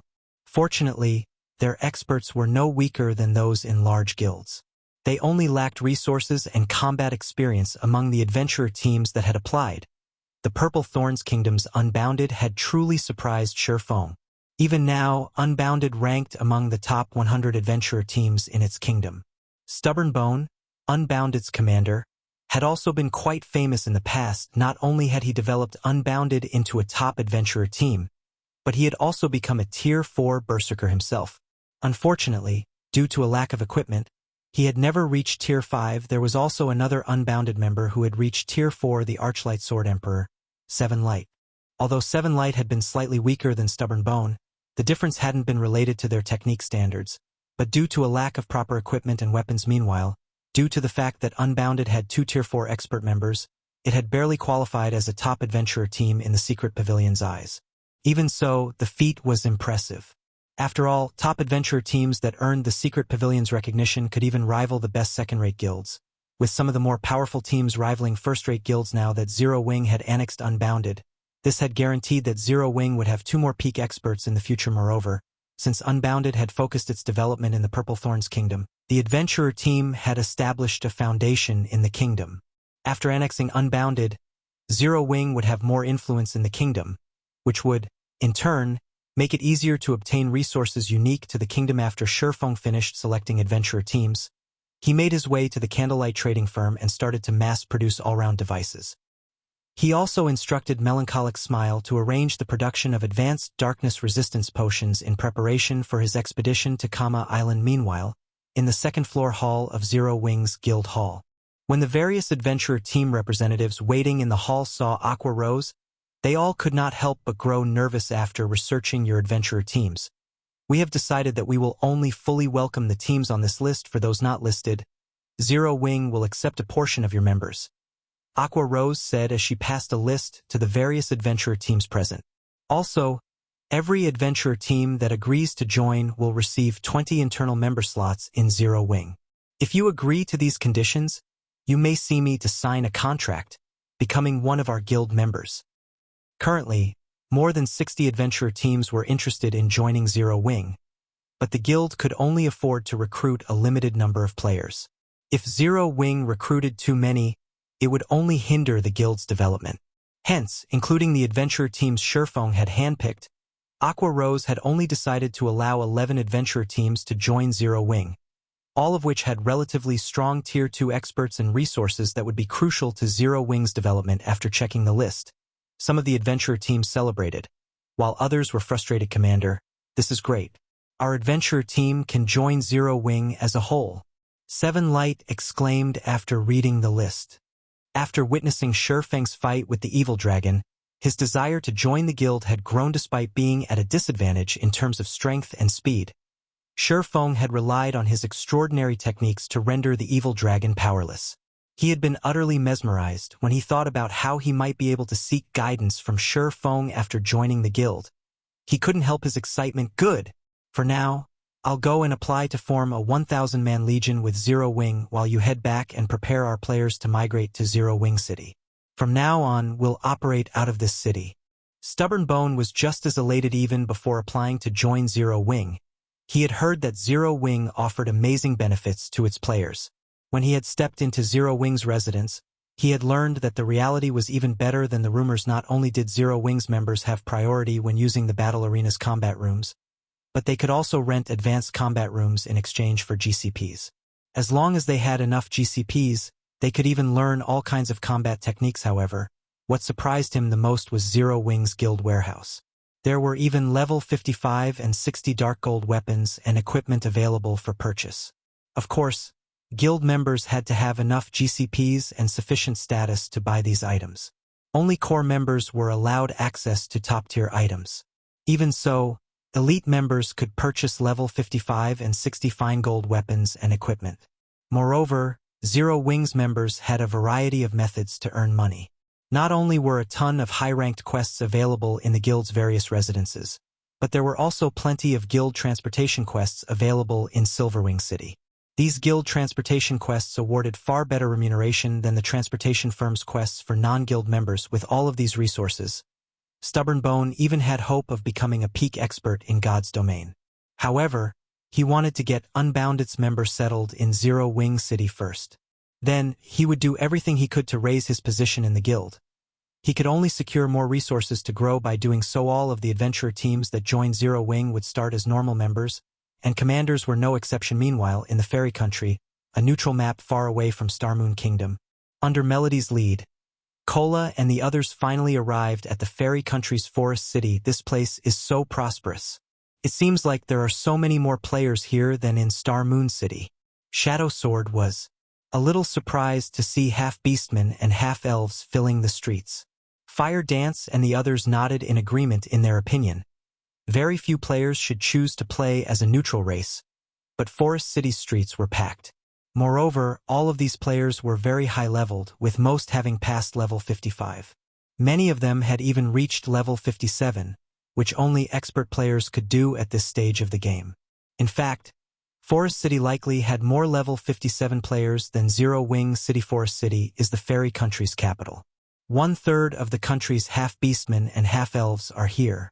Although it can't compare to an empire's imperial capital, it's more prosperous than an ordinary kingdom's capital. Fairy Country is a hub for players seeking individual strength. Players come here from various kingdoms and empires. If you gather all these players in a single location, it is only natural that you'd get a frightening number. Moreover, more players continue to flood into the city. This is why so many large guilds have set their sights on the Fairy Country. Some guilds have even converted all of their players into neutral races, Melody explained. There are as many as 5 first-rate guilds operating in Forest City, and everyone is competing over the position as the city's overlord. 5 first-rate guilds are competing over this city? Fire Dance was astonished. During the game's early stages, the competition in Starmoon Kingdom had been intense, but only 3 first-rate guilds had participated. However, 5 first-rate guilds fought over this single NPC city. Of course, Fire Dance recognized Forest City's value. Not long after Melody introduced Fire Dance and her team to the mesmerizing Forest City, she received a message. As she read it, Melody's expression darkened. Has something happened? Fire Dance asked when she noticed the change. IVE just received a report stating that the Death God Workshop has taken action yet again.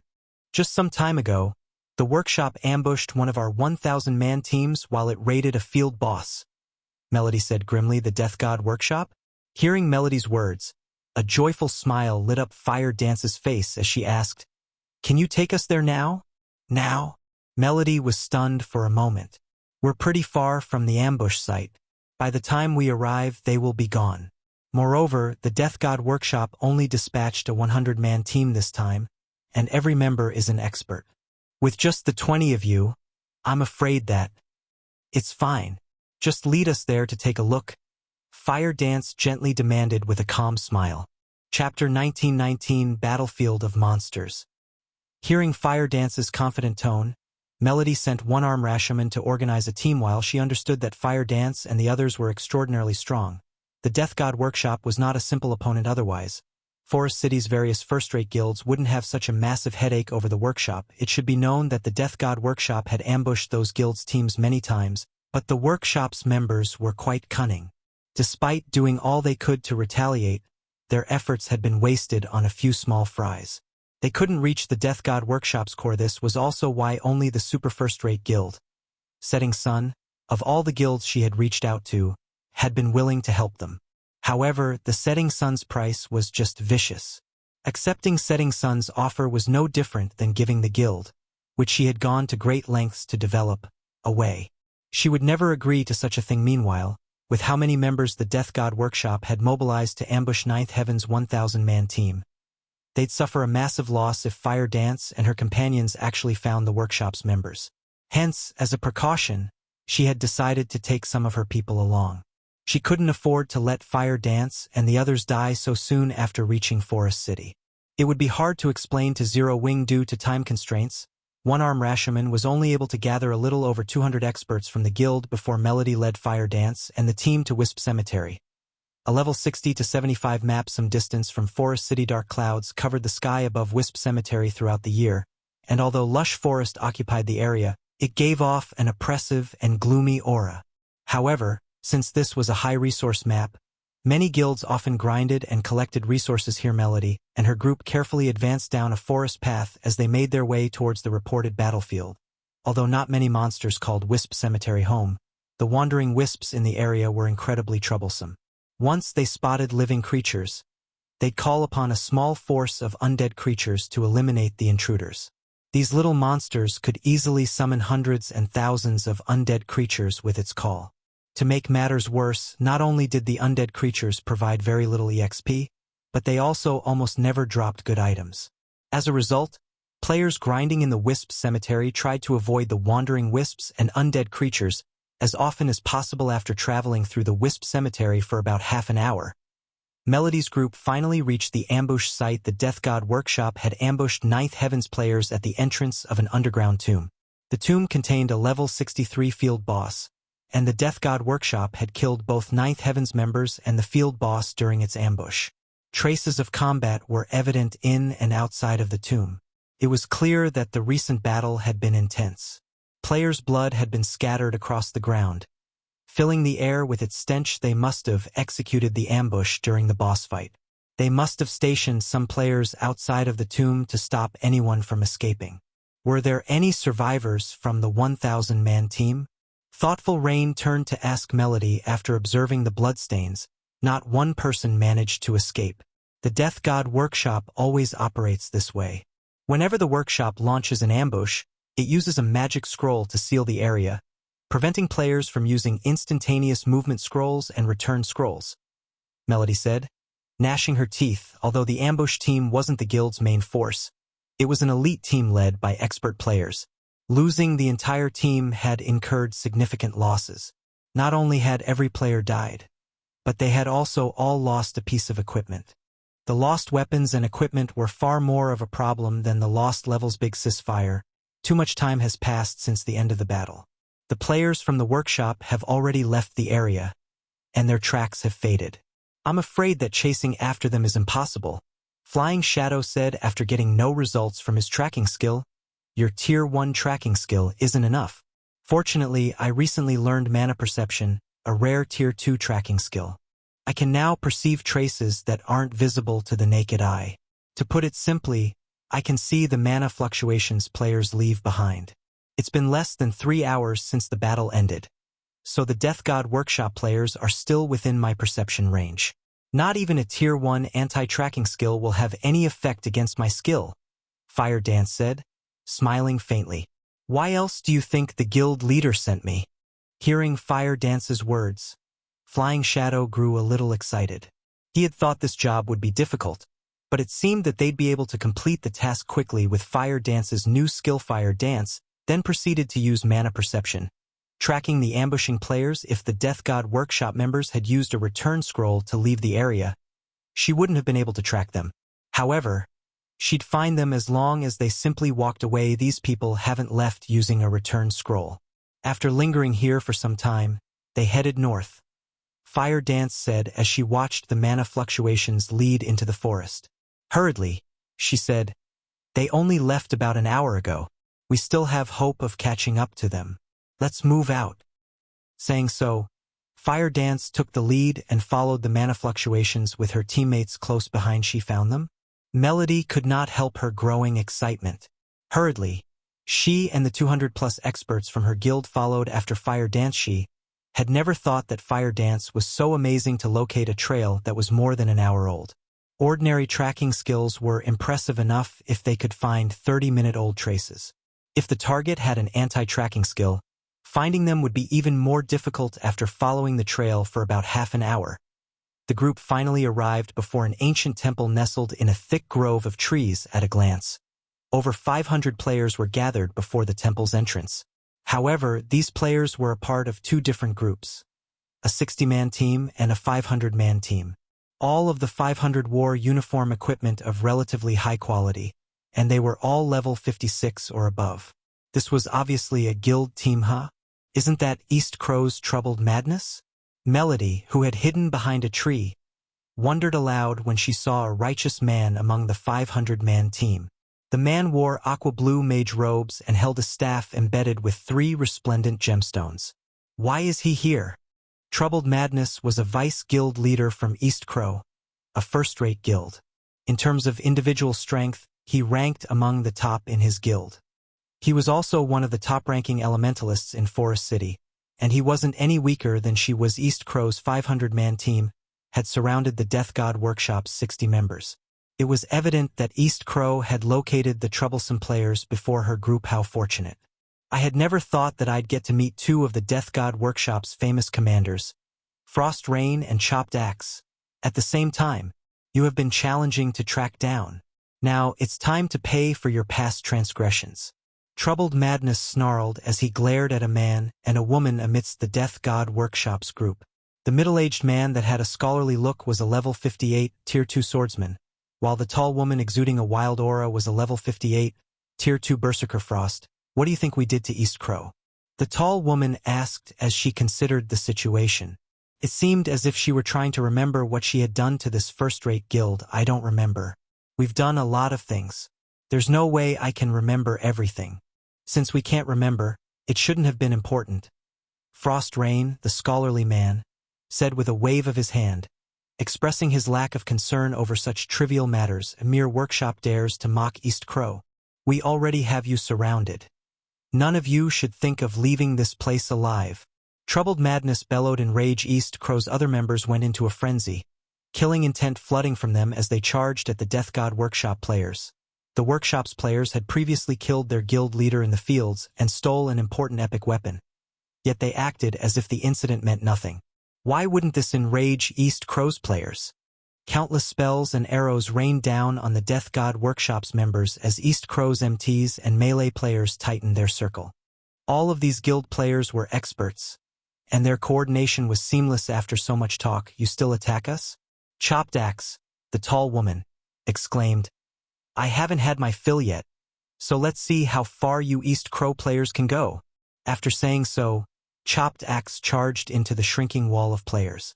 Frost Rain, however, showed no interest in the battle. He yawned with boredom, further inciting guild players' fury. The MTs and melee players on the front line began to employ their specialty moves, meeting Chopped Axe in battle elated. Chopped Axe raised the excessively large axe in her hands and brandished it at the approaching players. Pung, pung, pung. As the two sides clashed, the level 56+ shield warriors, guardian knights, berserkers, swordsmen, and assassins were sent flying, their HPs plummeting. Not even their healers could keep up with the damage in less than 30 seconds. Chopped Axe had carved a hole in East Crow's encirclement. Seeing this, the Death God Workshop members surged through the gap and assaulted the guild's ranged players in less than a minute after the battle had begun. Only half of East Crow's 500-man team remained alive, yet the workshop's team had only suffered a few casualties. The guild players' screams filled the battlefield, and to make matters worse, not a single player lasted more than 5 moves against Chopped Axe. Even Tier 2 MTs fell after 4 of her attacks. She was unstoppable on the battlefield. Is she a monster? Troubled Madness was dazed as he watched the woman's rampant slaughter, his fighting spirit fizzling out. How boring. You're giving up already?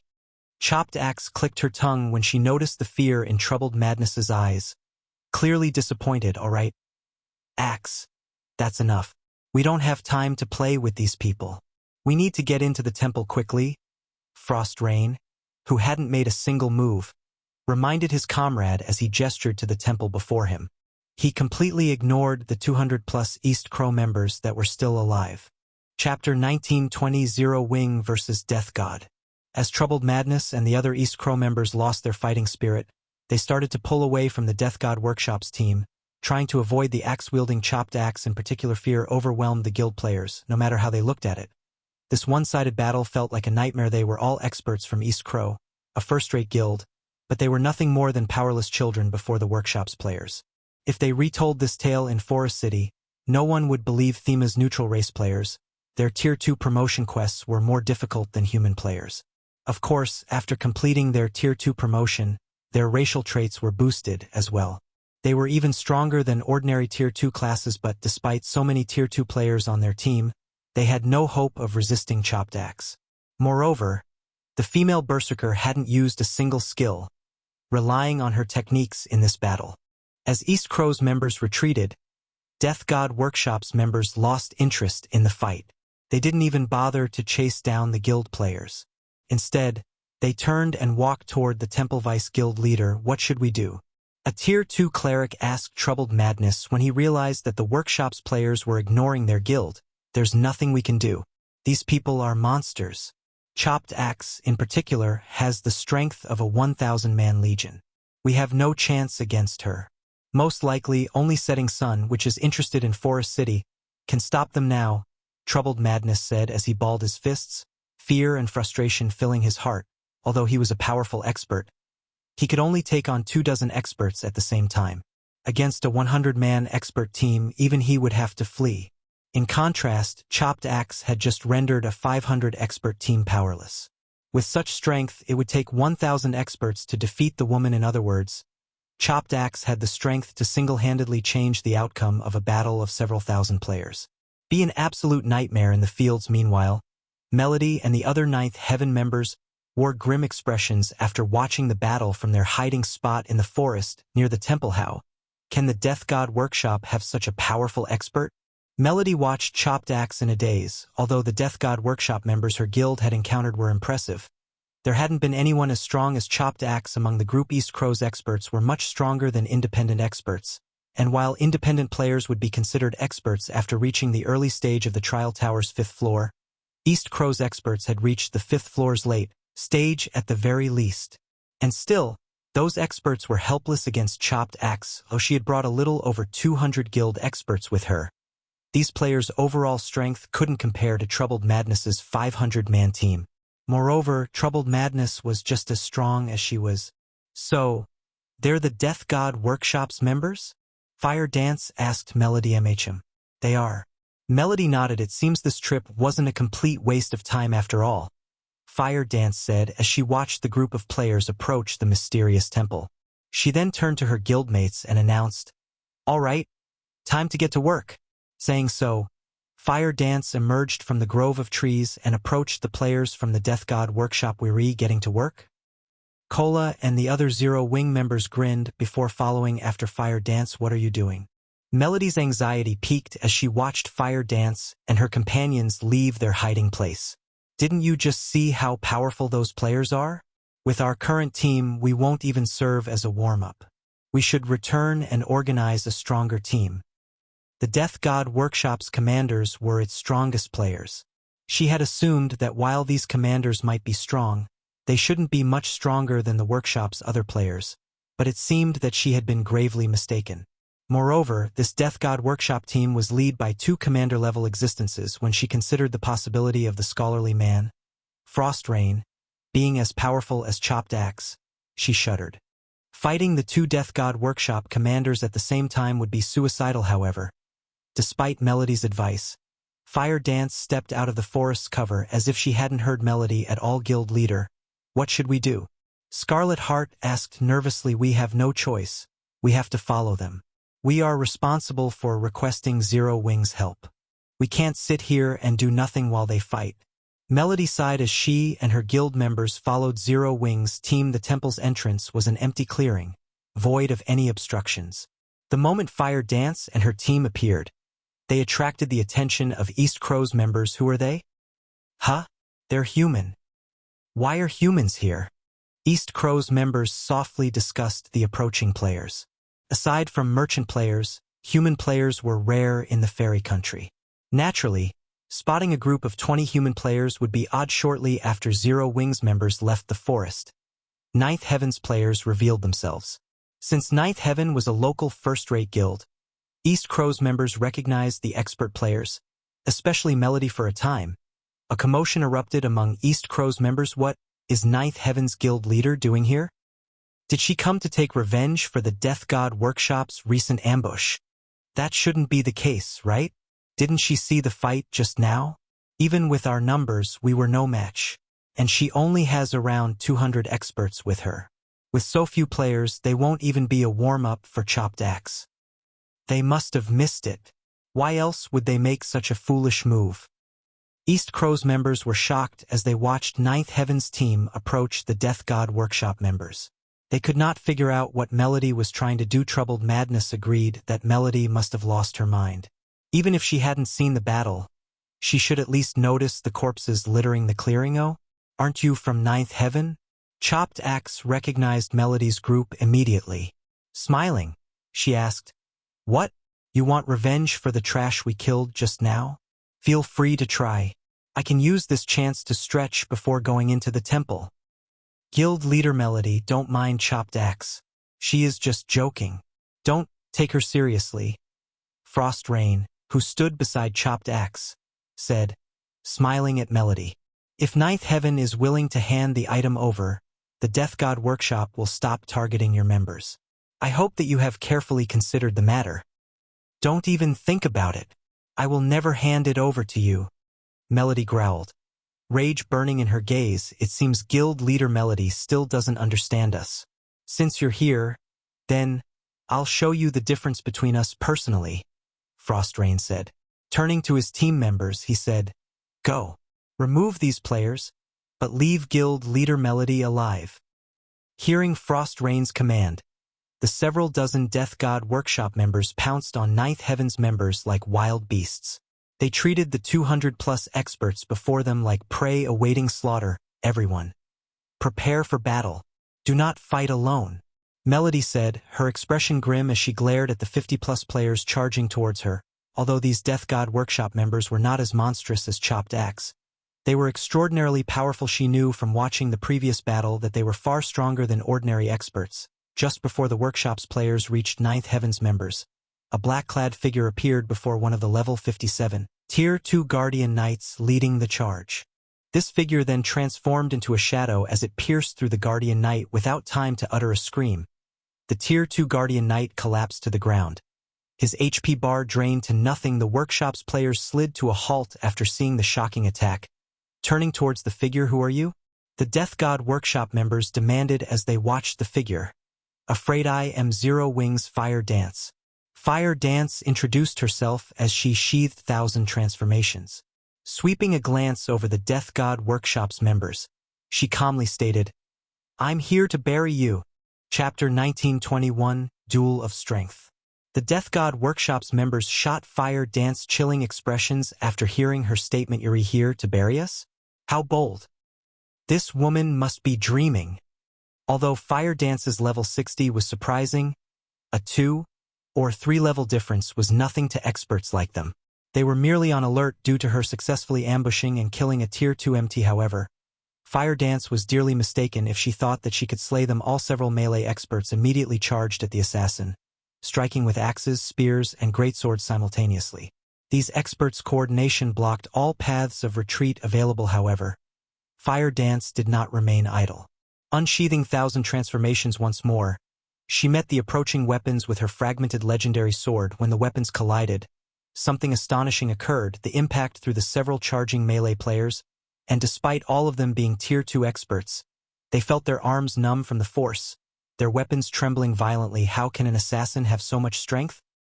The several Death God Workshop members that had attacked stared at Fire Dance as she charged towards them in horror.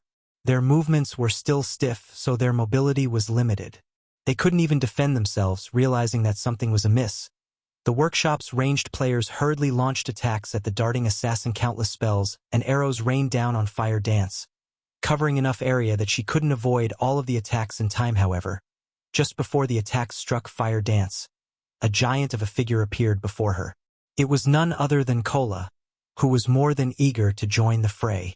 With his shield raised, a barrier of light formed before him, preventing any ranged attacks from reaching his comrade. Even after taking a beating from the ranged attacks, the light barrier remained intact. Meanwhile, Fire Dance arrived before the several stiffened melee players.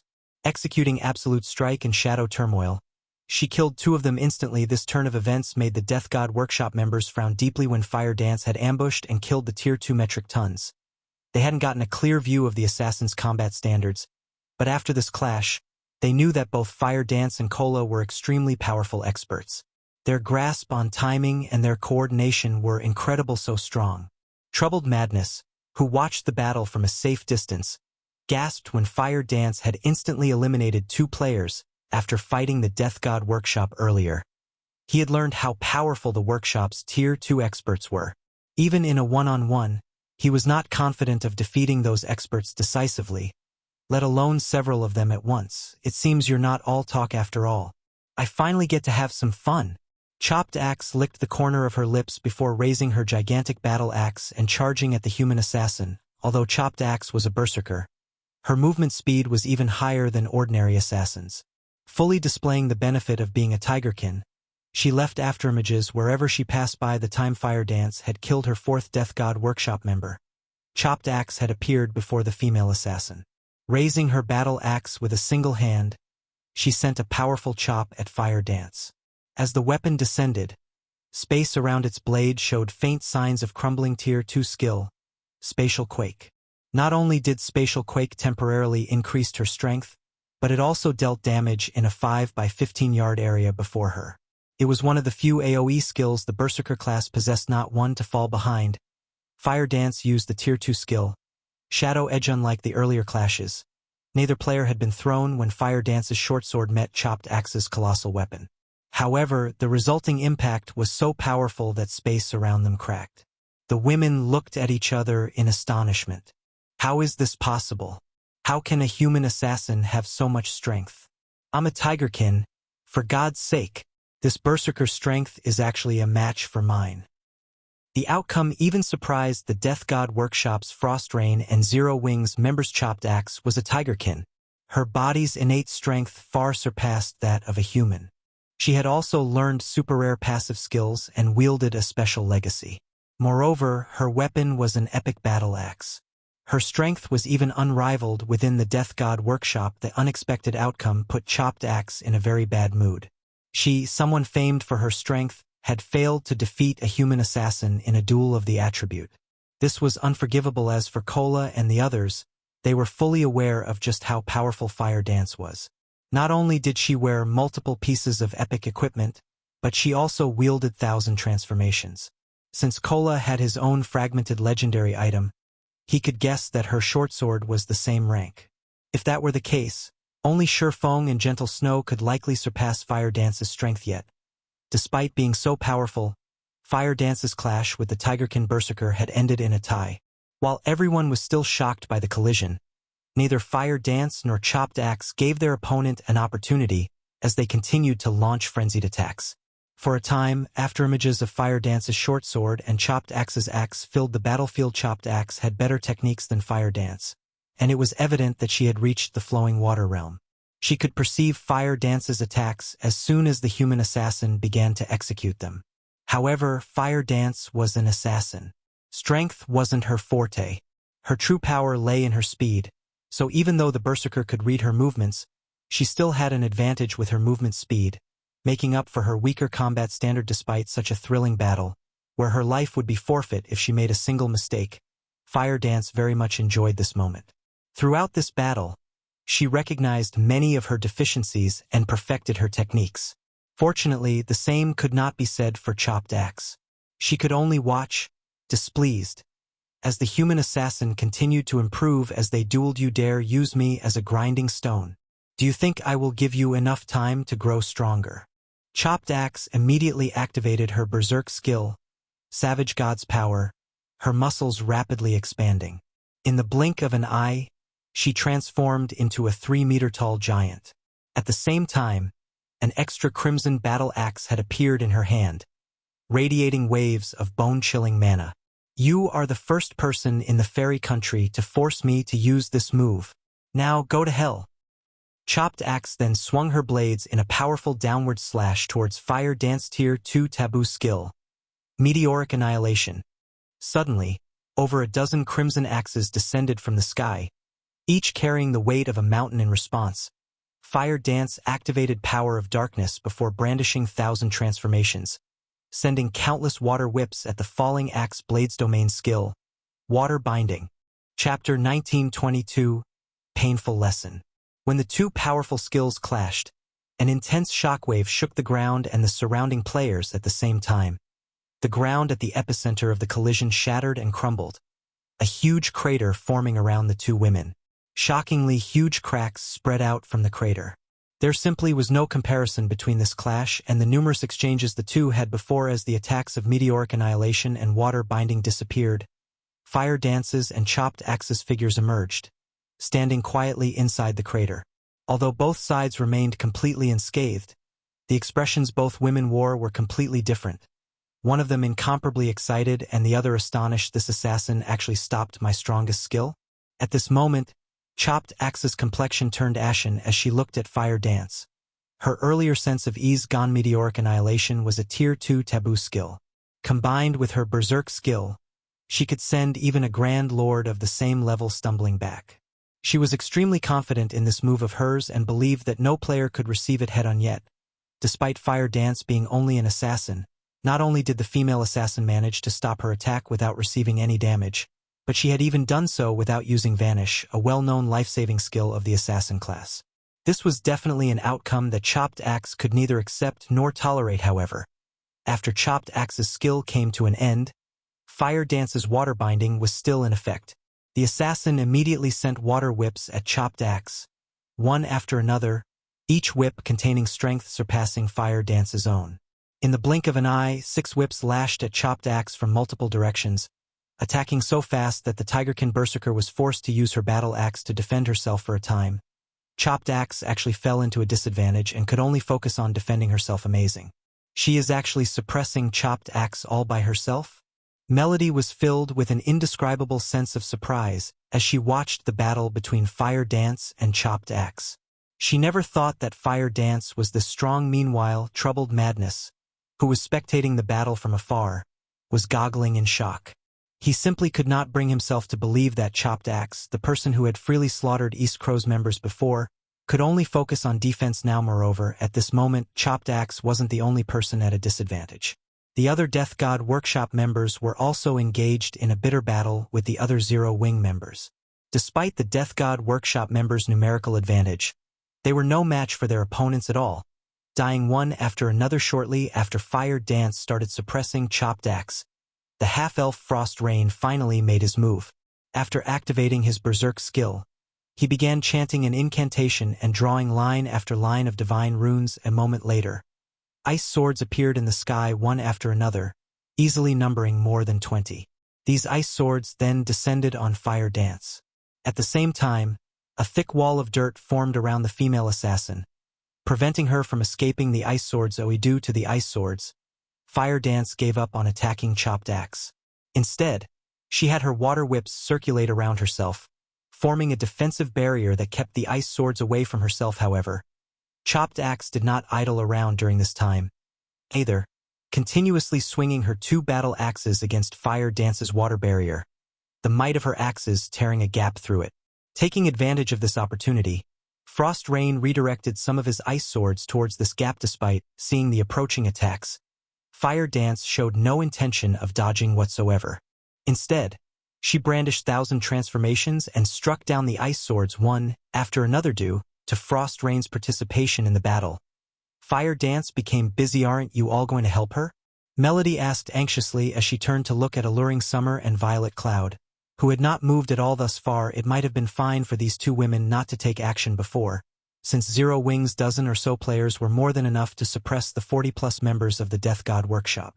However, now that Chopped Axe and Frost Rain had teamed up to deal with Fire Dance, if Alluring Summer and Violet Cloud still insisted on standing aside, then Fire Dance really would be in trouble. After all, both Chopped Axe and Frost Rain were commanders in the Death God Workshop.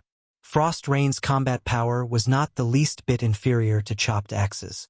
With the two of them working together, their combat power increased exponentially. The slightest gap in Fire Dance's defense would get her killed instantly, however. All Melody's question did was earn her confused looks from Alluring Summer and Violet Cloud. Why should we ruin such a rare opportunity for Fire? Fire is perfecting her techniques right now. Can't you see how happy she is? But those two are commanders of the Death God Workshop, the strongest experts in the workshop. Either of them can go up against a legion of 1,000 experts on their own. Even if Fire Dance is stronger than either one, dealing with both at the same time is... Melody fell speechless at the serious expressions Alluring Summer and Violet Cloud had. Fire Dance was obviously at a disadvantage right now, forced into constant defense. She would be killed if she made even the smallest mistake. While the loss of EXP might not be a big problem, it would be a huge loss if Chopped Axe or Frost Rain managed to loot the weapon or equipment Fire Dance dropped. After all, the fact that Fire Dance boasted such frightening strength and speed proved that her weapons and equipment were extraordinary. Two commanders from the Death God Workshop? Violet Cloud giggled involuntarily at Melody's words. If 4 or 5 commanders went at Big Sis Fire together, this battle might be a little more interesting. 4 or 5 commanders? This comment stunned Melody. She felt that Violet Cloud was a little too overconfident in Fire Dance's abilities. After all, the Death God Workshop was an adventurer team that even super guilds chose to ignore. Melody had long heard that every one of the workshop's commanders could rival the peak experts of super guilds in terms of combat power. Despite that, Violet Cloud was actually saying that Fire Dance could handle 4 or 5 of such commanders. While Melody was conversing with Alluring Summer and Violet Cloud, Chopped Axes and Frost Rain's attacks grew even fiercer. Frost Rain ceaselessly bombarded Fire Dance with spells, giving her no chance to catch a breath. Once he noticed a gap in the assassin's defense, he would immediately strike at it. Meanwhile, Chopped Axe kept creating gaps in Fire Dance's defense. Occasionally, she even moved into melee range and trade blow for blow with Fire Dance. After the trio continued the struggle for a short while, Fire Dance's HP finally started decreasing. Although the assassin had the protection of her armor, just a graze from Chopped Axe's battle axes inflicted a heavy impact. Blood was even leaking from her mouth now. Fortunately, the physical injuries she sustained thus far were still not at a point where they would affect her combat power, of course. Chopped Axe wasn't having a good time, either. Trading blows with Fire Dance had opened cuts and cracks on the Berserker's armor. The impacts so heavy that the Tigerkin would spit out mouthfuls of blood. Her HP decreasing by chunks. That weapon really is amazing. It even cuts through my dark gold armor. Chopped Axe was shocked as she took in her damaged armor. She then turned to look at the distant Frost Rain and said, "We can't continue like this. Let's use the combination attack." Nodding in response, Frost Rain promptly changed his attack method and started double speed casting. Meanwhile, Chopped Axe stored her epic battle axe and gripped the crimson battle axe with both hands. Her dark gray irises then turned silvery white as 6 small magic arrays appeared around her. She then charged straight at Fire Dance. When Chopped Axe got within 15 yards of Fire Dance, she suddenly disappeared. In the next moment, 6 doppelgangers of the female berserker appeared around Fire Dance, all 6 leaping into the air and chopping down at the female assassin. At this time, Frost Rain finished casting his spells. Immediately, frost barriers appeared around Fire Dance one after another. The ground she stood on also giving off a crimson glow, as if something was about to spew out from the ground. Combination skill. Frost Fire Annihilation. It's over. When Melody saw this scene, she deeply felt death looming over her. Now, she was certain that Alluring Summer and Violet Cloud were overconfident about Fire Dance's abilities, as expected of the famous Death God Workshop. This trip really isn't a waste. A touch of joy appeared on Fire Dance's face when she looked at the combination skill her 2 opponents were executing. She promptly canceled Water Binding and activated the Petrified Thorns Petrification Domain Die. The 6 Chopped Axes yelled simultaneously just as they were about to hit Fire Dance. The 6 doppelgangers possessed 100% of the main body's strength. Meanwhile, the axes of all 6 covered the entire area Fire Dance stood in. When all 6 axes landed, The power they carried was so great that even space itself showed signs of shattering. Boom. Boom. Boom. At the same time as the axes landed, the ground beneath Fire Dance burst apart. A towering pillar of fire emerged from the ground, enveloping Fire Dance completely as the fire pillar dissipated. A lava field could be seen replacing the ground Fire Dance originally stood on. Meanwhile, surrounding the lava was an ice field. Seen from afar, this scene was spectacular. She's finally dead? Chopped Axe heaved a deep sigh of relief when she saw Fire Dance's corpse starting to disintegrate in the lava field. The petrification domain Fire Dance activated had struck both Frost Rain and Chopped Axe. Although their combination skill had mitigated a portion of the damage, they still had very little HP remaining after receiving that attack. Just as Chopped Axe was about to turn around and leave, a yell suddenly entered her ears. Careful. This voice originated from the distant Frost Rain. However, before Chopped Axe could figure out what was going on, a stinging sensation came from her chest. When she looked down, she noticed the tip of a short sword emerging from her chest. Meanwhile, this short sword was none other than Fire Dance's 1,000 transformations. How? Weren't you? Chopped Axe turned around, her eyes filled with confusion. After all, Fire Dance, who should have been dead, was currently standing right behind her. Moreover, the female assassin's HP bar was actually full. Instead of replying immediately, Fire Dance pulled out 1,000 transformations from Chopped Axe, leaving a fountain of blood to pour out of the female berserker's chest as she watched Chopped Axe's HP plummet. She said in a quiet tone, "Your combination attack really is impressive. You two actually forced me to waste one life." When Fire Dance was done speaking, Chopped Axe's HP zeroed out. The berserker's body then collapsed to the ground, a piece of equipment appearing beside her corpse. Meanwhile, upon seeing this scene, Frost Rain hurriedly took out an ancient magic scroll from his bag and activated it, destroying the seal on the battlefield and disappearing before everyone's eyes. As for the other Death God Workshop members, they all fell into a panic at Chopped Axe and Frost Rain's defeat. As a result, Zero Wings members took only a short while to finish them off. At this moment, the Death God Workshop, which had been giving the various large guilds of the fairy country a headache all this time, finally sustained a severe loss for the first time in God's domain. Of the two commanders that fought against Zero Wing, one died while the other fled. As for the other 50-plus experts, they suffered annihilation. Chapter 1923 Fame spreading across the fairy country. After the Death God Workshop members' annihilation, varying expressions appeared on the faces of Ninth Heavens and East Crow's members. Big Sis Melody. That Fire Dance is amazing. She actually defeated 2 of the Death God Workshop's commanders all by herself. If the rest of the Death God Workshop find out about this, they'll definitely start keeping a low profile when taking action. Scarlet Heart exclaimed excitedly as she watched Fire Dance going through the loot dropped by the Death God Workshop members.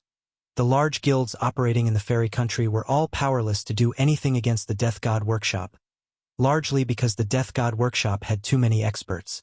If the guilds dispatched too small of a team to deal with the workshop, their teams would simply end up getting the tables turned on them. But if they sent too large of one, their movements would get noticed very easily, making a successful ambush on the workshop impossible. Take East Crow, for example.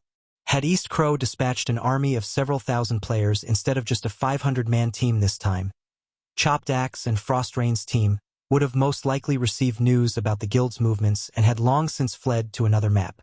They wouldn't have given East Crow any opportunity to meet them at all at this stage of the game. Only a superpower, which possessed plenty of experts and resources, would be capable of putting the Death God Workshop in its place. However, the various superpowers had plenty of territories that they needed capable people to manage. They simply couldn't afford a protracted battle with the Death God Workshop without hampering their own development. As a result, the superpowers had no choice but to ignore the antics of the Death God Workshop so long as the workshop did not cross their bottom lines. However, Zero Wing was different from the various superpowers. The guild possessed experts that were capable of defeating the Death God Workshop's commanders and also had amazing tracking abilities. Even without expending a large amount of manpower and resources, Zero Wing could deal with the Death God Workshop. That's right. After this battle, the Death God Workshop will most likely keep its head down for some time. Melody nodded in agreement. She had never imagined that Zero Wing actually had such frightening strength.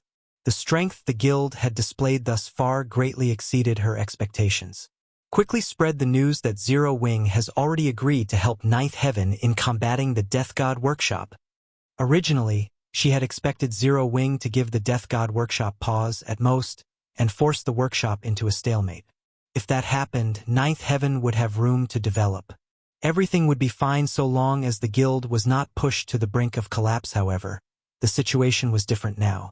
Not only did Zero Wing possess the strength to suppress the Death God Workshop, but Zero Wing also had the ability to ambush the workshop's teams. This outcome was far better than what she initially expected.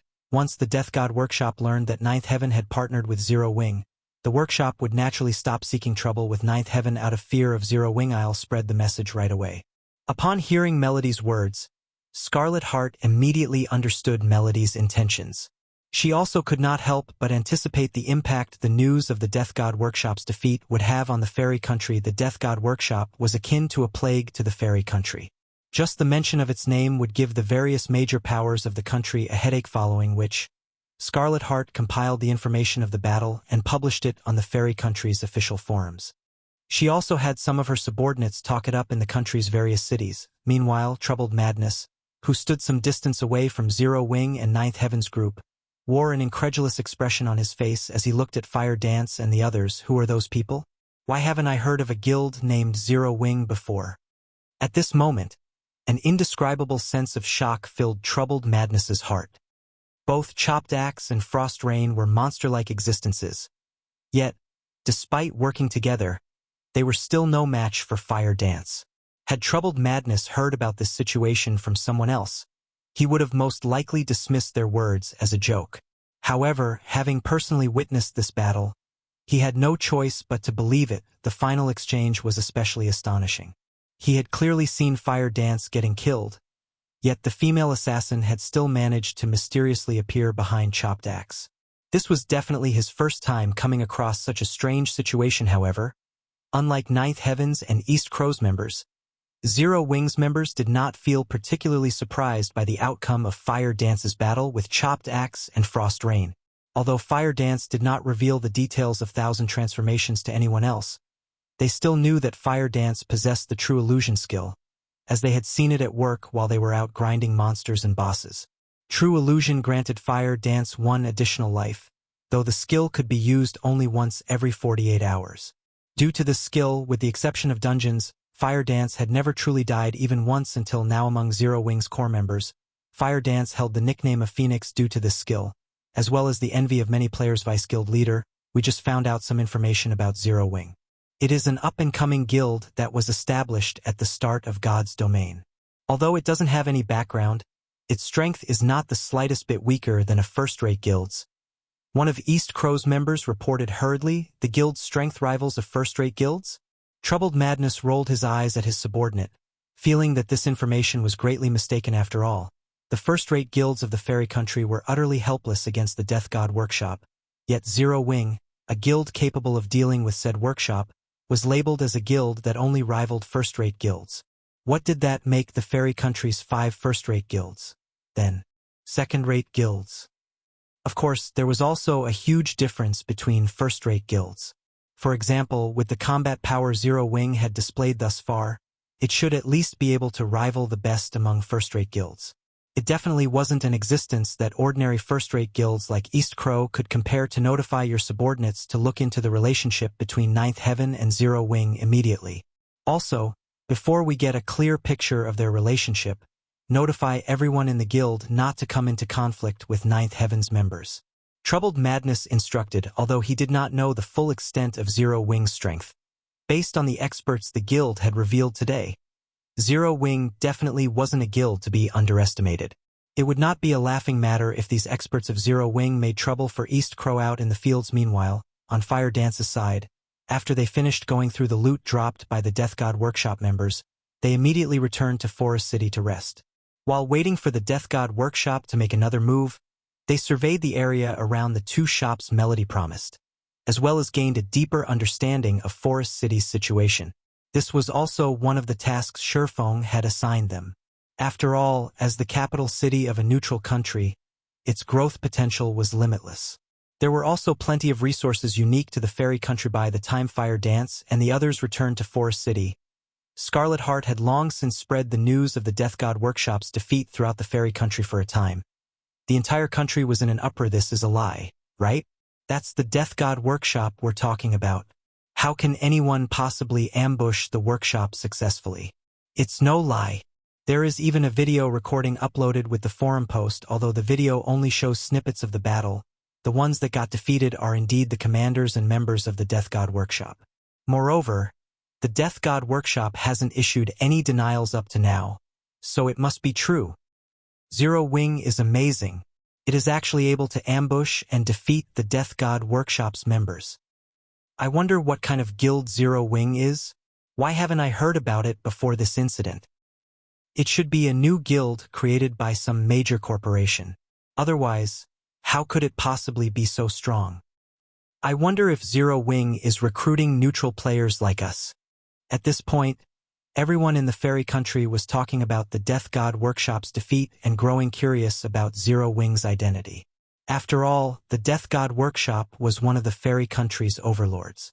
A guild capable of suppressing the workshop definitely wasn't ordinary. Zero Wing's fame quickly spread throughout the fairy country. Meanwhile, inside a luxurious mansion in Forest City, when Frost Rain entered the reception room of this mansion and saw the gentle, old man sitting on one of the sofas there, his expression immediately tensed up in anxiety. Meanwhile, standing beside this old man were 6 people, all of them radiating a frightening aura similar to Frost Rain.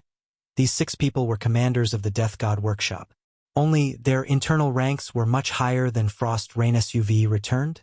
Sending a glance at Frost Rain, the old man asked calmly, "Well, out with it.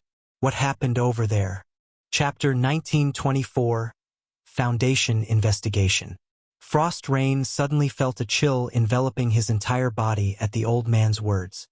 He immediately retold the battle, careful not to miss out on even the slightest detail. "I see." The old man narrowed his eyes as he caressed his white beard. "A guild from Starmoon Kingdom, is it? An outside guild dares meddle in the matters of our Death God Workshop. Chief, why don't I bring a team to take care of them?" A 2.5-meter-tall bearkin berserker said suddenly. The bearkin's suggestion stunned the other commanders present. Among the 8 commanders of the Death God Workshop, the bearkin berserker ranked number 1. Titled the Heavenly Spear by the Secret Pavilion, he was one of the 2 true pillars of the Death God Workshop. While others might not know, it was entirely due to the first commander and chief commander's existence that the various superpowers chose to ignore the Death God Workshop's antics. Otherwise, with the strength the various superpowers possessed, they would have long since taken care of the Death God Workshop. Yet now, one of the Death God Workshop's pillars was proposing to take action himself. The other commanders present were naturally surprised by this situation. "Forget it. We'll stop harassing Ninth Heaven temporarily. We'll decide how we should proceed after we have conducted a thorough investigation of Zero Wing," the old man said, shaking his head. "Moreover, even if we don't take action, Zero Wing will still encounter a lot of trouble from this point onward. The waters of the fairy country are much deeper than they think." Meanwhile, the Death God Workshop's lack of response to its crushing defeat fueled Zero Wing's fame to greater heights in Forest City. In just one day, a large number of players already wanted to join Zero Wing. Unfortunately, as Zero Wing had no intention to establish a branch guild in Forest City at the moment, these interested players could not help but sigh in disappointment. However, the businesses Zero Wing had set up in the 2 shops Melody had traded were booming with popularity. Many of the potions and engineering tools sold by the Candlelight trading firm were very much welcomed by Forest City's players. For example, the exotic stamina potion. As there weren't many towns and cities in the fairy country, there were very few teleportation points. Meanwhile, with the guilds occupying most of the nearby resource areas, independent players had no choice but to grind in distant maps. Due to these factors, independent players had to expend a lot of stamina just on travel, a situation that further increased the demand for the exotic stamina potion. In addition, as Zero Wing held exclusive rights to the exotic stamina potion, Candlelight's shops were the only source of the potion, which the independent players and guild players of Forest City were frantically purchasing. As for the selling price, it was much higher than that of the potion sold in Starmoon Kingdom. In just one day, After deducting material costs and labor costs, the two shops set up in Forest City earned Zero Wing over 5,000 gold. Candlelight's shops here were much more profitable than those in White River City. Melody also found the exotic stamina potion very tempting. Hence, she asked to purchase the potion in bulk from Zero Wing. However, as the Candlelight trading firm could produce only a limited number of exotic stamina potions each day, even if Zero Wing wished to sell the potions in bulk, it couldn't. In the end, after Ninth Heaven negotiated with melancholic smile, it was decided that the Candlelight trading firm would supply the guild with a fixed number of exotic stamina potions each day. In exchange, Ninth Heaven would supply Zero Wing with materials unique to the fairy country. A few examples of materials unique to the fairy country were fairy fruit and fairy wood. Both were extremely rare materials. Fairy fruit could be used to make all kinds of beverages. Not only could fairy fruits enhance the taste of a beverage, but they also provided a sobering effect, which allowed players to focus better when working. To lifestyle players, beverages made using fairy fruit were akin to Wonder Drug's fairy wood was even more special. It could be used to make furniture and ships. Furniture made using fairy wood carried mana, which, in turn, increased the mana density of the furniture's surroundings. Meanwhile, when used to produce ships, fairy wood would increase the ship's durability. These two materials might not be particularly useful to current players in guilds, but as players reached higher levels, these two materials would likewise appreciate in value. This was especially true for furniture made using fairy wood, which was something all lifestyle players sought. Although such furniture would not improve the production success rate, the increased mana density would help lifestyle players concentrate better. This was also the main reason why Shurfeng had tasked Fire Dance and the others with setting up shops in Forest City to purchase a large amount of fairy fruits and fairy wood. Now that Zero Wing had Ninth Heaven's help as well, the collection of these materials would proceed even faster. Meanwhile, a group of cloaked players suddenly arrived in Starmoon Kingdom's Zero Wing City. These cloaked players had thoroughly hidden their appearances. However, the fierce aura they radiated still made other players avoid them like the plague. If a player with a high-ranking identification skill were to inspect these players, they would definitely be very surprised because these cloaked players were not part of the human race but of neutral races. In total, there were 50 players in this group, every one of them a Tier 2 player. This was almost as many Tier 2 players as a first-rate guild possessed at this stage of the game. The one leading this group of neutral players was a level 58, Tier 2 Tigerkin Ranger. Meanwhile, moving alongside him were a male half-elf and a female Tigerkin. The latter two were none other than Frost Rain and Chopped Axe, commanders of the Death God Workshop. So, this place is Zero Wing City? The mana density here is so high. Why are there so many players here? The Death God Workshop's members were filled with surprise as they observed the crowded streets of the city, though they had seen NPC cities with much higher player populations. This was their first time seeing a guild town or city with so many players. Moreover, a considerable portion of these players were experts. There were also plenty of Tier 2 players roaming about the city. The situation here was completely different from any guild town they had visited before. However, the most surprising aspect of Zero Wing City was still its mana density, which greatly surpassed even the fairy country's most mana-dense area. Alright, enough sightseeing. Our goal here isn't to tour Zero Wing City, the Tigerkin Ranger said in a cold voice.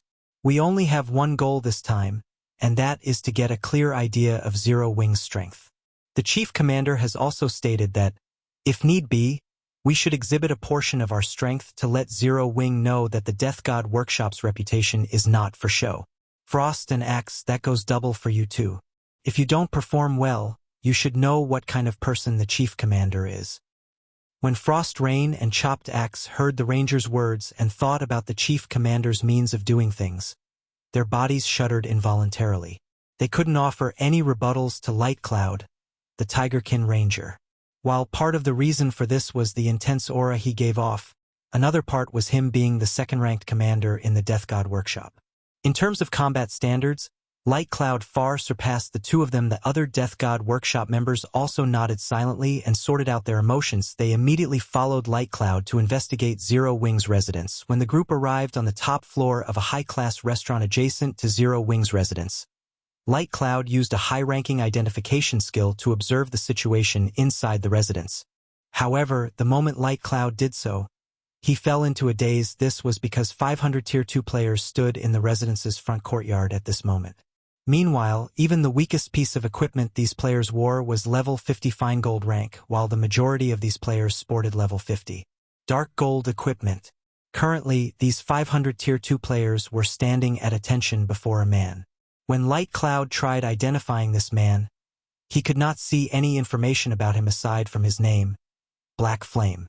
Even so, he could distinctly feel an indescribable sense of danger from the man even from several hundred yards away. Cloud, what's the situation inside Zero Wing's residence?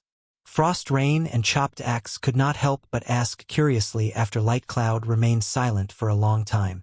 Chapter 1925 Frightening Numbers. Despite hearing Frost Rain and Chopped Axe's question, Light Cloud remained completely silent as he stared at the rows of Tier 2 players inside Zero Wing's residence. How is this possible? Is Zero Wing really just equal to a first-rate guild? This thought echoed continuously in Light Cloud's mind. 500 Tier 2 players. To the current first-rate guilds, this number was beyond impossible to achieve. Even the Death God Workshop had only a little over 60 Tier 2 players right now. If the workshop started a fight against Zero Wing, just the numerical advantage alone would let the guild run roughshod over the Death God Workshop in the Fairy Country.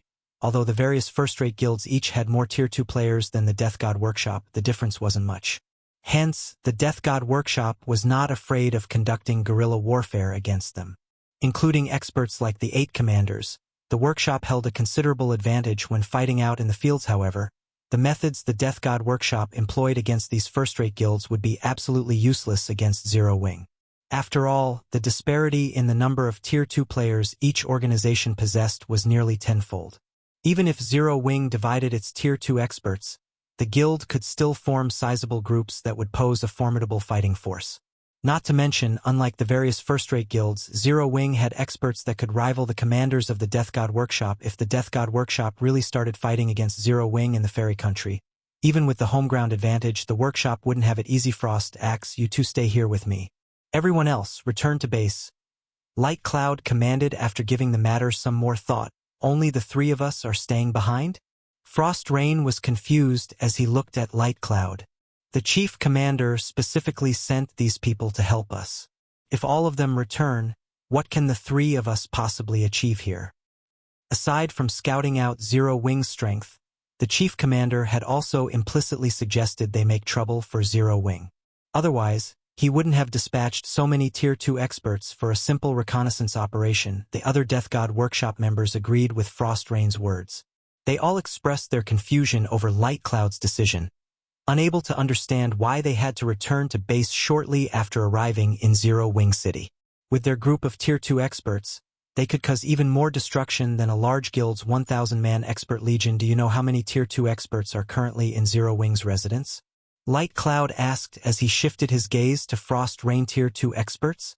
Seeing as this is Zero Wing's main headquarters, there should be a couple of dozen, I guess. Frost Rain replied after giving the matter some thought. Currently, even first-rate guilds had only a little over 100 Tier 2 experts. Meanwhile, having half of this number stationed in the guild's main headquarters could already be considered excessive. A couple of dozen? Light Cloud stared at Frost Rain in disdain upon hearing this answer. If there were only a couple of dozen, do you think I'd order a retreat? Could there be over 100? Chopped Axe asked, somewhat surprised. Wrong. It's 500. Light Cloud replied as he spread his right hand wide. 500? How can that be possible? Isn't Zero Wing just an equal of first-rate guilds? Did you see wrong? Frost Rain instinctively rejected Light Cloud's statement. This number was no laughing matter.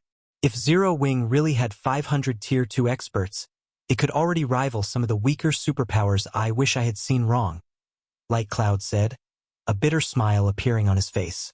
However, I have already used my identification skill to double-check several times. All 500 of them are indeed Tier 2. Didn't they say that Zero Wing doesn't have any backers? Chopped Axe said, horrified. If Zero Wing had 500 Tier 2 experts, then taking care of their team of 50 Tier 2 players would be child's play. Most likely, aside from the 3 commanders present, everyone else would die if they tried fighting against 500 Tier 2 experts. She found it truly hard to believe that Ninth Heaven, a second-rate guild that had no backers whatsoever, had managed to partner up with a titan like Zero Wing. With this, the Death God Workshop really had to consider carefully whether to continue targeting Ninth Heaven or not. We're changing plans. From now on, the three of us will continue scouting out Zero Wing. Try to avoid butting heads with Zero Wing as much as possible, Light Cloud said. I'll also personally report this matter to the Chief Commander, so everyone else should return to base now. Obedient to Light Cloud's instructions, the other Death God Workshop members scattered and returned to the fairy country. Meanwhile, inside a luxurious mansion in Forest City, Silent Autumn, the Death God Workshop's chief commander, who was currently holding a meeting with the workshop's various commanders, received a report from Light Cloud 500 Tier 2 players. Silent Autumn, who was caressing his beard, froze when he read the contents of the report.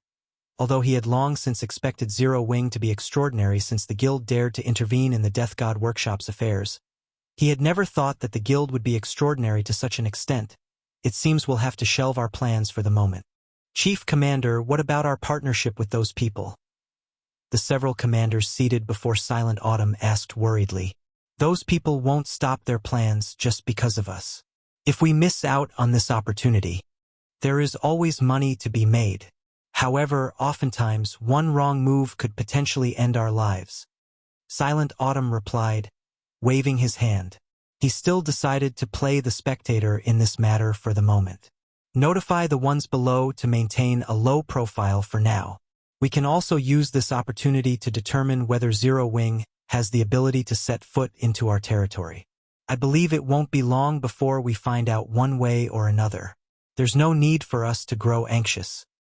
Meanwhile, inside Zero Wing's residence, Shifeng remained ignorant of the fact that his gathering 500 Tier 2 members to raid Island had prompted the Death God Workshop to abandon the thought of taking revenge on Zero Wing and even some of its development plans. Guild leader, all manpower and resources are gathered.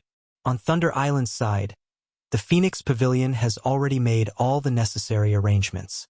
We can set off at any time, Aqua Rose reported as she approached Shifeng, nodding. Shifeng said, all right. Have everyone teleport to Thunder Island now. Traveling to Island was not an easy task. The island's location in the Sea of Death's inner area meant players would come across many dangers on the way there.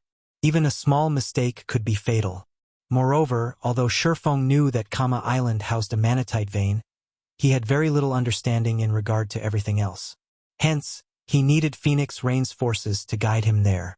After all, Phoenix Rain had been operating in the Sea of Death all this time. Her familiarity with the Sea of Death was definitely superior to his. She would help him avoid many unnecessary dangers, following which, Zero Wing's members started teleporting to Thunder Island using a guild transfer scroll. Upon arriving in the city on Thunder Island, Zero Wing's members could not help but gasp in shock. Their reaction was because the city on Thunder Island was like heaven on earth. Not only was the scenery here mesmerizing, but there was also a frightening number of players in the streets of the city. Even imperial capitals could not compete with this city in prosperity. Level 56 players and above could be seen roaming all around. Many players here had even reached level 58 already. Even Shifeng was somewhat surprised by this situation. He had never thought that Thunder Island had already developed to such an extent.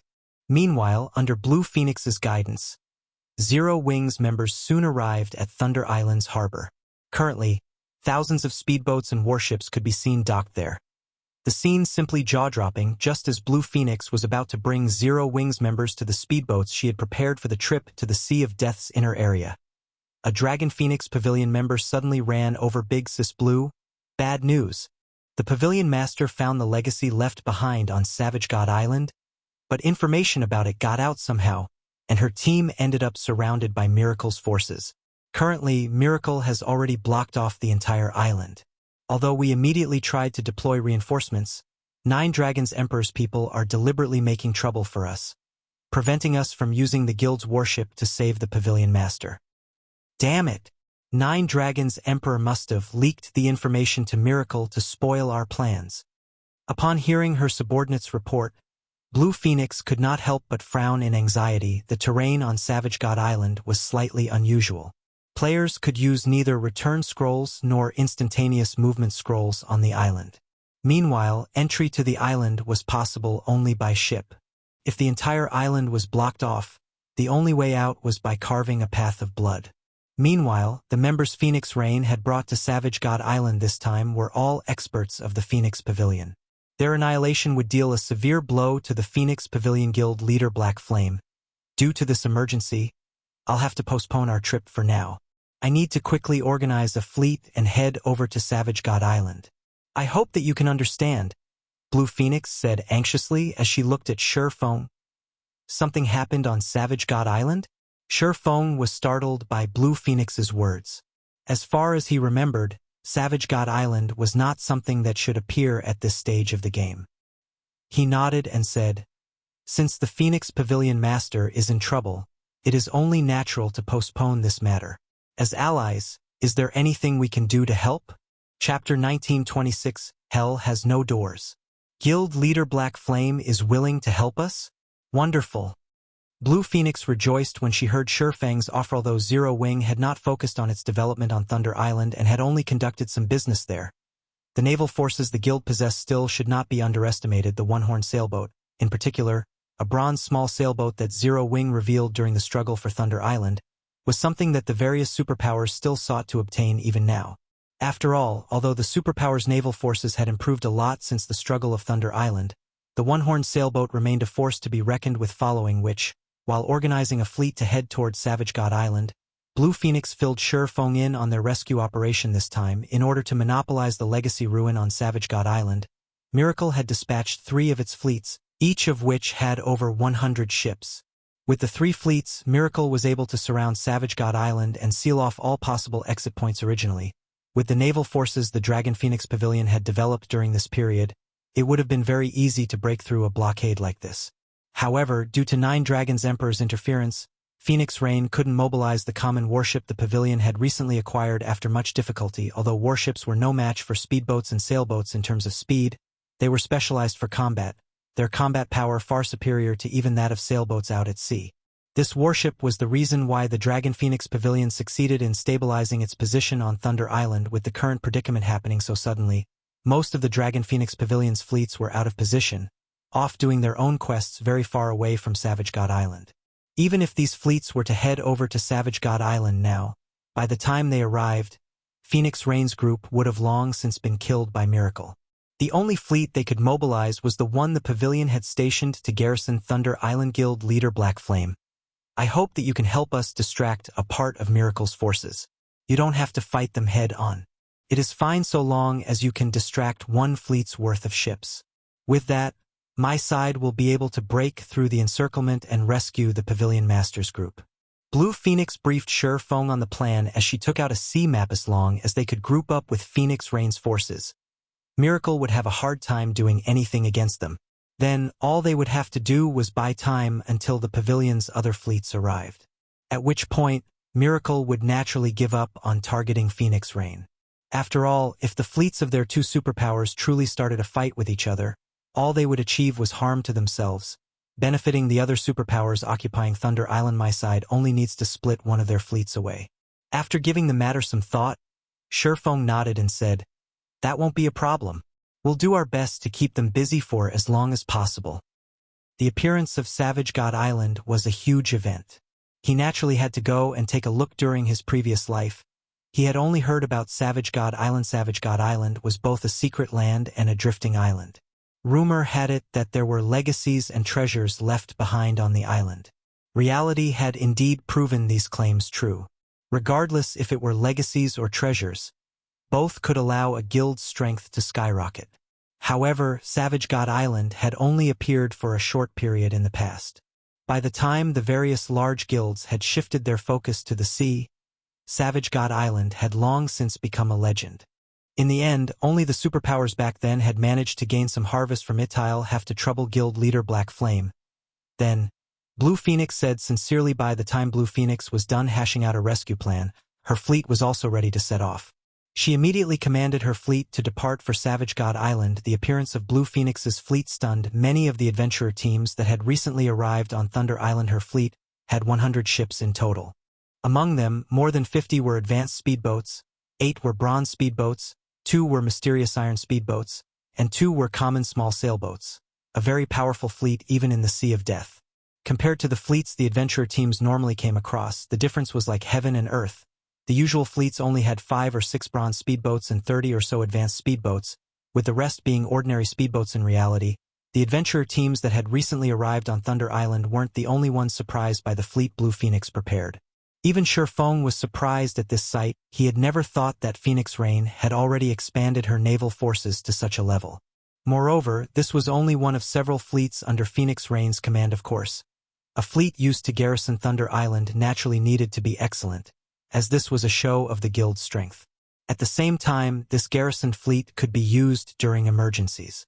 Even so, from looking at Blue Phoenix's fleet, Shifeng could already tell just how frightening the naval forces Phoenix Rain currently possessed. Upon seeing Blue Phoenix's fleet leave the harbor, Shifeng took out the Swift Dragon speedboat, 2 bronze speedboats, over a dozen advanced speedboats, 1 common sailboat, and the one-horn sailboat to ferry the 500 Zero-Wing members he brought with him. Although the number of ships in his fleet was far from a match for Blue Phoenix's fleet, his fleet's overall combat power was still enough to make the various adventurer teams wandering around the harbor gawk at his fleet enviously. Zero-Wing's fleet is amazing.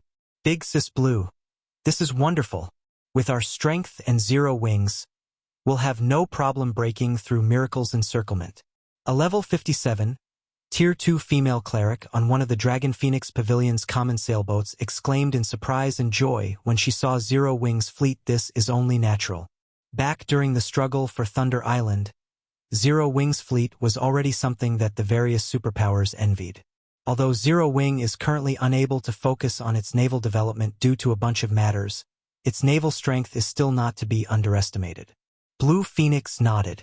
This was also the reason why she was so happy that Shifeng was willing to help them out after traveling for a little over 3 hours. Blue Phoenix and Shifeng's group finally saw an island enveloped by dark fog on the horizon. This island was none other than Savage God Island currently. The entirety of Savage God Island was surrounded by a large number of ships. However, after Blue Phoenix took a rough glance at these ships, her complexion darkened immediately. How is this possible? Her expression turned incomparably gloomy when she saw the ships anchored at Savage God Island. Miracle only dispatched 3 fleets? That was an outright lie. At this moment, there were more than 500 ships around Savage God Island.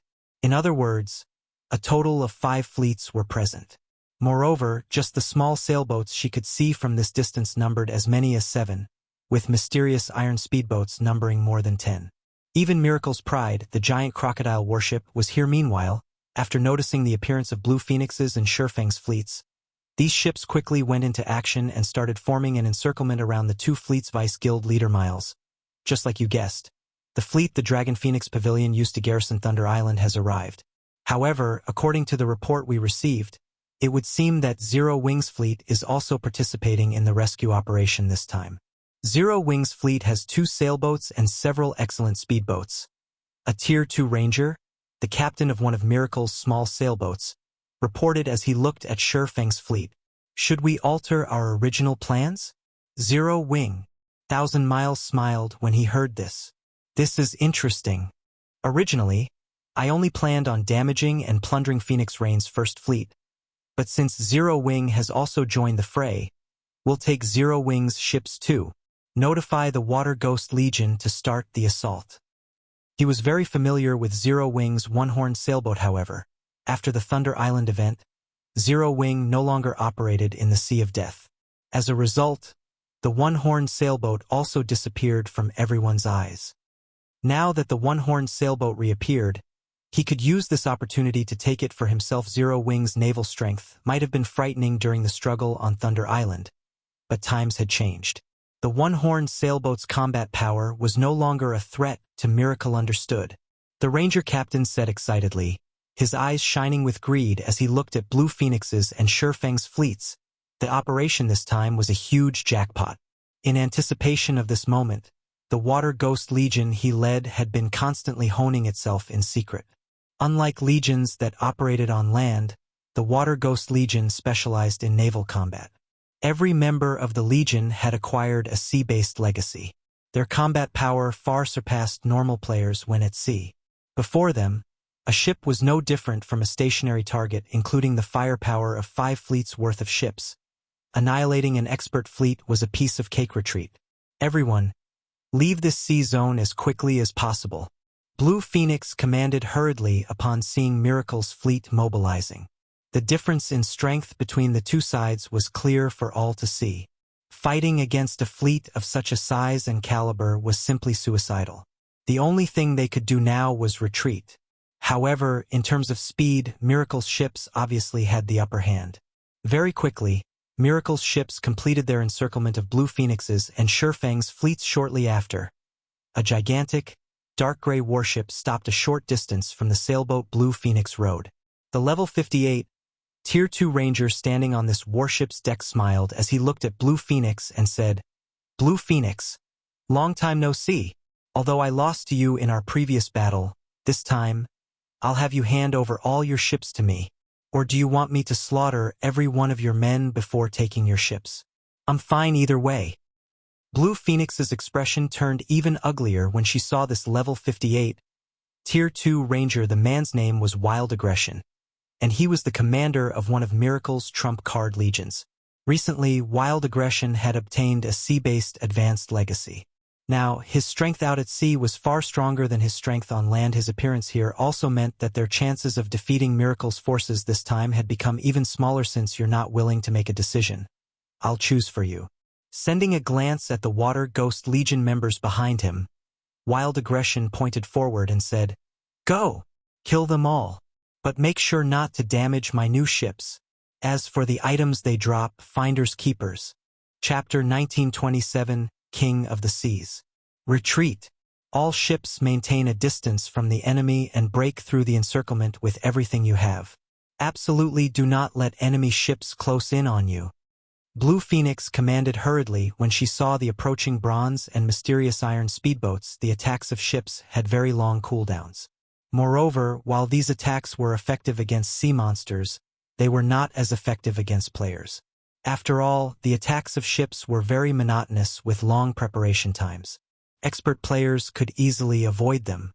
Hence, if a ship allowed enemy players to get close, it would no longer be able to exert its might. Then, the outcome of the fight would be decided by a fight between the players of both sides. The Dragon Phoenix Pavilion had received a report stating that Miracle had obtained a secret sea-based legacy, and had used said legacy to nurture a large group of experts specialized in naval combat, which was very likely to be the Legion Wild Aggression led. Otherwise, Wild Aggression would have no reason to close the distance between their two guilds' fleets and waste time on a battle between players. Rather than risk dying to random cannon fire, it would be much better for Miracle's ships to simply bombard them with their own cannons. Although doing so would damage the pavilion's ships and reduce the harvest Miracle could gain, this method was comparatively safer under Blue Phoenix's command. The pavilion's ships maintained a steady bombardment while simultaneously keeping their distance from Miracle's ships for a time. The Water Ghost Legion speedboats couldn't approach the pavilion's ships at all. What a bunch of slippery eels. You sure know how to run away. Whenever the Water Ghost Legion speedboats got too close, Blue Phoenix's ships would accurately launch a round of attacks that forced the Legion's speedboats to either reduce their speed or swerve to avoid the attacks. This, in turn, opened the distance between the two fleets you wish to escape. Try it if you can. We have long since set up a magic barrier around this area. Not a single one of you should think of leaving this place alive. Wild Aggression bellowed in rage when he saw that the distance between their two guilds' fleets was not shortening at all. Activate the magic array. Following Wild Aggression's command, walls of ice suddenly started emerging from the ocean surface, blocking off the direction Blue Phoenix's and Shurfang's fleets were heading. The ice walls were over a dozen meters tall and several meters thick. Moreover, they kept expanding into the surroundings. It was simply impossible for the ships to break through this barrier. The glacier seal? Shurfang felt a little surprised when he saw the gigantic ice barrier forming a distance away from his fleet. The glacier seal was the product of the glacier orb, a rare magical tool meant for naval combat. However, activating the glacier seal required 100 glacier orbs. Moreover, each activation cost 10,000 magic crystals. Once activated, the glacier seal would lock down a 5,000-yard radius for 30 minutes. Only small sailboats ranked Secret Silver or higher and warships at Mysterious Iron and above could break through the glacier seal. All ships gather together. Do not engage the enemy by yourself. Make sure to operate in two-man units or more. Blue Phoenix understood that escape was already impossible. Now that they had been cornered, the only thing they could do was concentrate their forces and hope for the best. Moreover, players could not use return scrolls while on a ship. Only after jumping into the ocean could they use one. However, return scrolls had very long activation times. If they tried something like that, Miracle's ships would shoot them like fish in a barrel. Hence, their only choice was to fight to the Death Guild leader Black Flame. "I am truly sorry for this," Blue Phoenix said, looking at Shurfeng apologetically. "Later on, my fleet will delay Miracle for as long as possible, so you should store away a portion of your ships. Once the ice barrier is gone, you can try to use those remaining ships to flee this place. At that time, Miracle will most likely not bother to give chase." After saying so, Blue Phoenix quickly had her ships fall into a defensive formation, separating Miracle's fleet from Zero Wing's fleet entirely. With this, if Miracle wanted to target Zero Wing, it would have to go through her ships first. "Do you think our Water Ghost Legion will let Zero Wing's members escape?" A level 57, Tier 2 Berserker, who was a team leader from the Water Ghost Legion, sneered. "Use instantaneous movement scrolls to break through the defensive line. Prioritize killing all of Zero Wing's members. Let's see what the Dragon Phoenix Pavilion can do about it." After this team leader said so, a 100-man team from the Water Ghost Legion immediately used instantaneous movement scrolls after arriving at a location a short distance away from Blue Phoenix's ships in the blink of an eye. This 100-man team broke through the defensive perimeter Blue Phoenix erected and appeared above Zero Wing's one-horned sailboat drawing their weapons. These Water Ghost Legion members revealed sinister smiles. Meanwhile, the Berserker team leader unsheathed the blood-stained greatsword slung on his back. When he did so, a faint layer of water vapor appeared around it. This was none other than the power of the sea-based legacy. He had acquired Tier 2 passive skill, Flowing Water Blade. So long as the owner of the skill was in a sea zone, the skill would increase their strength by 30%, attack speed by 40%, and attack range by 50%. Zero Wing, it's time to put an end to your game of friendship with the Dragon Phoenix Pavilion. Who'll be the first to die to my blade? The Tier 2 Berserker, Spirit Ox, said, grinning sinisterly as he glanced at the Zero Wing members before him. However, just as the Water Ghost Legion members thought that they would get to watch their team leader start a slaughter and were about to let out a cheer, a faint blue streak of light suddenly passed through the space where Spirit Ox stood. In the next moment, his tall and muscular body split in half, the top half sliding smoothly into the ocean below and disappearing with a splash of seawater. At this moment, it was as if the entire world had frozen over as silence filled the battlefield. The Water Ghost Legion members standing on the one-horned sailboat's deck couldn't utter a single word as they gaped at their team leader's bisected body. Their eyes as wide as saucers, even the level 50 fine gold chest armor their team leader was proud of had been cut through cleanly, the cut surface as smooth as a mirror. A short moment later, blood started spewing out from the lower half of Spirit Ox's body, dyeing the entire deck he stood on in crimson. "You people sure speak a lot of nonsense. Didn't you want to fight? Come at me together, then." Aqua Rose, who was clad in dark blue robes and held an aqua blue crystalline staff, said with an indifferent expression. Team leader Ox got instant killed. "Is she a monster? I didn't even see her chant an incantation. How did she cast such a powerful spell?" "Everyone, don't be afraid. That kind of spell must be a sure kill spell. She should not be able to use it again within a short while. Besides, even if she is a monster, we're out at sea right now. This is our playing field. If we work together, there is no way we'll lose to one person. Right? Even sea monsters are no match for us. Kill. Let Zero Wing know the might of the Water Ghost Legion." The Water Ghost Legion members present were all experts of Miracle. Moreover, they had all obtained a sea-based legacy. Setting aside their combat power on land, they were confident that they could contend against even peak experts with ordinary classes when fighting out at sea. After regaining their fighting spirit, over a dozen ranged players bombarded Aqua Rose with attacks immediately.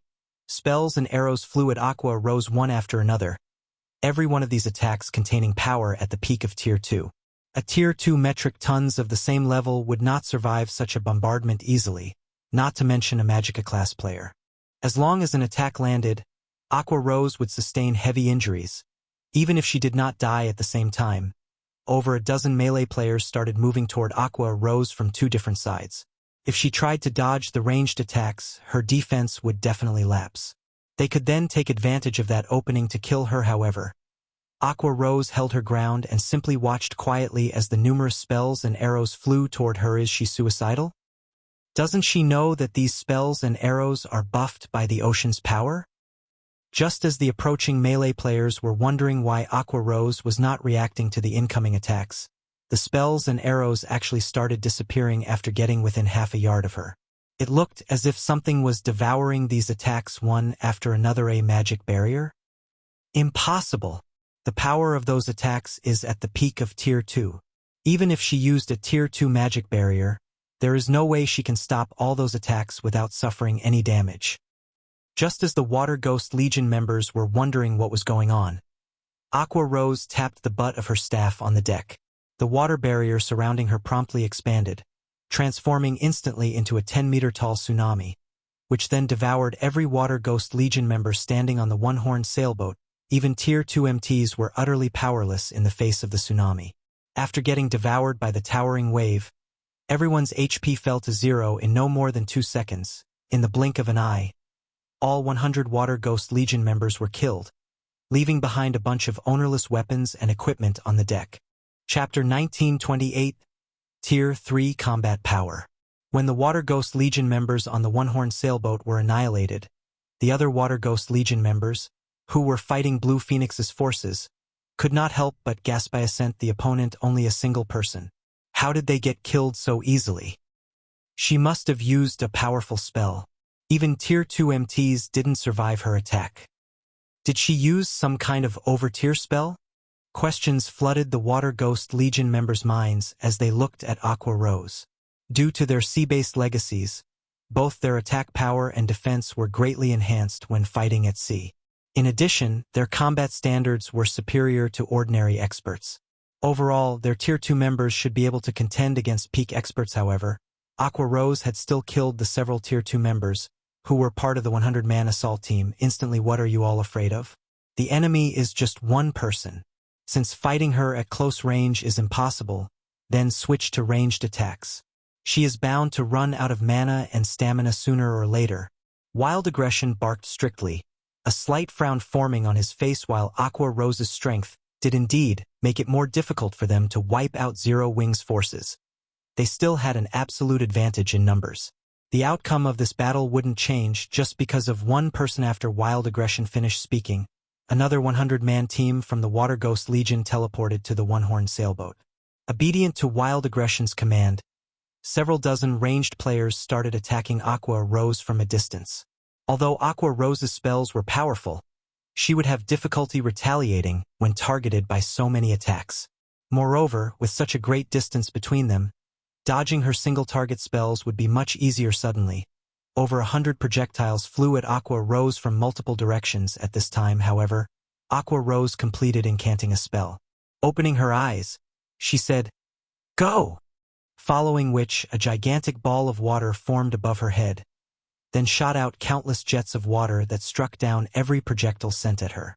Dozens of water jets also flew at the Water Ghost Legion members. The water jets were so fast that they even broke the sound barrier.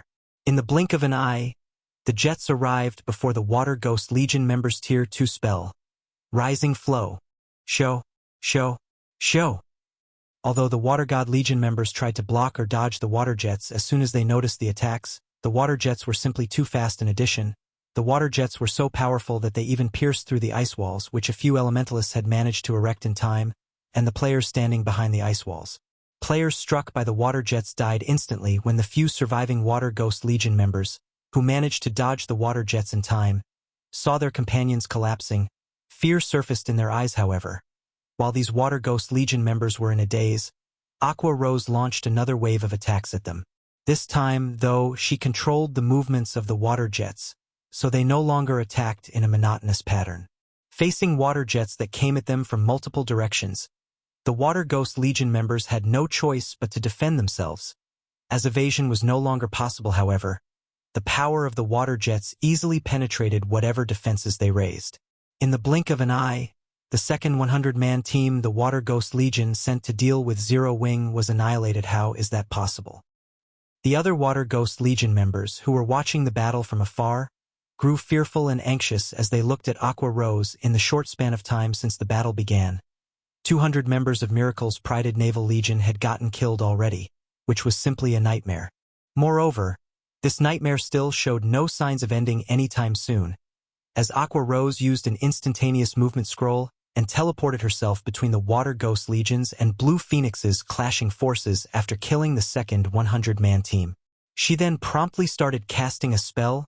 Do you really think you're invincible in naval combat?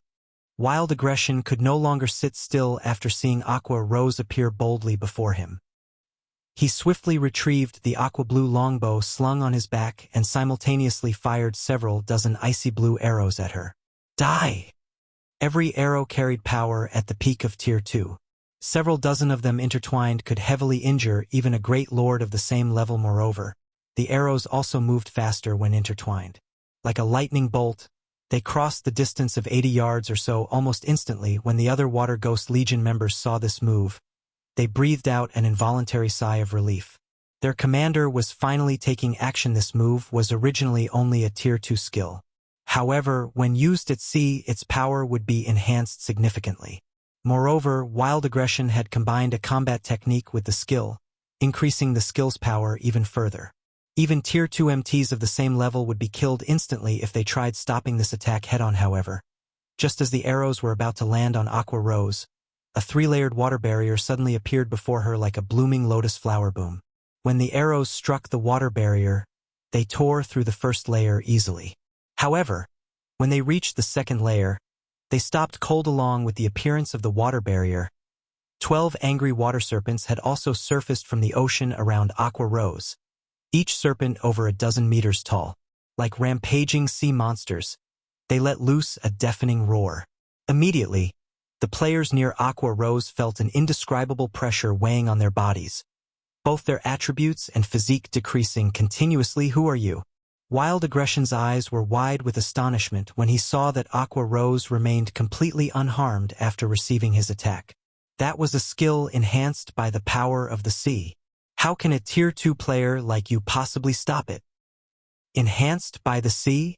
Indifferently, Aqua Rose said, "Do you think you're the only one who managed to obtain a sea-based legacy? So that's the case. It's no wonder you're so strong." Wild Aggression immediately came to a realization. Licking his lips in excitement and anticipation, he continued, "Originally, I thought that this would be a boring job, but since you are also an expert with a sea-based legacy, I will finally get a chance to stretch my body properly." After saying so, Wild Aggression activated a berserk skill, his aura skyrocketing in intensity. The increased mana flow around his body also roiled the ocean's surface. At this moment, the vibe the ranger gave off made it seem as if he was a primordial sea monster that had just awoken from its slumber, inspiring an indescribable sense of fear in others. The boss is finally getting serious? With this, both the Dragon Phoenix Pavilion and Zero Wing are dead for sure. The Water Ghost Legion members grew excited when they saw the change in Wild Aggression's aura. The berserk skill Wild Aggression had just activated was a legacy berserk skill. Although its duration was very short, when used at sea, the effects of the berserk skill greatly surpassed those of ordinary berserk skills. At this moment, the ranger was not the slightest bit weaker than a Grand Lord of the same level in terms of basic attributes. Not good. Wild Aggression is getting serious. When Blue Phoenix saw Wild Aggression walking on the surface of the ocean, her complexion darkened significantly. Immediately, she called Shurfong and said, "Guild Leader Black Flame, we need to go help her quickly." Out at sea, Wild Aggression is even scarier than some of Miracle's old monsters. She was well aware that Wild Aggression had obtained a sea-based advanced legacy. When he used his legacy berserk skill out on the open ocean, he was truly invincible against players of the same level. No need. "Just leave it to Aqua?" Shurfong replied, shaking his head as he looked at Blue Phoenix's anxious expression. Trying to help Aqua Rose out at sea was simply unnecessary. After all, in a maritime environment, Aqua Rose's combat power was superior to even his own. Moreover, he had given both the Void Robe and Void Gloves dropped by the Void Serpent to her. If it really came down to a battle out at sea against Aqua Rose, even he would have to flee. Right now, her combat power was solidly at Tier 3. Including the effects of the Sea Dragon Staff, a growth-type staff exclusive for Aqua Rose's Sea God's Legacy. Her combat power was already at the peak of Tier 3, even without activating a Berserk skill. Hence, for Tier 2 players, picking a fight with Aqua Rose right now was no different from suicide. While Sherfong was saying so, Wild Aggression made his move, firing an arrow straight into the sky. Following which, a twofold magic array appeared overhead and rained countless aqua blue arrows onto Aqua Rose Tier 2 taboo skill, Heavenfall. As for Aqua Rose, she controlled the water serpents to greet these arrows' boom. When the attacks of both sides clashed, the resulting shockwave formed a depression in the ocean surface and shook the surrounding ships. Meanwhile, when the splashes dissipated, the gigantic water serpents still towered proudly above the ocean surface, their bodies entirely unscathed. Chapter 1929 Sea God's Wrath. She blocked it. Wild Aggression's eyes twitched when he saw the sea serpents unharmed before Wild Aggression could shake off his shock. Aqua Rose waved her staff once more and sent a water serpent snapping its jaws at the ranger. However, Wild Aggression reacted to the attack quickly. Just as the water serpent was about to bite down on him, he leaped out of harm's way. The water serpent's gigantic body made its single target attack look like an AoE spell. When it crashed into the ocean surface, the impact created a whirlpool 8 yards in radius and more than 10 meters deep. The power of the serpent's attack had the miracle members present gulping involuntarily. If they were struck by that attack, they would undoubtedly die. Meanwhile, after Wild Aggression dodged the water serpent's attack, he started firing arrow after arrow at Aqua Rose from midair. While this water serpent of yours is good in a melee fight, but it is far from enough to deal with me.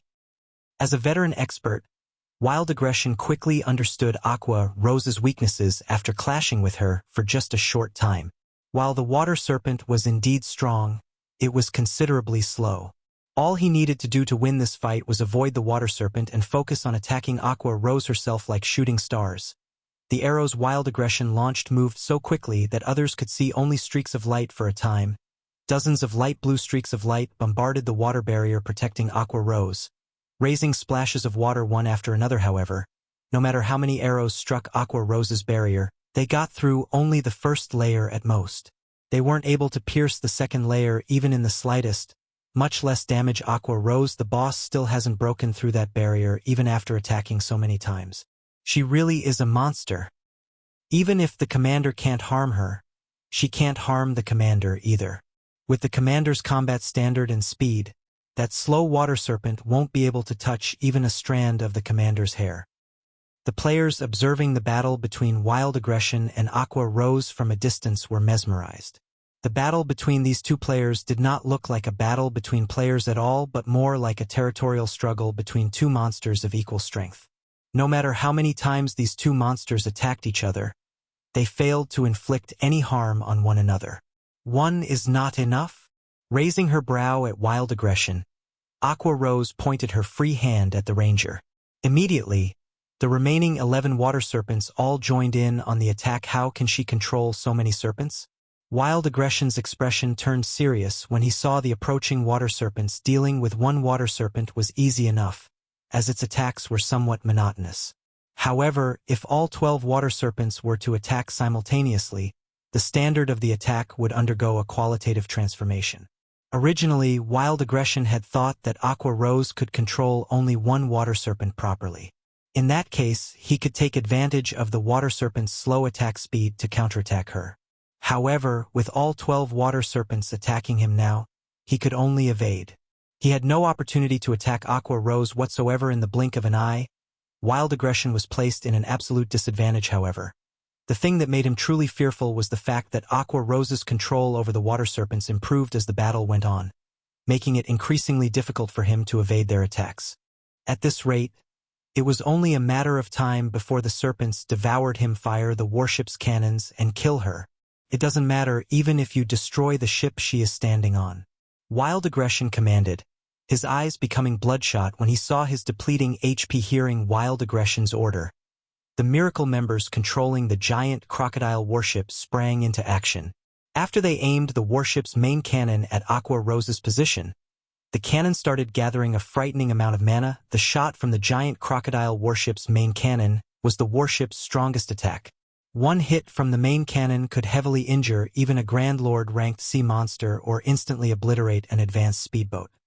Sensing the dense mana converging on the giant crocodile warship, Aqua Rose immediately grew serious, activating her legacy berserk skill before chanting an incantation. Suddenly, everyone on the battlefield felt strong winds blowing at them. At the same time, gigantic whirlpools formed on the ocean's surface one after another. Over 100 whirlpools appeared in the blink of an eye, swaying every one of Miracle's ships violently attack. Wild Aggression shouted hurriedly when he sensed that the situation was amiss, following the Ranger's command. A black-white beam of light shot out from the giant crocodile warship, tearing apart the space around it as it sped to devour Aqua Rose. Go. At the same time as the light beam appeared, Aqua Rose raised her staff into the air. Immediately, the whirlpools erupted and transformed into gigantic waterspouts that moved to intercept the magic beam sea god's wrath. This move was the strongest spell Aqua Rose currently possessed and was a curse that could be used only when she had her legacy berserk skill activated. Suddenly, over 100 waterspouts clashed with the magic beam, the intense shockwave resulting from the clash causing the ocean's surface to sink. The clash between the magic beam and the waterspouts continued for several seconds. Then, the energy reserves for the attack finally ran out. In the next moment, the light beam dissipated into nothingness, leaving behind a bunch of intact waterspouts. How is this possible? Wild Aggression's mind blanked out when he saw the giant crocodile warship's magic beam disappear without achieving anything. However, before the Ranger could snap out of his daze, one of the waterspouts had already devoured him entirely. The waterspouts then extended their reach toward the distant giant crocodile warship when the duration of Sea God's wrath ended. Aside from the giant crocodile warship, every one of Miracle's advanced and ordinary speedboats caught within range of the spell was destroyed. This outcome had the Water Ghost Legion members, who were fighting against Blue Phoenix's forces, gaping in shock. One attack had destroyed several dozen speedboats. This attack was even more frightening than any large-scale destruction spell they had seen before. I am not fighting anymore. That woman's practically a king-class sea monster. I'm not going to die a pointless death here. Let's escape together. Right? Let's escape together. That way, the higher-ups won't be able to pin the blame on us. After a moment of silence, Miracle's members could no longer withstand the pressure they felt from Aqua Rose. Immediately, every one of Miracle's ships turned around and fled the battlefield, further stupefying the Water Ghost Legion members. How were they supposed to leave the battlefield without any ships? They would simply be live targets if they jumped into the ocean. Moreover, swimming in the ocean consumed a lot of stamina. We don't have any other choice but to try it. Realizing their current predicament, some the Water Ghost Legion members chose to dive into the sea. Although the sea monsters were extremely dangerous, their chances of survival with the sea monsters were much better than if they stayed to fight against the Dragon Phoenix Pavilion's members, where death would be certain. As for the rest of the Water Ghost Legion members, they desperately tried using instantaneous movement scrolls to teleport onto the fleeing ships. However, Aqua Rose did not give these players any opportunity to escape whatsoever. Her combat power was originally already at the peak of Tier 3. After activating her Berserk skill, she could easily slaughter the Tier 1 and Tier 2 Water Ghost Legion members, needing only one hit per person. After just a short moment, the corpses of nearly 300 Water Ghost Legion members could be seen floating on the ocean. Meanwhile, as Aqua Rose was conducting her massacre, the distant Miracle members vanished without a trace. Even the glacier seal placed on the battlefield had disappeared. The sudden reversal of the battle thoroughly dumbfounded Blue Phoenix's forces. This situation overturned the Dragon Phoenix Pavilion members' understanding of naval combat. They had never thought that one person's strength would be enough to change the outcome of a near-hopeless battle. Moreover, Aqua Rose had even defeated the Water Ghost Legion with relative ease. Only Shifeng found this situation normal. The first reason for this shocking outcome was the extreme weakness of the ships that players currently possessed. While these ships might be useful against low-tiered players, against players at Tier 3 and above, their effects would be negligible. The second reason was Aqua Rose having the Sea God's Legacy, one of the strongest sea-based legacies in the game. In the past, it was precisely because of this legacy that the Freedom Alliance had managed to become an overlord of the seas. Otherwise, with the Freedom Alliance's strength, it would have long since been devoured by the various superpowers, following which Shifeng started going through the spoils of war. In the meantime, everyone else rested and prepared to enter Savage God Island. Meanwhile, Inside one of the dark canyons on Savage God Island, a 1,000-man legion from Miracle was currently searching for Phoenix Rain's group with everything they had. At this time, 1,000 Miles, the leader of the legion, suddenly received a message from one of the Water Ghost Legion members that had successfully fled the battlefield we lost. 1,000 Miles's complexion darkened when he read the message. He simply could not believe it. Chapter 1930, Legacy Treasure. 1,000 Miles's expression sank even further after watching the battle video the Water Ghost Legion member sent him. How is she so powerful? The battle video showed Aqua Rose blocking the giant crocodile warship's main cannon all by herself. Moreover, she had even managed to damage the giant crocodile warship severely, as well as destroy several dozen speedboats. To make matters worse, she had done all these things with only one spell. Even large-scale destruction spells weren't capable of such a feat after all. Every speedboat had a certain amount of magic resistance. They were also made of very tough materials to be able to fight sea monsters nevertheless. Aqua Rose still managed to destroy the speedboats in one hit. This proved that her attack dealt additional damage to Ship's Vice Guild leader. Did something happen? Silent March, who was currently dressed in a set of gray robes and had an aura of death surrounding her body, asked curiously when she noticed the grim expression on 1,000 Miles's face. Wild's ambush failed. 1,000 Miles replied as he forwarded the message he received to her.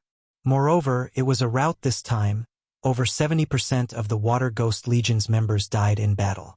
Several dozen ordinary and advanced speedboats also got destroyed, and 6 bronze speedboats and 1 mysterious iron speedboat got captured by the enemy. How is that possible? Silent March found 1,000 Miles's words incredible.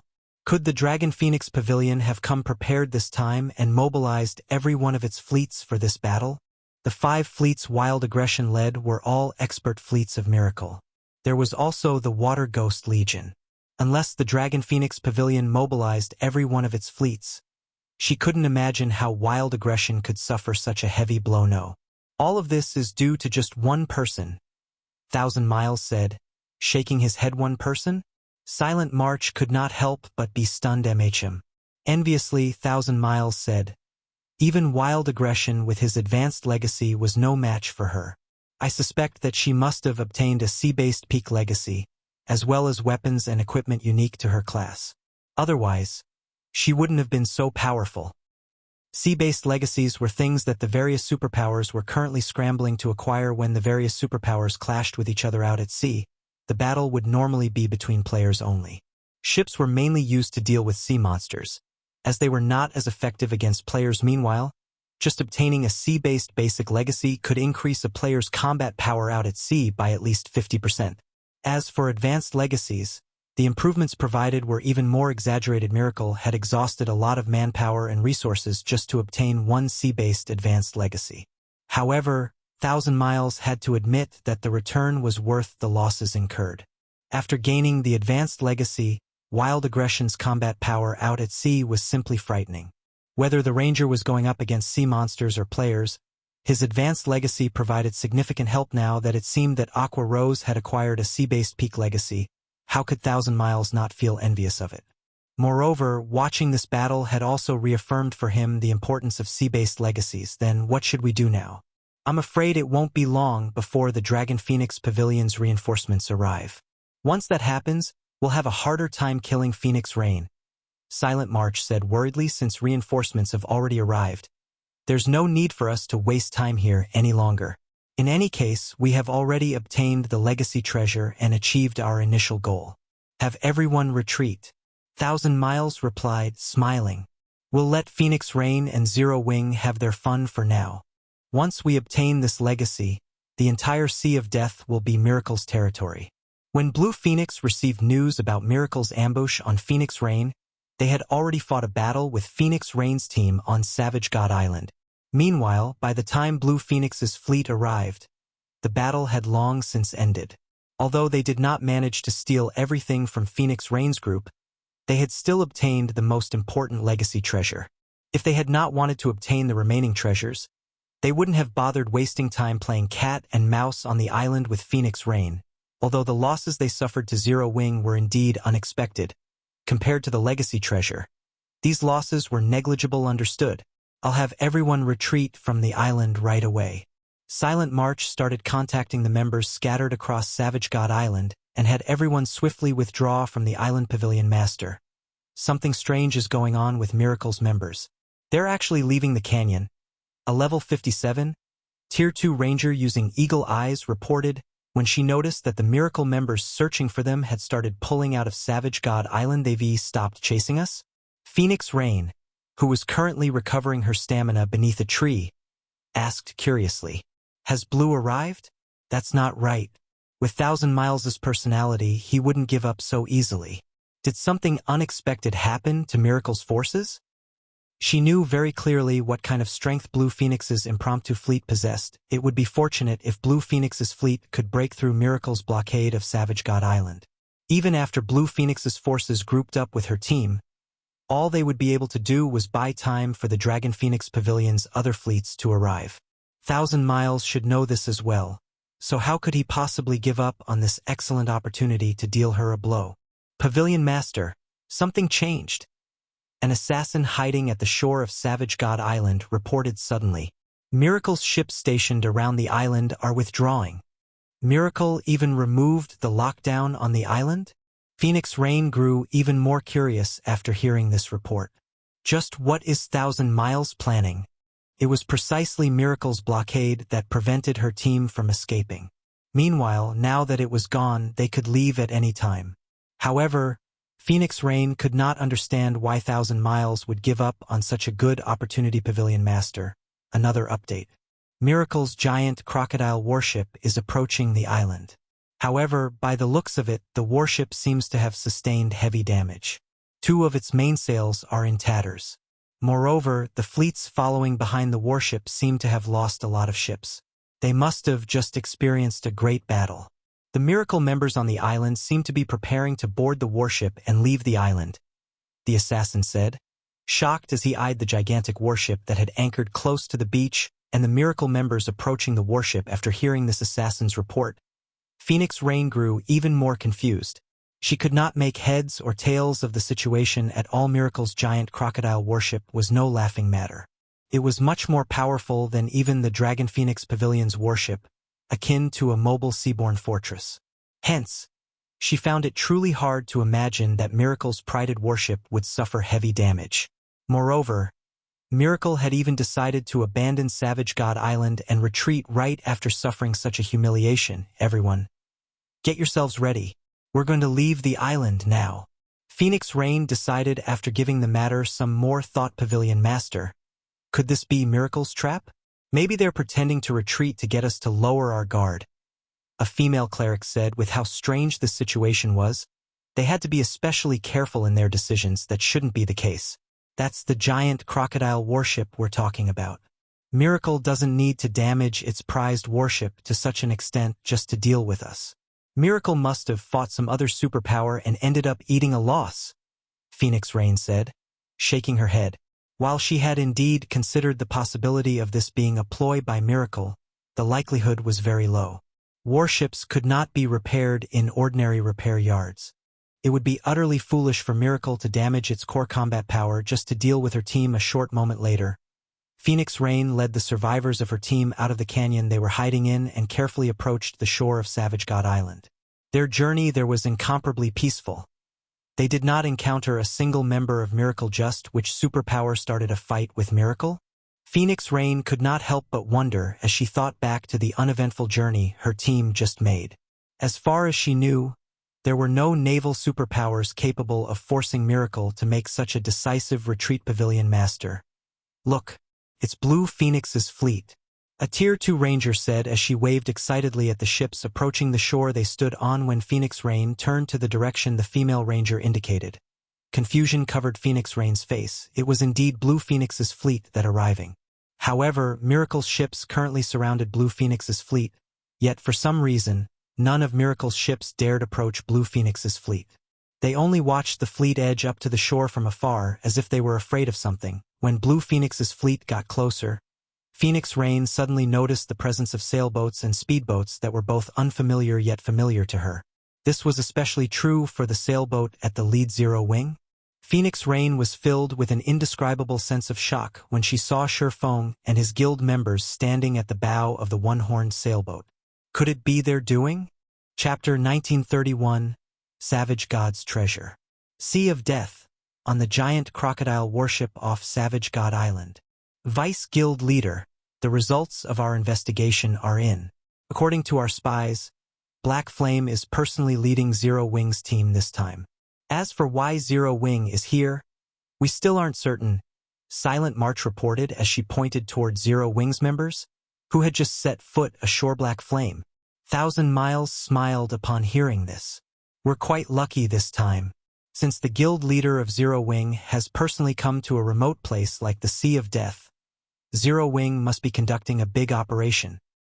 Although Zero Wing had ruined his plans, it would seem that he was soon going to earn back his losses. I'll have 5 assassin parties secretly tail them, Silent March said, a smile likewise appearing on her face. She then started arranging for the necessary manpower in God's domain. Guild leaders of large guilds generally wouldn't lead a team of their own. However, when they did, it would definitely be an important operation. If one stalked such a team and properly took advantage of the opportunity, one could deal damage to the targeted guild and steal said guild's harvest. Only, it was very difficult to track the guild leaders of the various large guilds, as they would generally take preventive measures to cover their traces, make sure Zero Wing's members don't detect them. No matter what. 1,000 Miles reminded Vice Guild Leader, rest assured, the parties I sent are the best. I am certain they will not be discovered. Silent March nodded. Meanwhile, on Savage God Island, after Blue Phoenix informed Phoenix Rain about the battle between Aqua Rose and the Water Ghost Legion, Phoenix Rain could not help but sigh ruefully. She had gone to great lengths to secure a clue leading to a sea-based legacy. Yet before she could get the legacy, Miracle stole it from under her. Meanwhile, Zero Wing had somehow obtained a sea-based peak legacy without anyone noticing. With this peak legacy, even the naval overlords would not dare to casually start a war with Zero Wing. Big Sis Rain. Does that mean the legacy treasure fell into Miracle's hands? When Blue Phoenix heard about Phoenix Rain's battle on Savage God Island, her originally happy mood instantly vanished. If not for 9 Dragons Emperor leaking information, you wouldn't have met such an ambush. Big Sis Rain, why don't we report this matter to the Great Pavilion Master? If we do so, 9 Dragons Emperor will definitely get his just deserts. The clue regarding the legacy treasure was something they had discovered in the Savage Wildland. Now, however, their efforts had ended up profiting Miracle. Instead, it's useless. We don't have any evidence. The Great Pavilion Master won't believe a unilateral claim. Not to mention, the competition is already at a crucial point. 9 Dragons Emperor might even be hoping I'll complain to the Great Pavilion Master, to use it to lower my standing, Phoenix Rain said, shaking her head. In the next moment, however, the corners of her lips curled up as she added, however, unfortunately for 9 Dragons Emperor, while it is indeed true that 1,000 Miles has stolen the legacy treasure, our side obtained the Savage God's treasure. The Savage God's treasure? Shurfeng, who stood before Phoenix Rain, muttered in surprise. He had never imagined that Savage God Island would really have both the Savage God's legacy and treasure in the past. He had only heard of these two things' existence, nothing more. When no additional information was revealed, many people took the news as fake. After all, both these two things were left behind by a god. How could there be absolutely no news about them after players acquired them? That's right. Phoenix Rain smiled. She then retrieved an ancient book from her bag and said, "This is the treasure left behind by the Savage God. A divine tome." The moment Phoenix Rain took out the divine tome, everyone present felt their perception vanish as the large book sucked the ambient mana completely dry. Impossible. A divine tome. Shurfeng goggled at the book in Phoenix Rain's hands reflexively, an indescribable sense of shock flooding his heart. Current players would not have any accurate knowledge regarding divine tomes. However, Shurfeng, who had played God's Domain for more than a decade, knew just how valuable a divine tome was. It was no exaggeration to say that it was worth more than a fragmented legendary item. Its value to lifestyle players could even rival a legendary item. This is a treasure that allows lifestyle players to enter the divine library and learn the recipes and designs left behind by ancient gods, Phoenix Rain said, chuckling. Although there are only 2 entry slots available, if used properly, generating a fortune is definitely possible. While the legacy treasure could grant players frightening combat power, the Savage God's treasure allowed players to gain frightening wealth. After all, those recipes and designs were left behind by ancient gods. The items that could be created using those recipes and designs were undoubtedly amazing. Earning a fortune with those items would be very easy. Meanwhile, money just so happened to be the thing she lacked the most right now. She had invested practically every coin she earned into developing her naval forces. However, despite doing so, her naval forces were still significantly weaker than Miracle's. If she wished to surpass Miracle, then she required more funds. Moreover, while Miracle had indeed stolen the legacy treasure from her, obtaining the legacy itself was impossible in the short term. The player Miracle selected for the legacy would need sufficient strength. Meanwhile, in order to guarantee success, Miracle would definitely have to make a lot of preparations. Guild leader Black Flame. It is all thanks to you that Blue and her forces were able to escape tragedy this time. At the same time, you also saved my life. I hope that you can accept one of these 2 slots. Phoenix Rain said sincerely as she looked at Shurfeng. While having allies was a good thing, not all allies would be willing to lend a helping hand during critical moments. Most of them would take action only after weighing their potential gains and losses. The fact that Zero Wing stepped forward when she faced danger was invaluable. Phoenix Pavilion Master, you are making too much of it. I only helped out as an ally. However, I am indeed very interested in this Divine Tome entry slot. While I will be accepting your goodwill, I cannot just take it for free, Shurfeng said. He immediately took out 6 bronze speedboats and traded them to Phoenix Rain. Each entry slot to the Divine Library was worth roughly 1 fragmented legendary item. Definitely far more than the help he provided this time. As for the bronze speedboats, these things currently weren't of much use to Zero Wing, as the guild was not particularly active in the Sea of Death right now. However, they were worth a lot to Phoenix Rain, who operated mainly in the Sea of Death. With a look at the trade window, Phoenix Rain understood that, like herself, Shurfeng did not like owing favors. Hence, she simply nodded and accepted the 6 bronze speedboats using the Divine Tome. Phoenix Rain left a mark on Shurfeng's palm. With this, he could either use the mark himself or transfer it to someone else. However, it could be used only once the transaction was completed. Phoenix Rain decided against lingering on Savage God Island, as she still had a lot of work awaiting her. After instructing Blue Phoenix's group to continue guiding Shurfeng to Kama Island, Phoenix Rain herself returned to Thunder Island. Shurfeng headed deeper into the Sea of Death on the one-horned sailboat. While resting inside a cabin in the sailboat, Shurfeng fell into deep thought as he looked at the mark on his palm. In the end, he decided to be the one to use this mark, although there were other lifestyle masters in the Candlelight trading firm. Acquiring a recipe or design from the Divine Library required one to possess sufficient combat power as well. Otherwise, one would not gain anything. Meanwhile, if he waited until Melancholic Smile or Cream Cocoa became combat experts, it would be months or years before he could reap the benefits of the Divine Library, following which, Shurfeng activated the mark on his palm. Suddenly, the mana inside the cabin stirred. Shortly after, a spatial tear appeared behind Shurfeng and sucked him into it. In the blink of an eye, he disappeared from the room, leaving behind only a silver magic array on the floor where he had been standing. Chapter 1932, Divine Library. After getting sucked into the spatial tear, Shurfeng arrived in a dark and chaotic space.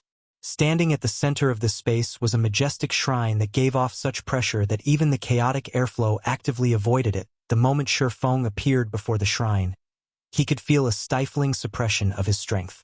The frightening divine might the shrine exuded also made his movements extremely sluggish. This pressure really is amazing. It's no wonder they said that players couldn't enter the Divine Library without having a certain degree of strength. Shurfeng felt a little surprised as he moved his body tentatively right now. His body's physique and basic attributes weren't even at the standard of a Tier 1 player. His perception of his surroundings had also become non-existent. If he were to fight in such a state, he might have difficulty going up against a chieftain of the same level. If any other Tier 2 player were in his position right now, one could easily imagine how much weaker they would become. Not to mention lifestyle players. After familiarizing himself with the environment, Shurfeng approached the shrine. which was over a kilometer tall. Countless divine runes and magic arrays were engraved into the shrine's exterior, radiating a golden glow that gave the shrine a sacred ambience. Meanwhile, standing before the main entrance was a stalwart statue wearing leather armor and a helmet made out of dragon bones, the helmet exposing only a set of eyes.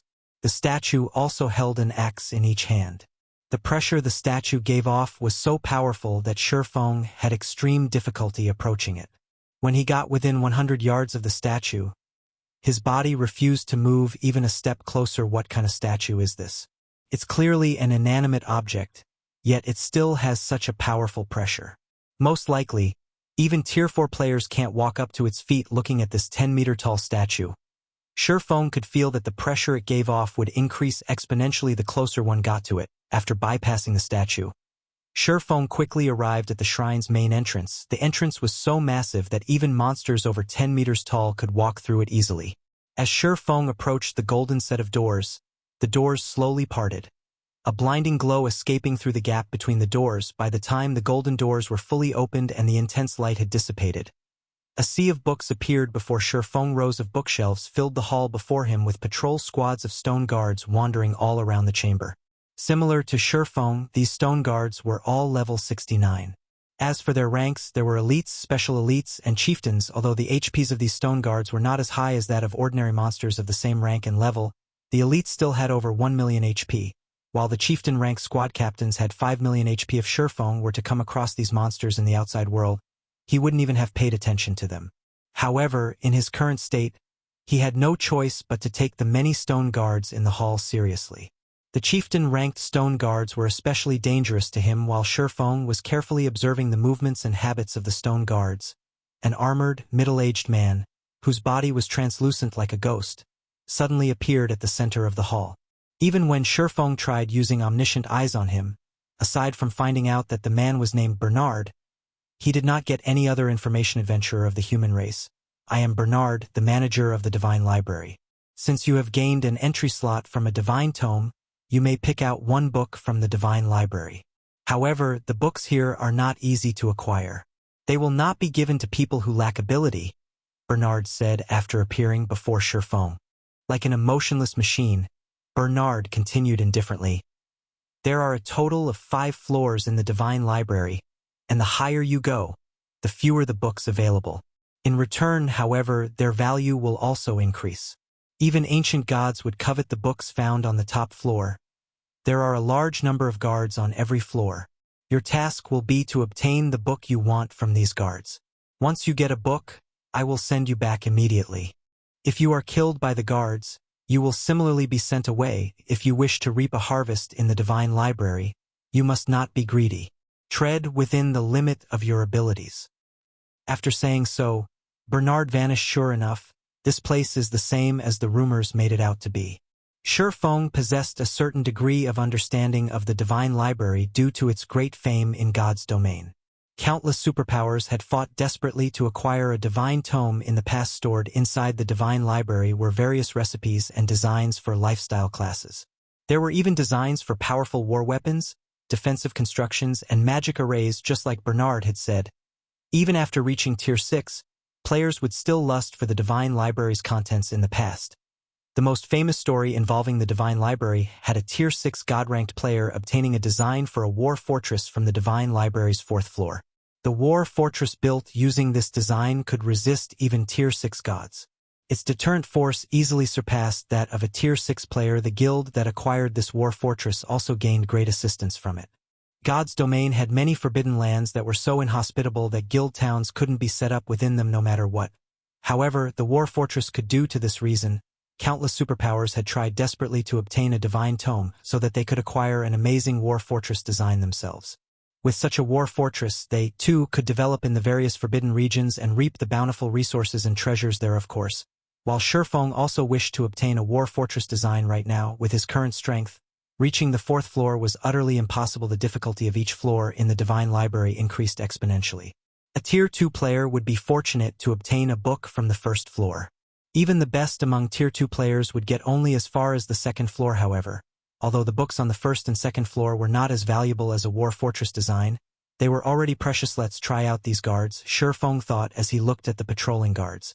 He then used Phantom Kill and had his doppelganger test the waters. He had not been given a time limit for picking a book. Although his doppelganger was not as strong as his main body, even if it died, he wouldn't lose anything. At most, he would just have to wait a few minutes for the skill's cooldown to end as Shurfeng controlled his doppelganger to approach one of the patrol squads. The guards in the entire hall went into a frenzy, all of them surging toward his doppelganger. Although this situation surprised Shurfeng a little, he still managed to have his doppelganger charge forward and cut at one of the squad captain's pung. Before the doppelganger could even land a hit, however, Shurfeng suddenly saw a flash stabbing at his doppelganger's body. The doppelganger went flying, its HP decreasing by 1/9 so strong. Shurfeng could not help his surprise as he looked at the squad captain. Not only did the squad captain's attack contain great strength, but the way it moved its spear was absolutely flawless, without any excess action whatsoever. The squad captain's combat standard was already very close to rivaling refinement realm experts. All the captain lacked was a little bit of intellect before Shurfeng's doppelganger could stand up. Several squad captains nearby had already arrived before it, their spears stabbing the doppelganger one time after another. Whether it was in terms of speed or strength, the squad captains had the upper hand. Despite activating its life-saving skills, Shurfeng's doppelganger still did not last more than 10 seconds before getting killed. It did not even get to touch the first row of bookshelves. Chapter 1933, Book Acquired. The first floor's difficulty is already so high? Astonishment flashed across Shurfeng's eyes as he watched his doppelganger's body dissipate into nothingness, although he did not focus on getting his doppelganger to reach the bookshelves and simply had it fight. From the moment the doppelganger attacked the first stone guard until it died, less than 10 seconds had passed in total. If an ordinary Tier 2 expert had attempted the same thing, they most likely would have died an even more miserable death at this moment. Shurfeng felt very fortunate that he had not sent one of the other lifestyle masters of the candlelight trading firm to the Divine Library. Otherwise, this entry slot would have been wasted after waiting for several minutes. Shurfeng summoned his doppelganger again for another experiment. This time, instead of fighting the stone guards, Shurfeng had his doppelganger focus on moving as far as possible into the hall. However, when Shurfeng's doppelganger was still 30 yards away from the first row of bookshelves, the patrolling guards noticed his doppelganger. By the time the doppelganger was 20 yards away from the bookshelves, more than 30 stone guards had already surrounded it, blocking off its path forward completely. What a rapid response! Shurfeng was surprised as he watched the stone guards rushing toward his doppelganger. However, while the movement speed of the stone guards was indeed very fast, the doppelganger was not slow either. Immediately, Shurfeng had his doppelganger use Wind Blade, its movement speed skyrocketing. The doppelganger then skirted the blockade and dashed for the bookshelves. Whenever the stone guards launched an attack at his doppelganger, Shurfeng would have the doppelganger deflect the attack using its two swords. While it barely managed with the chieftain's attacks, it had no problem with the elites and special elites attacks. Leveraging this knowledge, Shurfeng controlled his doppelganger to surround itself with elites and special elites, using them as shields to hinder the chieftains as much as possible. A short moment later, Shurfeng's doppelganger arrived before the first row of bookshelves.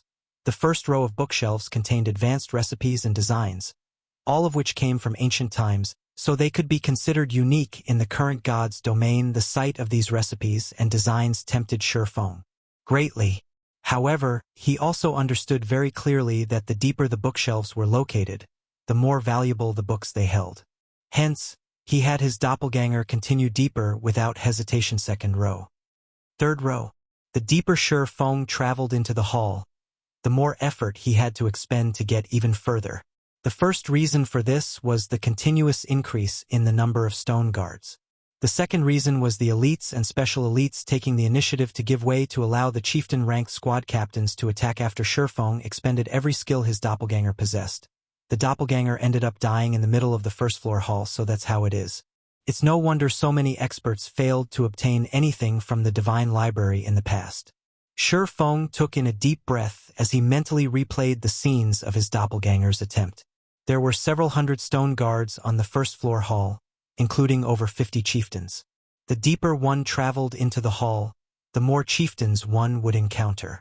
Moreover, if players took the initiative to attack even one of the stone guards, every stone guard in the hall would swarm over to attack them, making it almost impossible for players to locate a book of their preference. In addition, the combat standard of the chieftain rank squad captains bordered on the refinement realm. A Tier 2 refinement realm expert would be fortunate to obtain a book from the first row of bookshelves. Experts that hadn't reached the refinement realm wouldn't even be able to touch the bookshelves. Moreover, players' greed would also play an important role when selecting a book. The further one proceeded into the library, the more valuable the books they would see. Hence, players that visited the Divine Library would definitely try to push themselves to their very limits. However, after they truly reached their limits, they would not have any opportunities to reach for a book on the shelves, as the patrol guards would have already surrounded them. Even if they did still have some energy left to grab a book, it would be nearly impossible to accurately grab a book suited to their own needs. Now that I've already grasped the basic movement patterns of the guards, it's about time I made a move myself. After Shifeng simulated the battle on the first floor hall in his mind several times, he focused his gaze on the closest patrol squad. If he tried to advance into the hall by sneaking through the gaps between patrol squads, once he got discovered, multiple patrol squads would charge at him and quickly surround him. However, if he were to charge straight at the nearest patrol squad, it would take the other patrol squads some more time to reach him. In other words, for a certain period, he would have to deal with only one patrol squad. He wouldn't have to deal with the encirclement of multiple patrol squads right off the bat, which would, in turn, slow down his advance and allow more patrol squads to gather around him. After Shifeng was done planning, he immediately charged at the nearest patrol squad intruder. Die. After noticing Shifeng's approach, the 10-man patrol squad quickly moved to surround him. Upon seeing this, Shifeng executed Purgatory Pentaslash without hesitation. In terms of basic attributes, he was significantly superior to his doppelganger. Moreover, unlike his doppelganger, he had the assistance of the 7 Luminaries' Rings Aura of Wind to increase his movement speed by a significant margin. After sending 5 elite stone guards flying, Shifeng used Windblade and rushed past the squad captain, bolting for the depths of the hall in the middle section of the hall. More than 10 patrol squads managed to surround Shifeng. Faced with such a situation, even Shifeng felt that he was close to reaching his limits, his HP rapidly decreasing. He immediately activated Heavenly Dragon's power, his strength skyrocketing, then executed Sword's Orbit to send the approaching stone guards flying. The boost in strength allowed Shifeng to advance with great ease. Only after he neared the staircase leading to the second-floor hall did he start feeling some pressure. Currently, dozens of squad captains surrounded him. Even though he had an advantage in strength, the squad captains charged at him without fear.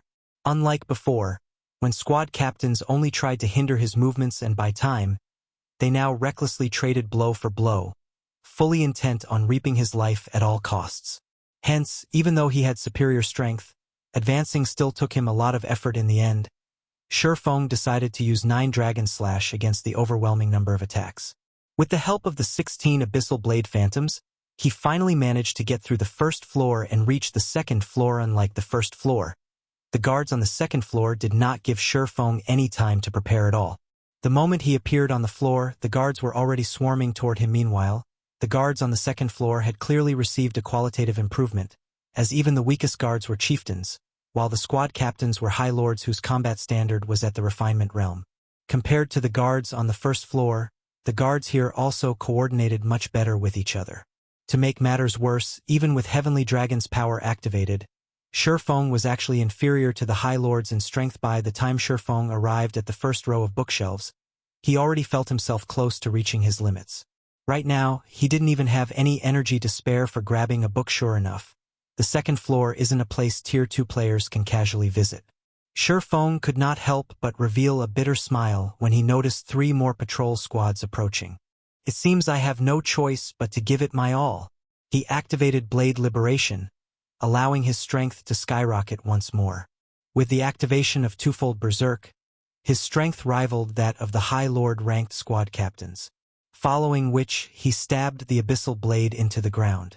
Shadows then spread out from the magic weapon Abyssal Curse. All the guards within a 50-yard radius were instantly immobilized. Next, Shifeng activated Phantom Kill and had his doppelganger transform into a black dragon. He then split up with his doppelganger and took independent action. After Shifeng left, the pressure on him decreased visibly. Even after he reached the second floor's middle section, only 6 patrol squads were chasing him. In comparison, The Black Dragon had attracted the attention of over a dozen patrol squads' lightning slash. Shadow Blade. Although he had repelled a few squad captains with his skills, even more squad captains quickly took their place, the High Lords launching attacks at his defensive blind spots. Even though Shi Feng perceived the attacks ahead of time, there were simply too many of them. There was a limit to the number of attacks he could deflect. As a result, he steadily incurred damage time after time. When he activated Void Shield, the shield's energy depleted rapidly 80%, 50%, 20%. Just when his Void Shield was about to shatter, Shi Feng gritted his teeth and activated Divine Steps. Immediately, he and his 10 new doppelgangers scattered, dashing in different directions, forcing the patrol squads to split up. By constantly switching positions with his doppelgangers, he managed to advance a considerable distance into the Hallis This My Limit. When Shi Feng saw the 20-plus patrol squads charging at him from the hall's rear section, he understood that entering the rear section would be impossible. Moreover, his twofold berserk was about to lapse, risking getting hit. He dashed for a dark gray bookshelf nearby. Just as he was about to look at the books there, however, an angry bellow entered his ears. Intruder, die.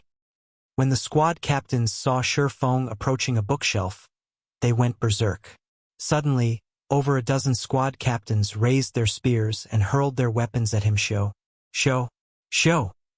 The spears created sonic booms as they flew at Shi Feng. It was evident that the power contained within those spears was already at the Tier 3 standard. Seeing this scene, Shi Feng no longer dared to inspect the books. Sensing the lethality of those spears, he grabbed one of the 3 books displayed on the bookshelf. The moment Shi Feng took the book off the bookshelf, he disappeared from the hall. As for the dozen or so spears, they harmlessly passed through his former location and crashed into the magic barrier protecting the dark gray bookshelf, the magic barrier trembling slightly from the spear's might. Chapter 1934. Basic Combat Device. Sea of Death. In one of the one-horned sailboat's cabins, the silver magic array carved on the floorboards suddenly lit with a brilliant glow. Shi Feng's figure then emerged from the array that was close. Shi Feng looked down at the tome in his hands, ecstatic. He had very nearly lost his life back there. He never thought that the stone guards could go berserk. The power of their spears had undoubtedly been at the Tier 3 standard, and if every one of those dozen or so spears had struck him, he would have died instantly. But despite his near-death experience, he couldn't help but excitedly inspect his new treasure. All of the Divine Library's books were precious treasures. First-rate guilds would even drool over the tomes on the first floor, not to mention those on the subsequent floor. Shi Feng tapped to open the tome's attribute panel, and the system displayed its information before Hima's expected of the Divine Library. Even something like this was on the second floor? The corners of Shi Feng's mouth twitched slightly when he saw the tome's name, awe flashing in his eyes. The tome he had obtained from the Divine Library was the production design for the basic combat device. The combat device was a special item that was similar to the strengthening device, which was a tool that increased equipment durability. The combat device, however, increased players' combat power. This increase to combat power was extraordinary rather than increasing its users' basic attributes. The combat device relied on powerful mana to improve its users' life rating forcibly. The ancient gods had created this magic tool, but since the combat device's production method had been lost to time, players could only find these devices in ancient ruins. Moreover, very few were generally hidden in such locations. The various large guilds in the past had treated the combat devices they had found like their own children. Now that he held the combat device's design, why wouldn't Shi Feng be shocked? Even though it was only the basic combat device design, it was still enough to drive the various superpowers crazy. The basic combat device increased players' life ratings at Tier 3 and below by 1 rank. Although the improvement wouldn't boost normal players to the archaic species standard, it was still a formidable improvement, on par with upgrading a lord to high lord rank. When equipped, players would become boss-like existences among their peers. If an ordinary player equipped the combat device, their strength could rival an expert player of the same level and tier. If ordinary expert players used the device, although they would not be a match for peak experts, they would become slightly stronger than refinement realm experts. The combat device's only downside was that it couldn't be used in dungeons, even regional dungeons. In dungeons, equipping the device would have no effect. Even so, many players still dreamed of using the combat device. A basic combat device had sold for around 200 gold in the past, Yet many players had fought over every device available on the market. If I can mass-produce these devices, I won't have to worry about a lack of experts in Zero Wing. Although the basic combat device design required precious materials, the total cost for producing each device was only around 60 gold. Unfortunately, the design required mana stones, which amounted to a large portion of the production cost. Fortunately, obtaining mana stones was no trouble for him since he had a 100% success rate when synthesizing them with the Philosopher's Stone. Zero Wing wasn't far from having as many elite and expert players as a true first-rate guild. Some first-rate guilds even had fewer elites and experts than Zero Wing. Only the range of Zero Wing's influence was inferior to these guilds, but that couldn't be helped since Zero Wing had started in God's domain with nothing. However, if he could mass-produce the combat devices, Zero Wing could expand its influence quickly without worrying about a lack of sufficient manpower to manage the guild's additional territory. Thinking up to this point, Shifeng's desire to obtain Kama Island's Manatite Island grew despite Zero Wing's recent developmental achievements. Its magic crystal income had seen very little improvement. After all, there was a limit to the magic crystals a single area could produce. If the guild wanted to increase this income significantly, it had to occupy an vein that generated magic crystals. Returning his focus to the tome in his hands, Shifeng clicked to learn the basic combat devices production method. Only the player that obtained a book from the Divine Library could learn from it. They could not be traded. Hence, the various large guilds in the past had generally sent lifestyle players to the library since they could only put the books to good use by doing so. However, some guilds had dispatched powerful experts to retrieve the more valuable tomes. Those guilds had then invested a ton of resources in nurturing these expert players in the required subclass required to produce the book's items. Fortunately, Shifeng had gotten quite lucky since the book he had claimed contained a forging design. Had he chosen an engineering design or alchemy recipe, he would have had to invest in developing a new subclass. After learning the production method, Shifeng began to practice the required magic arrays for the combat device while he waited for the one-horn sailboat to reach Kama Island. Time passed quickly. Under Blue Phoenix's lead, Zero Wing's fleet avoided many unnecessary fights with sea monsters. Finally, after more than 10 hours, the fleet arrived before an island enveloped in death energy. Kama Island's twin peaks were intertwined, and from afar, the island resembled some kind of massive, howling beast. From time to time, deafening roars rose from the island, echoing in the nearby players' minds. Even from afar, plenty of sea monsters were visible as they explored the island's surroundings. All of these sea monsters were level 60 or higher. Just docking on the island would be challenging. Guild leader Black Flame, we've reached Kama Island. I still have some matters to attend to, so I'll take my leave, Blue Phoenix said. She couldn't help her confusion. Her gaze wandered to the island. She didn't understand why Shifeng wanted to visit an island doused in death energy and void of mana, but it wasn't her place to question him.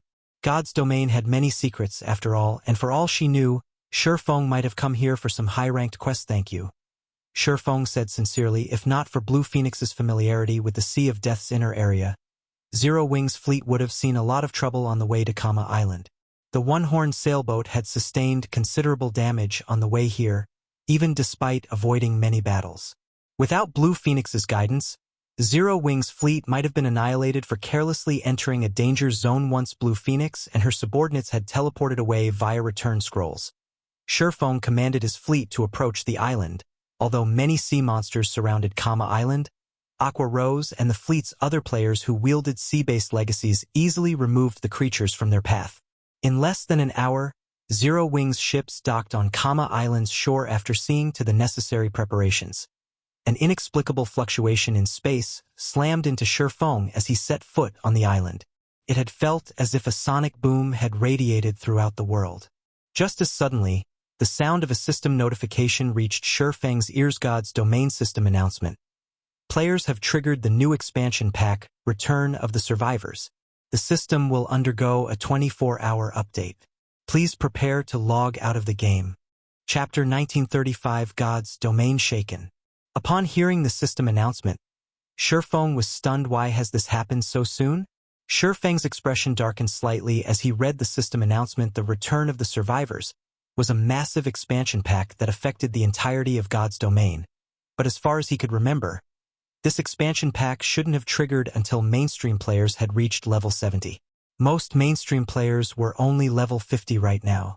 Most of the various large guilds didn't even have many Tier 2 players. Yet the Return of Survivors expansion pack had just triggered. While this expansion pack was good news for the various major powers, the same couldn't be said for Zero Wing once the Return of the Survivors expansion pack activated. The ancient humans that had split away from God's Domain's main continent due to the ancient war would return. Unlike the current human population in God's Domain, these ancient humans retained some of the combat techniques and lifestyle techniques from ancient times. The return of these beings also meant the return of lost technologies.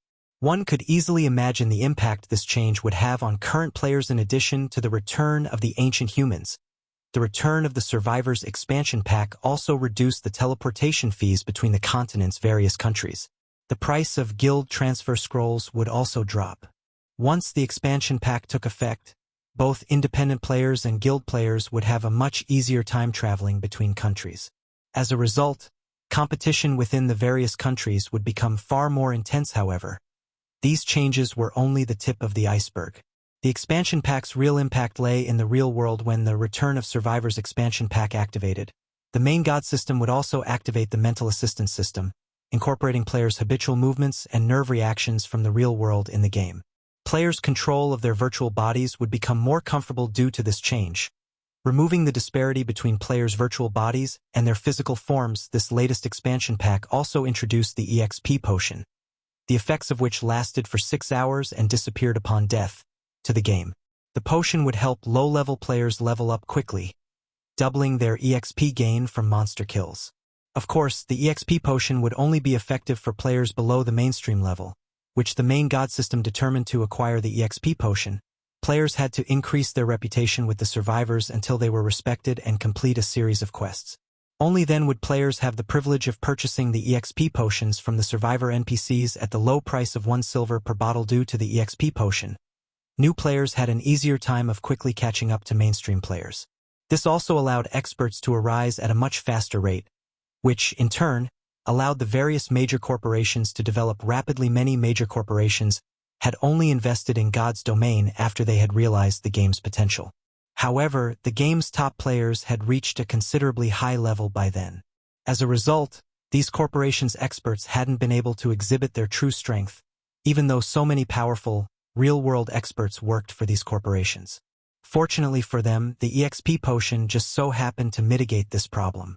In return, though, the EXP potion had increased the competition in God's Domain by several times. Even the Secret Pavilion's God's Domain experts list had changed so frequently that the experts in one edition would be gone in the next. Meanwhile, the Return of the Survivors expansion pack thoroughly eliminated the small advantages Zero Wing had accumulated over the game's various powers. Guild Leader. The forums are going crazy over this new expansion pack. The game's official website has even published some information about it. According to the game developers, once the new expansion pack takes effect, human survivors from ancient times will appear in the various NPC cities. These ancient survivors can teach players advanced combat methods for their classes, with each learning attempt only costing 3 silver. Aqua Rose said, surprised when she read the information on the official website. Before this, players had been forced to experiment on their own to learn the combat methods most suited to their classes. However, many elite players had only grasped a few basic combat methods.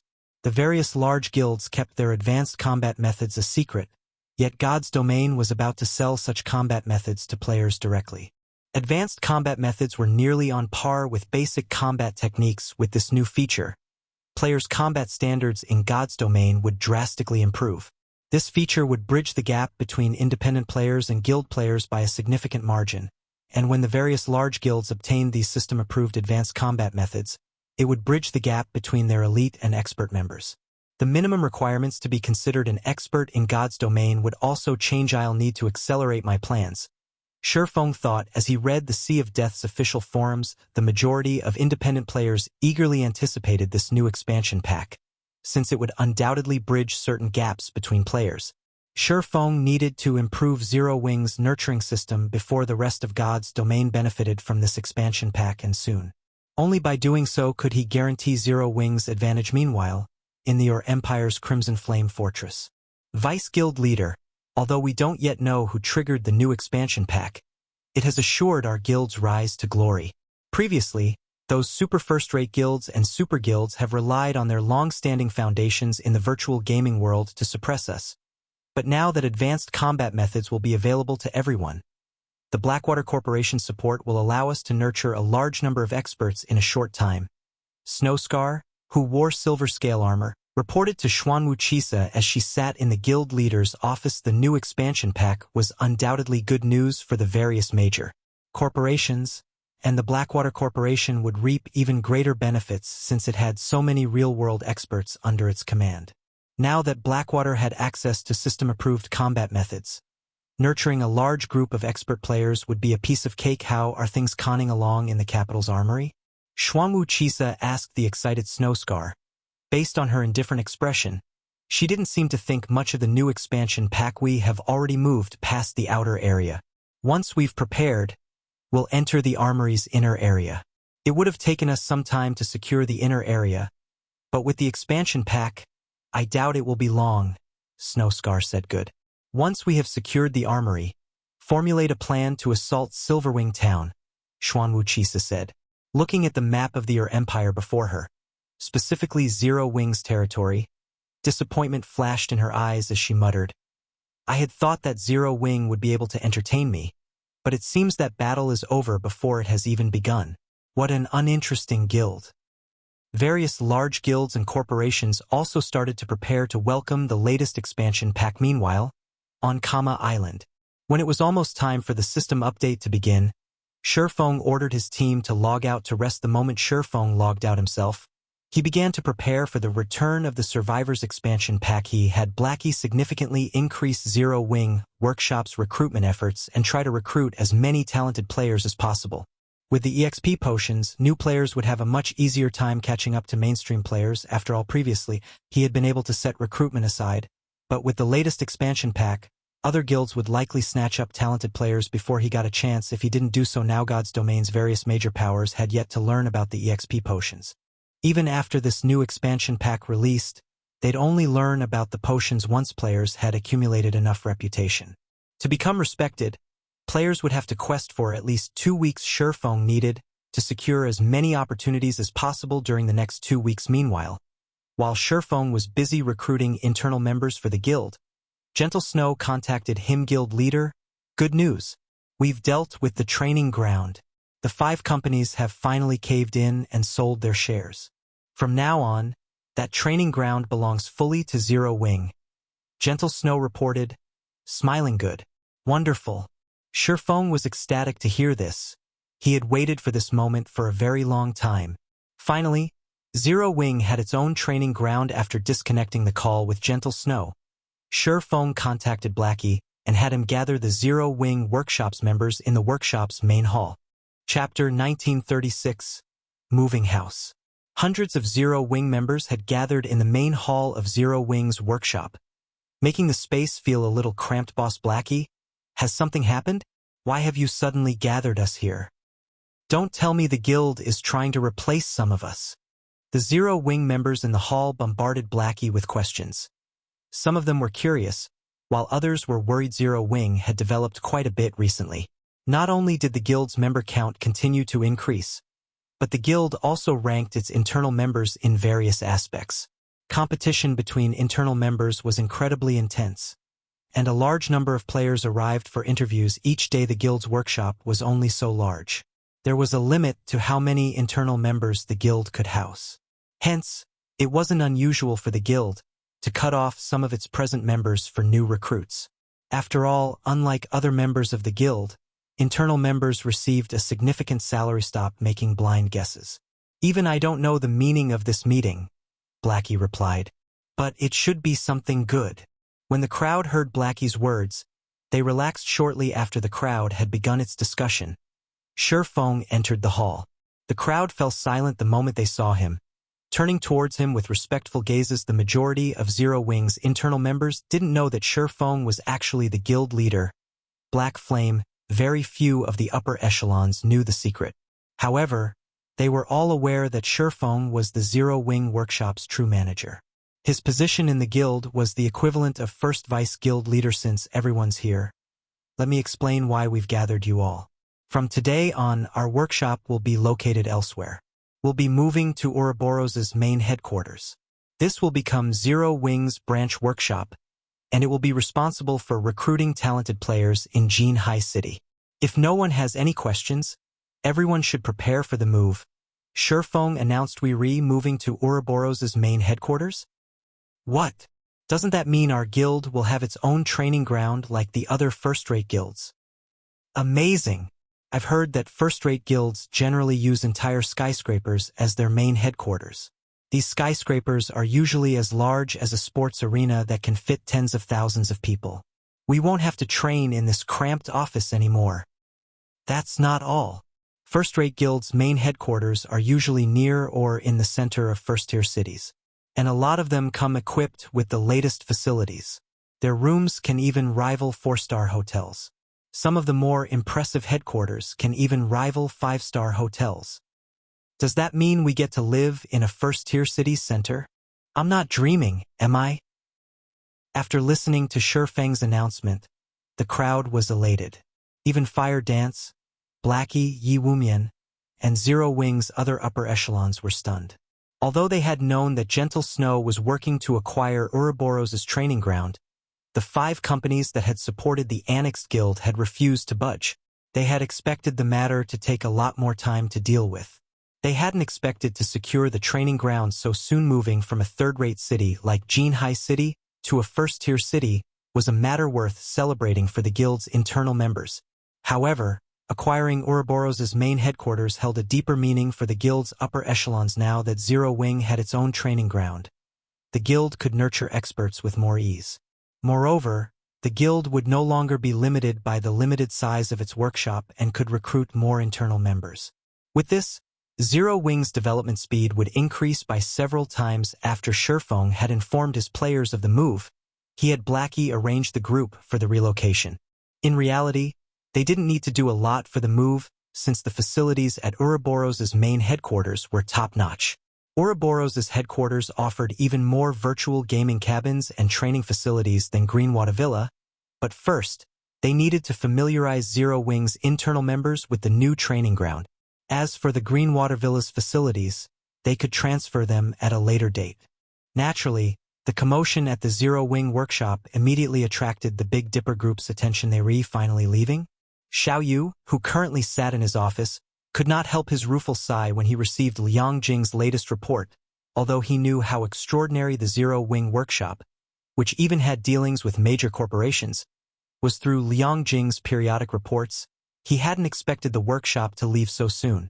Moreover, the workshop had moved to a first-tier city, where talents gathered from throughout the country and competition was intense. He had dreamed of doing the same for many years. But even now, the Big Dipper Group was stuck in Jinhai City. The Big Dipper Group wasn't stuck in the third-rate city due to a lack of funding, but because of a lack of fame and connections. If he tried to set up a training center in a first-tier city, stronger competitors would quickly target the center, and it would be forced to close its doors very quickly. Chairman, Head Instructor Sher has said that Zero Wing is willing to partner with the Big Dipper Group. The Big Dipper Group can use Zero Wing's fame to recruit members for its dojo. Zero Wing will also assist in training the Big Dipper Dojo's members. However, in return, the dojo's talented members have to sign up to become internal members in Zero Wing. Liang Jing reported. Is that so? Xiao Yu could not help his growing excitement. He was no longer ignorant of God's domain. Through Liang Jing's reports and the game's growing popularity, he knew how famous Zero Wing had become. If he could utilize Zero Wing's fame to promote the Big Dipper Dojo, he'd be able to attract many martial artists to join. Chairman, my scheduled flight will soon board. I have to go. Liang Jing said. Go. Continue to work hard with Zero Wing. And you do not need to continue to report back to me. You're already one of Zero Wing's internal members. You'll have a much better future with Zero Wing than Big Dipper, Xiao Yu said, nodding. When he had first tasked Liang Jing to serve as Shifeng's assistant, he had done so to get a better understanding of the mysterious man.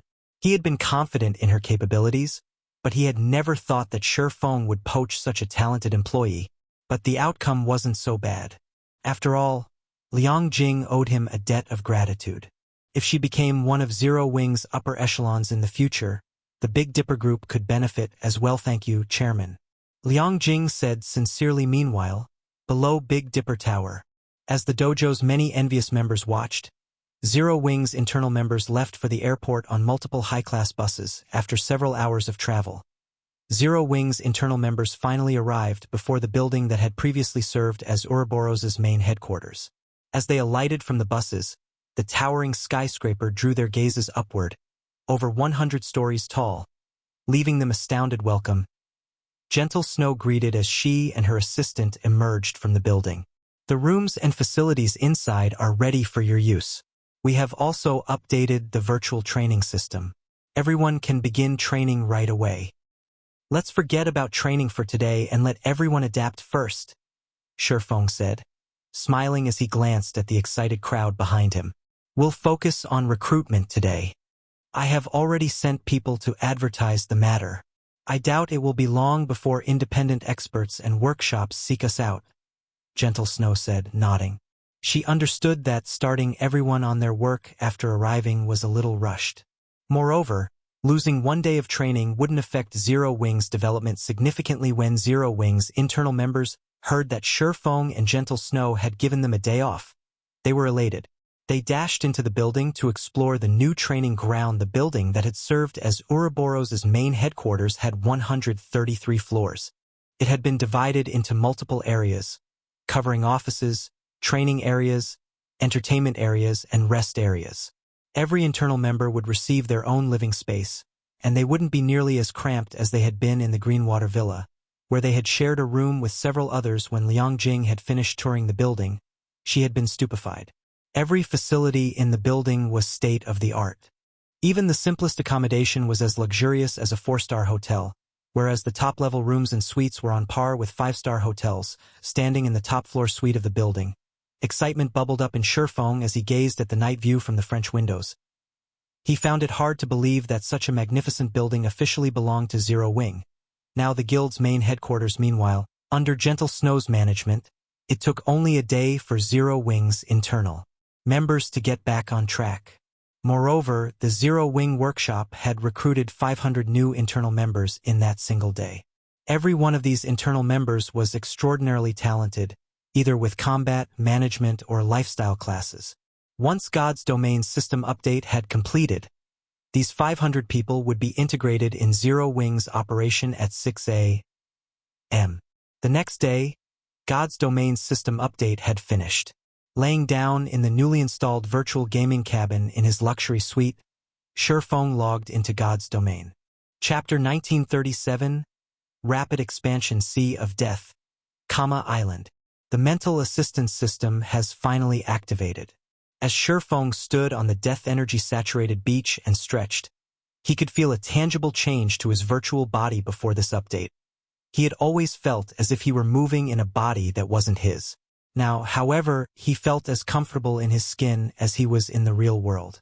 It felt as if he had been transported into another world, rather than enter a virtual world via a virtual body. When the other Zero Wing members logged into God's Domain and similarly immersed themselves in this new sensation, excitement welled within them. They had felt as if they had been casting spells and using skills from a third-person perspective, but now, they felt as if they used their abilities personally. It felt as if they had gained superpowers in the real world. Looking at the level 60+ demonic beasts on Island, the team eagerly charged at the monsters to test their new forms. Although the mana on Island was very thin, and the corrosive power of darkness lingered, with the help of the all-rounded device and darkness resistance potion, the team remained unaffected by the island's harsh environment. In just 8 minutes or so, the team had killed over 100 Lord-ranked demonic beast. Skilled leader, we've just received a report. Due to the system update, many players have begun to learn advanced combat methods from the ancient survivors. As a result, far fewer players are interested in joining Zero Wing, Aqua Rose reported.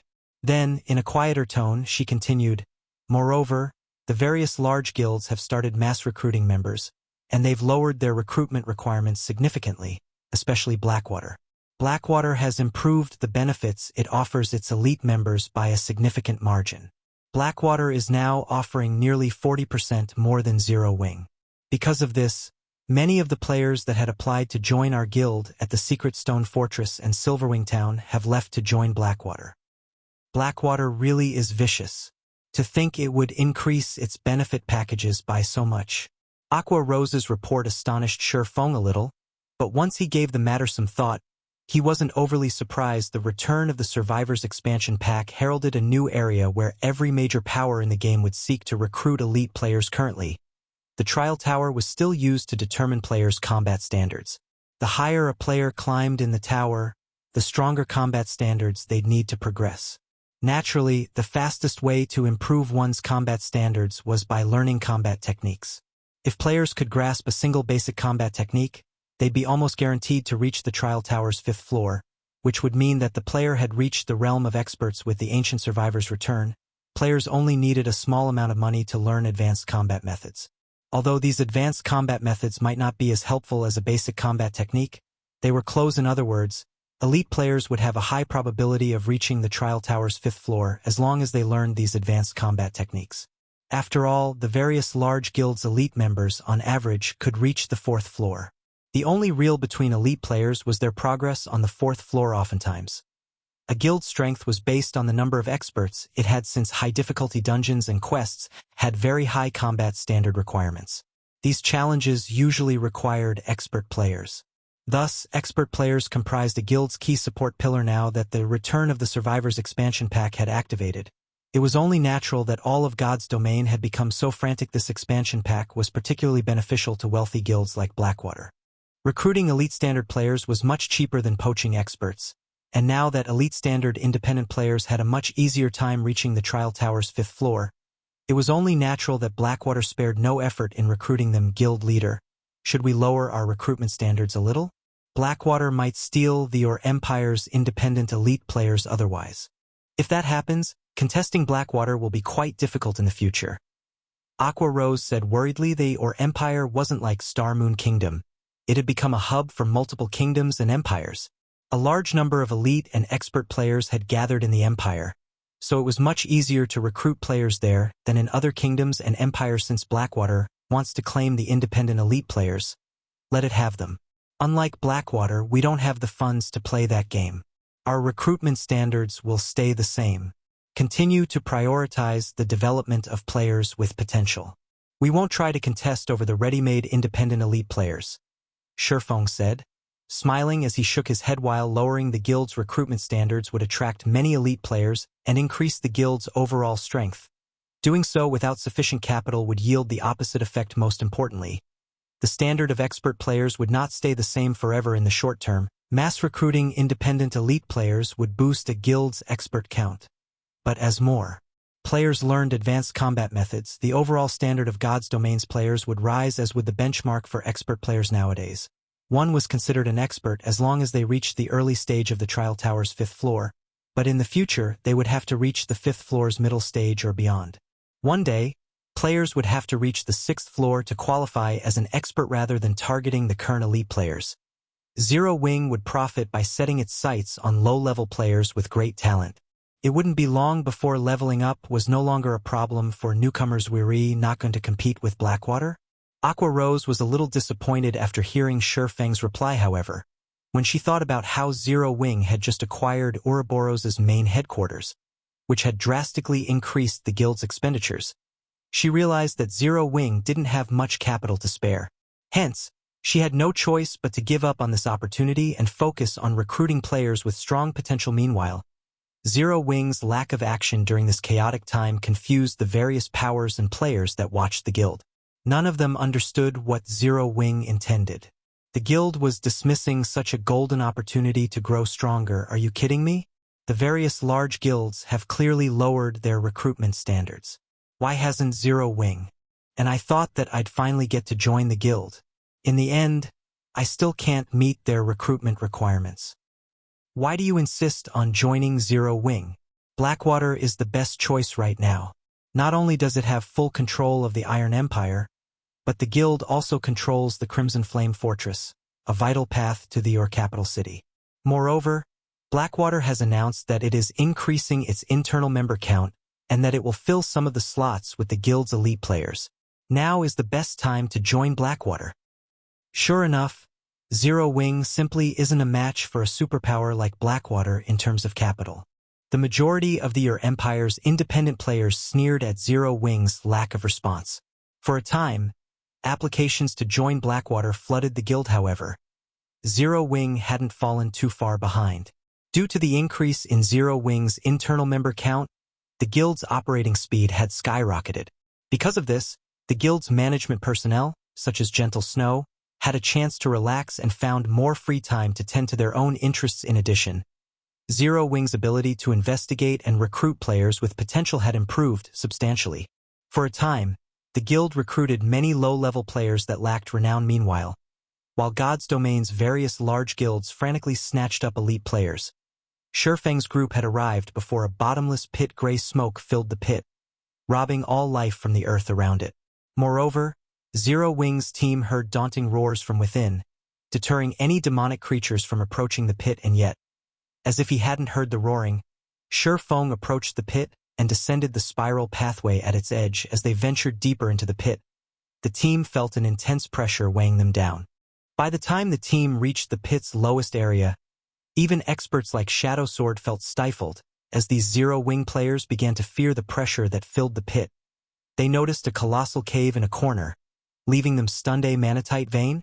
Aqua Rose stared with wide eyes at the numerous, dark silver ore deposits along the cave's walls. Chapter 1938. Magicbreaking Crossbow. The faint metallic luster and mana fluctuations in the dark cave stunned Zero Wing's team. Once they realized what they were looking at, they couldn't help their excitement, their breathing becoming a little hurried. Dark silver. And this mana fluctuation, there's no mistake. This is a manatite vein. Blackie's eyes glowed as he gazed at the dark silver ore. Guild leader, we're rich. Ordinary players might not know much about ores, but all of these players were guild experts. They had access to far more information than ordinary players on the subject, especially on precious ores that generated magic crystals as a byproduct like manatite. Such veins had already been the cause of plenty of struggles between God's Domain's various superpowers. Based on Blackie's knowledge, for major guild wars had been fought between superpowers over the discovery of an ore vein that generated magic crystals. Each war had involved multiple superpowers, with at least 4 involved in the smaller struggles, and up to 6 superpowers participating in the larger wars. These various superpowers had spared no effort while competing for the vein. The most impressive war had involved over 1 million players and nearly a full day of combat. By the time the war had ended, more than 600,000 players had been slain. The participating superpowers had suffered severe losses. Considering these wars, or veins that generated magic crystals, were akin to a war horn, signaling the start of another mass battle. However, despite the extreme costs, the superpowers that eventually secured the veins had judged the benefits worth the cost. Magic crystals were a guild's foundation and an important resource for nurturing experts, which were essential in protecting a guild town. Moreover, as players reached higher levels, magic crystals would become even more important. Currently, players needed magic crystals to use the Divine Colosseum, trade with special NPC merchants, and fuel powerful magic tools. Zero Wing's teleportation arrays, magic towers, and defensive magic arrays were a few examples, all of which required a ton of magic crystals each day to maintain. Yet, while the various superpowers fought to obtain veins that generated magic crystals, Zero Wing had discovered one without attracting attention. Now, the guild simply needed to occupy the ore vein and send people to mine it in secret. It would be able to avoid paying a bloody cost if Zero Wing had a stable magic crystal income. The guild could reach new heights in a short time. Blackie wasn't the only one with such thoughts. Aqua Rose was also ecstatic over the discovery of this manatite vein. Although the manatite vein wasn't as valuable as the attributed ore vein in the Flame Demon's Valley, the valley's environment was simply too harsh for players. Conducting a large-scale mining operation there was impossible. Fortunately, Karna Island was different. The thin mana here would not affect mining players overmuch. The only problem was the darkness corrosion, but that could be easily solved with darkness resistance potions. With the Candlelight trading firm's current strength, mass-producing darkness resistance potions would be a piece of cake. Dispatching a large number of players to mine this manatite vein was definitely possible for Zero Wing.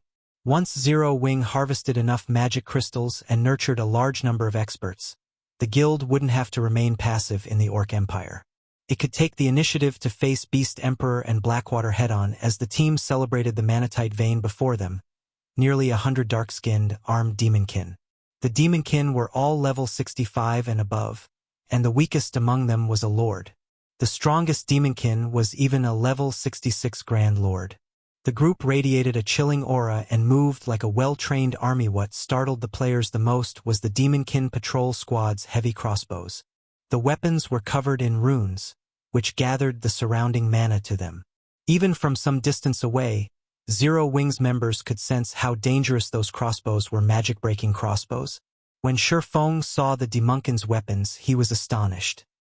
Shifeng had known that the Manatite vein was a demonkin nest, and Pantheon had paid a high price to secure the vein in his previous life. However, he hadn't expected these demonkin to be so powerful.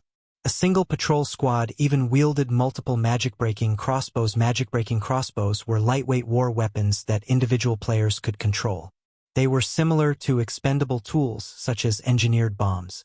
Not only did the magic-breaking crossbows attacks carry Tier 3 power, but they were also incredibly fast.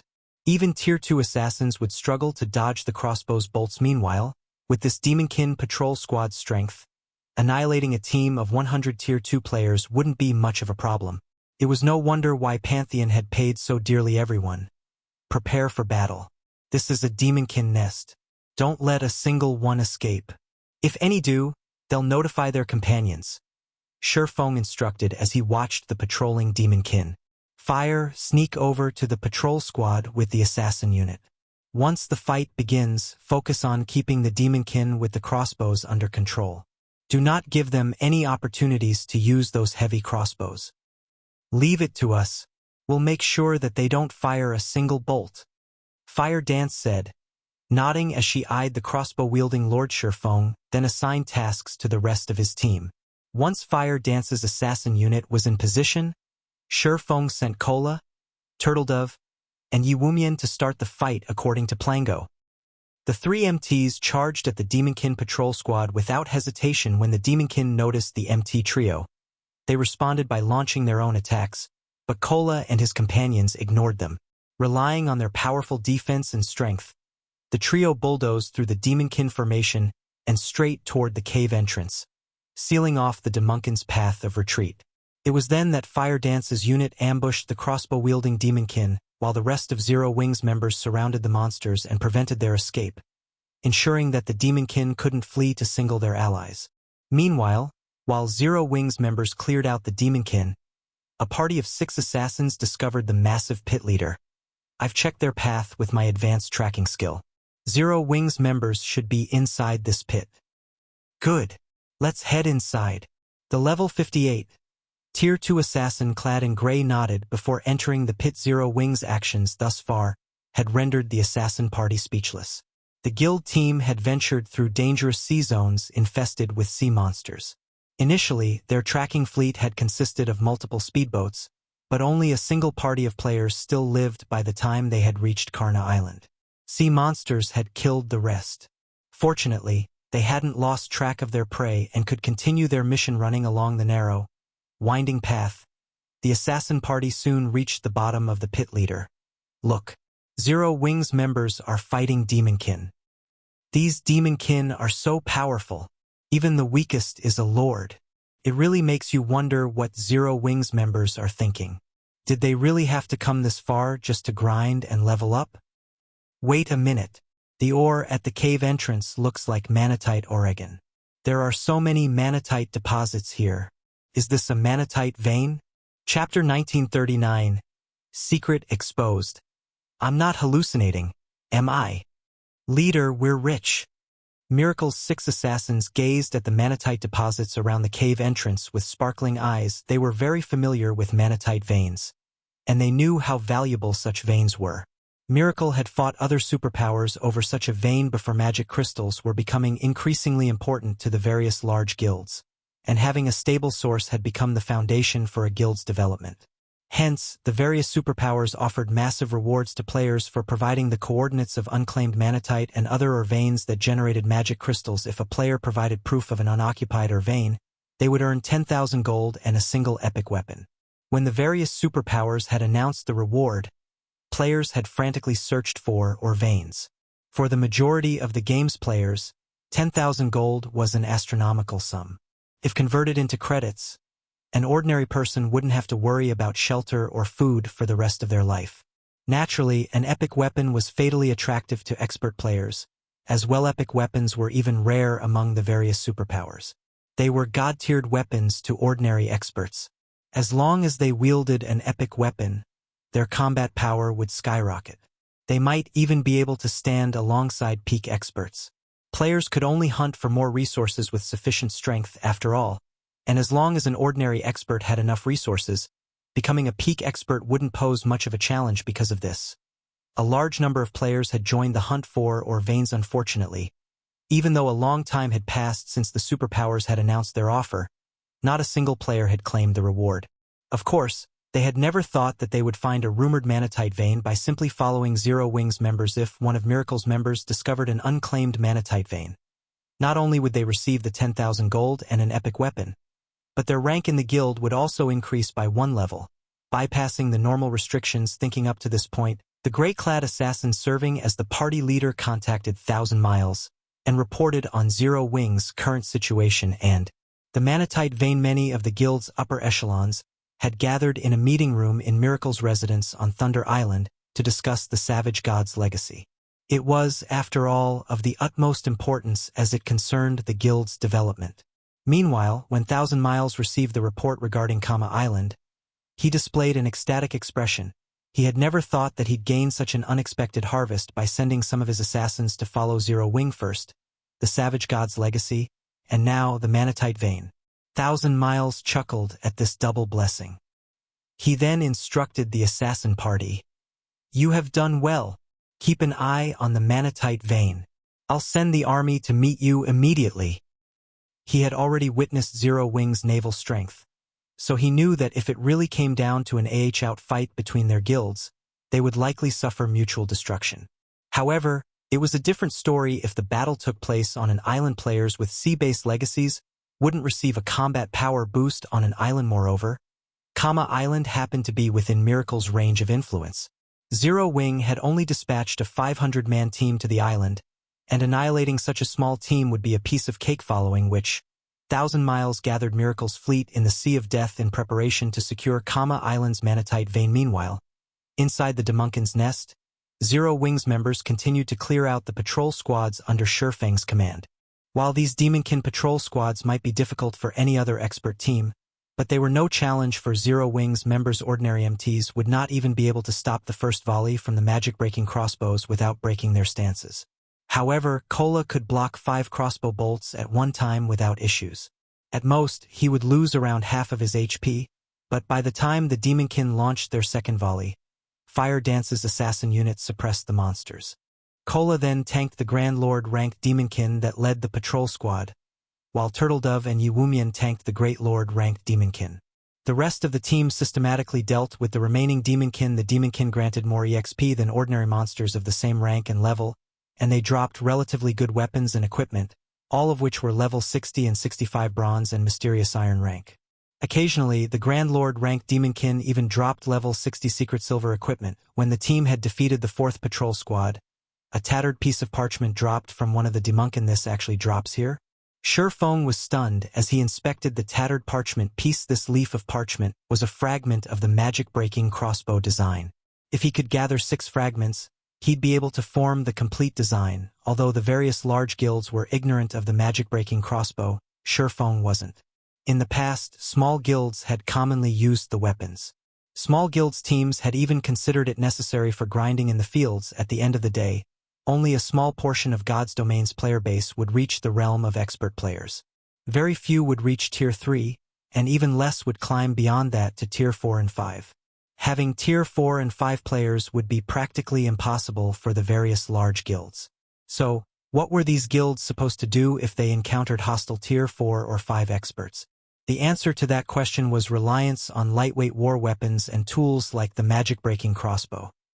The magic-breaking crossbow's attacks carried Tier 3 power, and while that might not seem impressive, the weapon's attack speed was so high that even Tier 4 players struggled to evade its attacks. If a group of players fired magic-breaking crossbows simultaneously, even Tier 4 players would be at risk of dying. However, the magic-breaking crossbow design was extremely rare, generally only available in ancient ruins. Now that he knew that the demonkin here dropped fragments of the design, why wouldn't he be surprised? Even in the hands of a Tier 0 player, the Magicbreaking crossbow would exhibit Tier 3 power and threaten Tier 4 players. If he could mass-produce these weapons, even dealing with an army of Tier 2 experts would be child's play. Thinking up to this point, Shifeng inspired his team to grind the demonkin with far greater fervor. Unfortunately, after nearly 4 hours and constantly using divine providence, the team had only collected 3 fragments. They were still far from completing the design as Shifeng prepared to lead his guildmates further into the demonkin nest. Phoenix Rain called him guild leader Black Flame. "Just what are you doing on Island?" Phoenix Rain demanded with a serious expression. "I've just received a report stating that Miracle is gathering a force of more than 30,000 players to head for the island. Over 7,000 of them are Tier 1 experts, and more than 400 are Tier 2 experts." She found it truly unbelievable that Miracle was mobilizing such a large force just to deal with Zero Wing's 500-man team. Miracle's gathering more than 30,000 players to take us out? The news confused Shifeng. Suddenly, he realized something. Has information on the Manatite vein leaked? You should hurry and retreat from Island now. Once Miracle's forces arrive, they won't let you simply walk away.